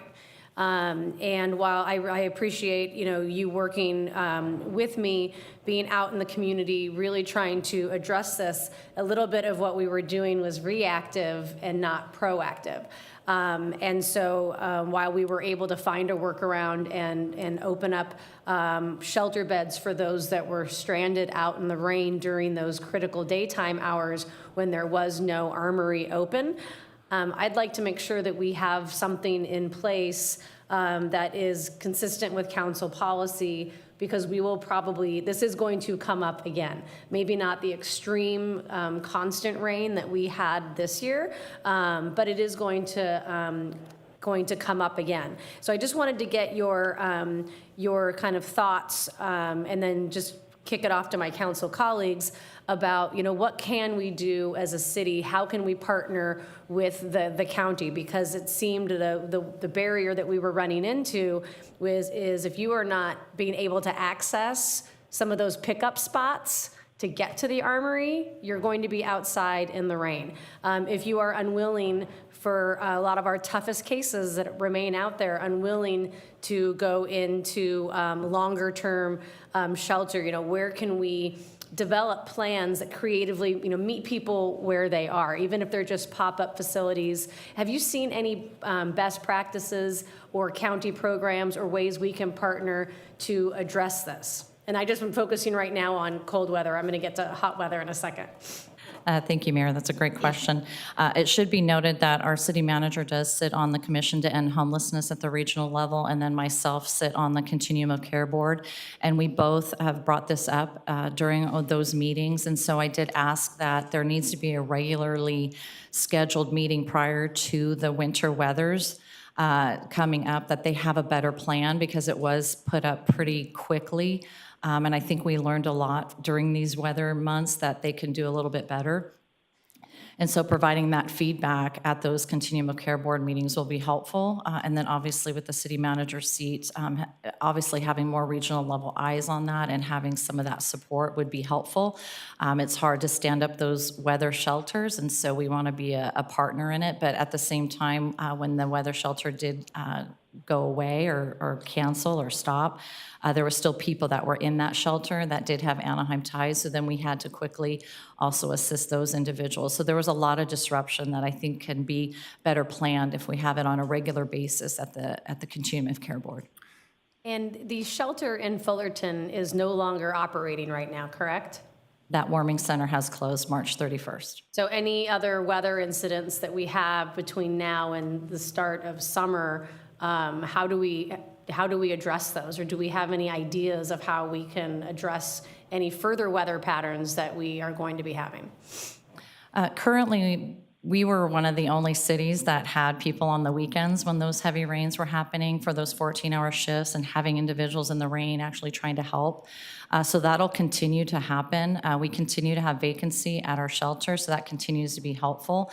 And then I think one of the things that we're looking for here is any direction on policy that would allow us the ability to pop up anything in a need or expand any capacity, because that does come at a cost.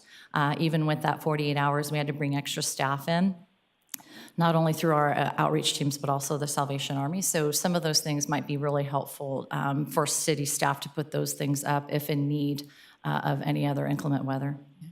If I may add, I think that's probably the most critical point for the staff on our side.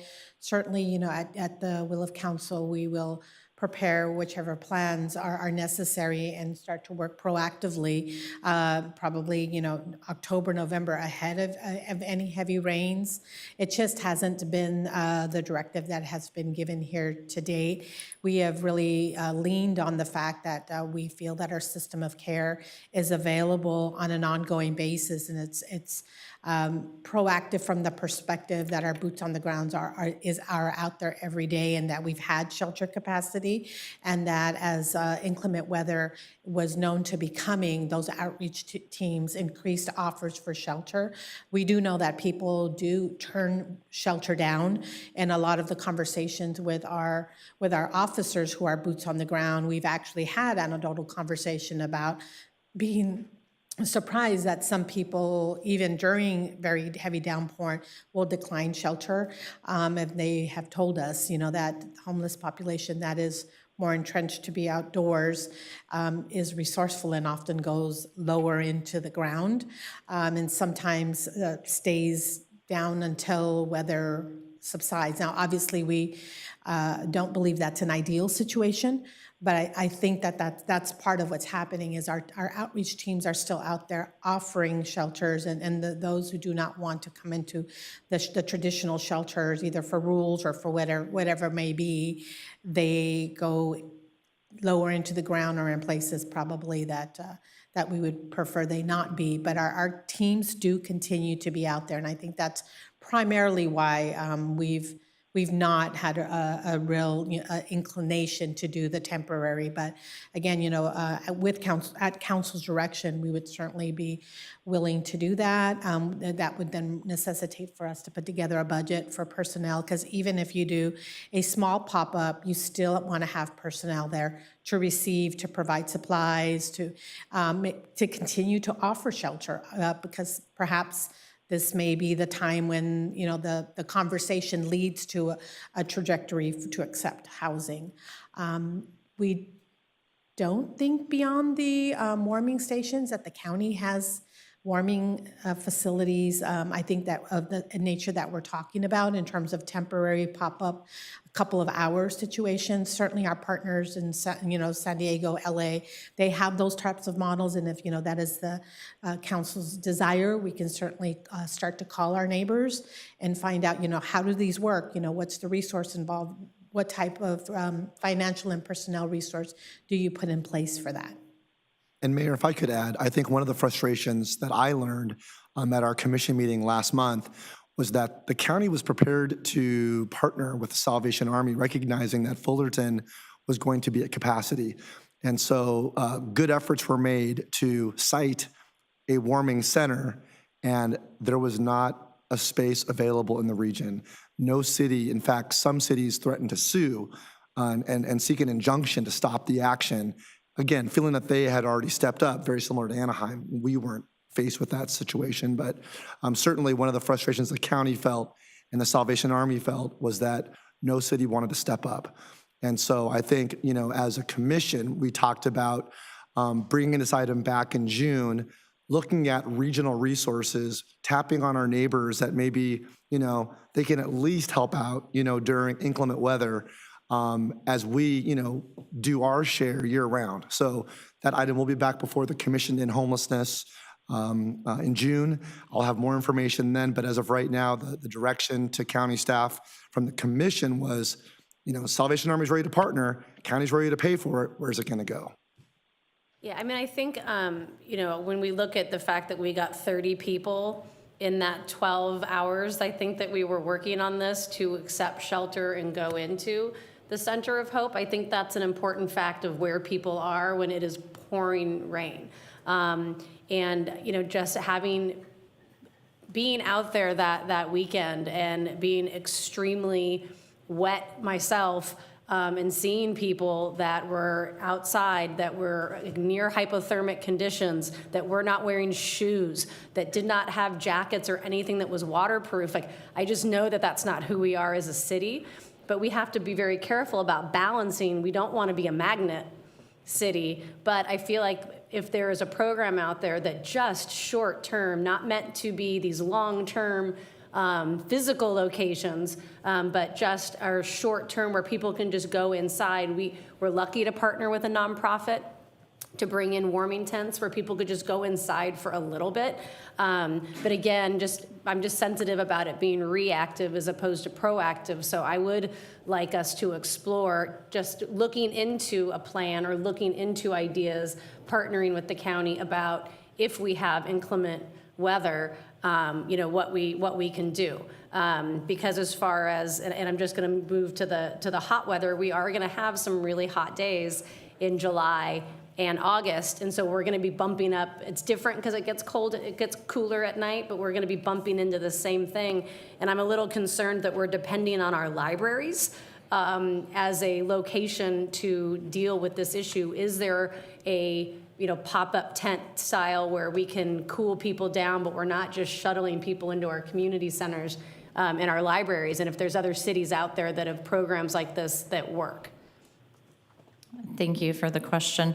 Our robust street outreach team do provide a lot of supplies out there, and so in the heat weather, they are providing not only cold water, but a lot of frozen bottles that they can utilize out there, as well as other supplies. And people may not know, but our homeless population do go to the libraries quite often, so they're already usually there. It's just a matter of sometimes those libraries may stay open a little bit longer in those heat waves or other community centers, and so if there's a way where the library's closing and the community center's open later, there'll be some transportation that our street outreach teams can help provide. Thank you. I know Councilwoman Meeks has some questions or comments.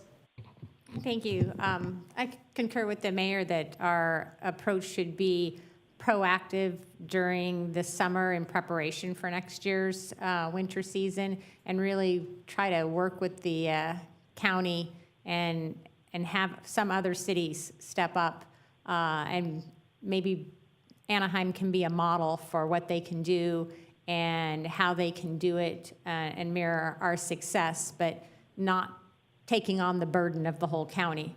We need to push on our partners in the county itself, and the other cities, and make sure that we have places next winter, and you've got some time to do that. I don't have the same concerns on the hot weather.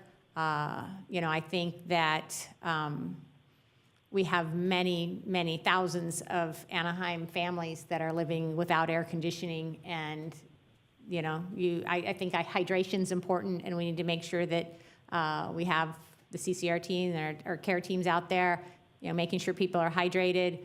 But if someone wants to sit under a tree when it's 100 degrees outside, there's many people that aren't homeless that are choosing to do that because it's hot inside their house, and it's not necessarily a danger to the homeless population. So certainly giving them options like the library, and they do go to the library sometime, but opening an emergency shelter and taking on that expense, I don't know if that's the right place for our homeless service dollars to go. So that's my... Mayor Pro Tem? I just want to thank you both for the work that you do in this area, because I know that we have an ongoing issue with our homeless population and unhoused population, and you guys are actively responding to requests from us and residents in the area, so thank you. The one thing I am concerned about is becoming a magnet for people who are not from Anaheim or who don't have an Anaheim connection. So that would be a point of contention for me for a plan. I do think it's important that we hold our neighbors and the other 34 cities accountable in Orange County, and we don't take on the burden, because we have already done a significant amount of work, and I'm concerned that it'll derail the progress that we're making because we're allocating resources to another area. But I totally support the mayor's request to further explore what this would look like and come back with a budget. But I do want to keep in mind that if we eliminate that one element of having an Anaheim connection, you do in and of itself open up our city to people who don't live here or have any connection, and that's something that we need to be mindful of.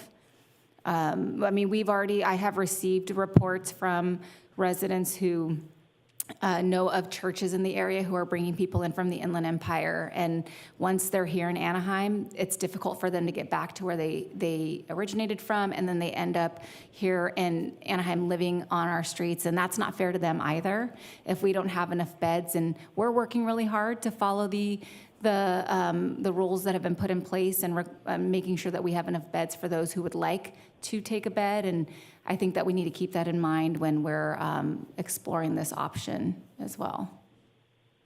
We are diligent about trying to keep the Anaheim tie. We feel the frustration that I think probably you do from the dais too, that ideally there would be a robust county regional-wide solution so that there would be options for everybody who needed them, and we would be part of that solution. A large reason why we've gone to such strict Anaheim ties is because, unfortunately, the county system is still being built. A lot of times, and it isn't to toot our own horn necessarily, but Anaheim has been known to implement pilot programs that then lead the way. Case in point here, I think we will likely be in a better position next year during inclement weather, because we're about to open 70 units at Center of Hope. That's going to open some units, some shelter beds. Studio 6 will be converted. There'll be another 50 some odd units there. And what's going to happen at Tampico. So this, right now what's happening is our work on the end to create that permanent supportive housing, to create the shelter space so that those that are experiencing homelessness on our streets have that option.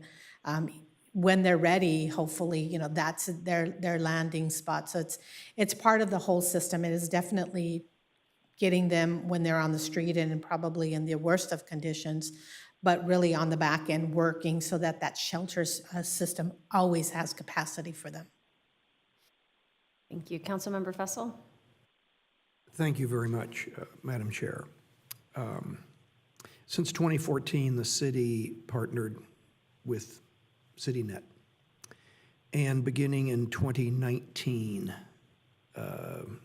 we built a series of shelters, all of them, incidentally, that happened at that point in District 5. one in as few as 14 days. Since 2014, I would imagine that the community and our taxpayers have invested something, I'm going to say above 60 million, probably. And somebody's going to have to tell me that that's wrong. But it's probably pretty close to that, in services and facilities for the homeless, the unhoused. I'm going to reiterate the fact, for at least for as far as I'm concerned, that yes, we need to continue to provide services for the unhoused. We need to be as supportive with our services as we possibly can be. But I would feel really concerned, upset even, if we can't find some kind of nexus between the individual on the street that we're going to provide some sort of cooling or warming facility to, and some kind of, even though it may be threadbare, some kind of Anaheim connection. I believe this is the time that the county should step up and help us out. Not that we've done our share. We've done maybe more than our share, but we continue to do our share and more than our share. And I support that, and I will continue to support that, but just remind ourselves that we put a lot of taxpayer, state and federal money into the care of the unhoused, and I want to continue to do that. But we need to be aware that at least at minimum, there's some kind of connection with our community. To do other than that are tens of millions of dollars investment in care of the unhoused in our city, I think will be at odds. Thank you, Madam Chair.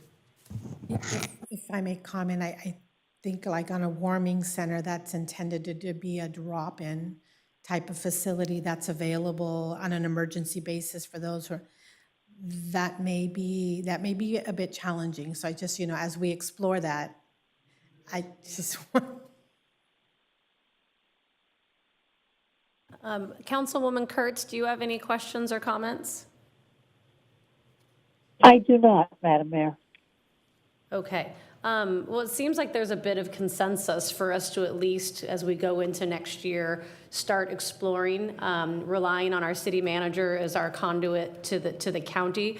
But I just think one thing that we know is going to happen is it is going to get cold again at the end of the year. So I think if we could have start looking into hearing no objections from my colleagues.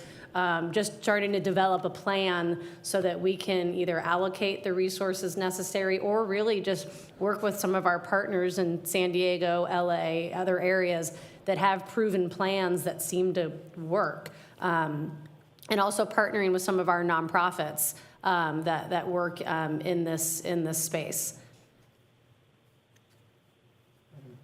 Mayor, is this an action item? Do you need this to be an action item, or can we just provide direction? And we would certainly report back with our findings. So without formal direction, I feel like we have direction. Is that fair? Okay, thank you. Okay. So I want to move on to our last item is item 12, to discuss and provide direction regarding the Anaheim Union High School District Foundation's proposal to restructure its board. This item was requested by Councilmember Leon. Councilmember Leon, do you have any questions or comments? Yes, so I think I can provide some background, and I know that Tom Morton is here, and he's probably got more of the historical background, but essentially, I wanted to bring this item forward to my colleagues. I think the current arrangement of the foundation board has been like this since the 60s. Tom, what year was it? Councilmember Leon, yeah, so the foundation board has changed over the years. There have been appointed representatives from all the cities in which the high school district has schools, and that has slowly changed to where we are currently. Tom Morton, Executive Director, Convention Sports Entertainment. I am an at-large member of the board currently. I once was an appointed member, but then I wasn't. But I was elected on as an at-large, and I stayed on. So currently, the board makeup is 2 appointees from the city of Anaheim, 2 appointees that are trustees of the high school district, and 3 at-large members. The president had mentioned they're going to bring forward a motion to look to change the makeup to 7 at-large members, thereby eliminating the appointed members. Thank you, Tom. So essentially, I'm not really sure this is necessarily an action item or that we need to provide direction, but I wanted to bring it forward to my colleagues so that we can say that for the record, you know, we discussed this, and more than anything, I think if we don't hear any strong opposition to it, I think this is kind of the way where things are going. So I'm currently the representative, and then after some confusion where we thought Mayor Pro Tem was an alternate, we concluded that she's actually a second voting member on the foundation board. And so I think in discussions with the city manager's office, it was, if you would like to provide us with direction, you could. Ultimately, I think it's going to fall on us as to how we vote. But again, from what we've been told, the reason why they're trying to make this change is because there are some potential donors who are looking to make a significant donation to the foundation board, but have issues with the fact that there are elected officials on the board, and so they're looking to do this restructuring so that they could get those potential donations, and essentially, I mean, it would eliminate us from the board. So more than anything, it was so that it was on the record that you all were aware, so that come December, there isn't somebody saying, hey, what happened to the AUHSD Foundation board seat? And everyone looks at Mayor Pro Tem and me, and then we have to go through that conversation. So, Tom, I don't know if there's anything else that you want to add or that we should mention. No, Councilmember, that is exactly where the current state is. I would also add that historically, this board, this foundation was funded through vending machine sales of vending machines in all of the high school district properties, but the state of California changed the nutritional guidelines, and therefore all the vending machines were eliminated, therefore eliminating all of the funding for the foundation. So the foundation has simply been allocating fund balance over the last probably 10 years, and currently really serves as a throughput for scholarships because they're a 501c3. I'm going to turn it over to Mayor Pro Tem Rubalcaba and then Councilmember Fessel. I think you might have answered my question. So that was what I was going to ask, is what does the foundation do? I don't have an opinion either way, as whether or not they keep elected officials on the foundation. I did a little bit of research and talked to one of the trustees, and she mentioned that the model for other cities is that elected officials are not on a foundation board. So if you could just share, you know, what would the benefit of having an elected official on their board be? Well, I can speak to the historic value of the foundation was it used to fund, started with athletic activities for the high school district, then went to include VAPA activities. In terms of other foundations, you're correct. Typically, they have full-time employees, and they raise a significant amount of money. You can look at OSHA, Cypress. In terms of the value of appointed, obviously, you're invested in the community. It's been the way it's always been, not to say that it has to be that going forward. And it's not to say that the at-large selection of those members could not be council members or elected officials as well. Yeah, I actually kind of have a little bit of concern about having elected officials from the city of Anaheim on a foundation that we really don't have any major oversight over. I don't know if they are audited. You know, those types of concerns do kind of have, it brings a red flag to me. So, I mean, I guess for me, it wouldn't, that direction is fine. If it were my opinion, just from we had this issue at the fair, and it's always better not to have, you know, involvement in the foundation if you don't need to be. So, thank you. Councilmember Fessel? Thank you very much, Madam Chair. Tom, you called it pretty well. I think I served for 4 years, didn't I? And of those 4 years, we were supposed to have monthly meetings. And Tom, very often you and I were the only ones there. And maybe Paul Cott would drop by. And time and time and time again, we couldn't hold a meeting because there was not a quorum. And whether there is and if indeed there is people of wealth out there that want to contribute to the foundation and that rather not have an elected official on it, so be it. I don't have a problem at all. Whatever ends up happening, and not that I don't have skin in the game here. I think the foundation does a great job. It was actually, from what I remember, was founded by Tom Liegler back in the early 60s, and Tom, the late Tom Liegler, had Tom's job, the original Tom's job of our sports and entertainment. And yes, indeed, it was created to provide a 501c3 funding program for a lot of additional ancillary sports programs that the district did not have in and of itself. And now it's basically used for, funding, some of the Scholarships. children. Scholarships, exactly. So having been there prior to my council colleagues and having sat there multiple times twiddling my thumbs waiting for somebody to show up, I think probably indeed we need to make a change, or a change needs to be made, whether it's us or not. And I don't have a problem at all, having sat in that chair for a number of years, with the difficulty that we had arriving at a quorum. I think this is probably a good idea. Thank you. And Councilmember, if I can add, the other person was Tom Danley. Oh, yes. So there were both Toms back in the 60s. Yes, indeed, who went on to run the sports program at Catella, as a matter of fact. Yes, thank you. Councilmember Diaz, did you have a question or comment? Thank you, Mayor. I have a comment. The foundation is for the kids. It's donors that will donate their hard-earned money. Once politics and politicians out of it, why not? It's for the kids. Let them donate the money, let the kids enjoy the money, and we move away. Let them proceed with their main goal, which is provide something for the kids. Thank you. Thank you, Councilmember. Councilwoman Kurtz, did you have a question or comment on this item? I do not, Madam Mayor. Okay, well, I don't believe we need a motion. I don't think so, unless City Attorney, you think otherwise, but there really Well, isn't. I mean, it's up to the council if they want to make a motion, but it's not necessary.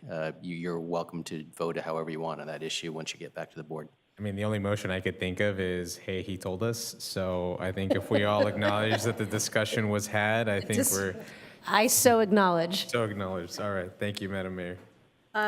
Thank you, Councilmember. So next is a report on closed session. Mr. City Attorney, do you have anything to report? No reportable items now. And I do not believe we have any non-agenda public comment items left over, correct? That's correct, Mayor. Thank you, Clerk. So this is going to be the time for our second round of council communications. If anyone has anything, I see Councilmember Leon has rang in. Yeah, just a quick item, Madam Mayor. I just want to congratulate Grace and the HCD team once again. I forgot to mention it in the first comment, so I'm sorry. But they did win a Development of the Year award for Fenimore Place, and so I was able to join them in that ceremony. And so just want to commend Grace and her team for their hard work in making that a reality. And we look forward to seeing more projects, award-winning projects in the city. Thank you. Councilwoman Kurtz, did you have any items for second round of council communications? I do not. Thank you. Councilmember Fussell. I'll make this very brief, along with my colleague who recognized Grace and her great department. The city, or the Housing Authority, closed on the escrow of Tampico last Wednesday. Wednesday last week. Immediately, a fence went around it, a construction fence, with razor wire, as a matter of fact. And I dropped by and talked to a couple of the neighbors in the adjoining neighborhood, and they couldn't be happier. So Grace, if you're still in the audience, thank you very much. Sandra Martin sends her very, very best wishes. Thank you. Okay, thank you. So we're going to move on to future agenda requests by council members. If you could ring in if you have an item to put on a future agenda. I see Mayor Pro Tem and then Councilmember Leon and then Councilmember Fessel. Thank you. Okay, so I have quite a few, so Jim, I hope you're taking notes. All right, so the first one is I will preface this with, we have an ongoing urban coyote issue in District 3, and the residents and their pets are in jeopardy. So I would like to request to have the coyote management policy reviewed by council and consider any potential amendments to it. So that's one. I would like to request to add Pollo Fino to our list of recognitions to bring them to council. They will be celebrating their 40-year anniversary in June. And then also Anaheim and Fullerton Towing will be celebrating their 65 years, and they're both located in District 3. And then I, did receive notification from various groups. We've received notice from the city clerk, as well as the group who has initiated an initiative in the city.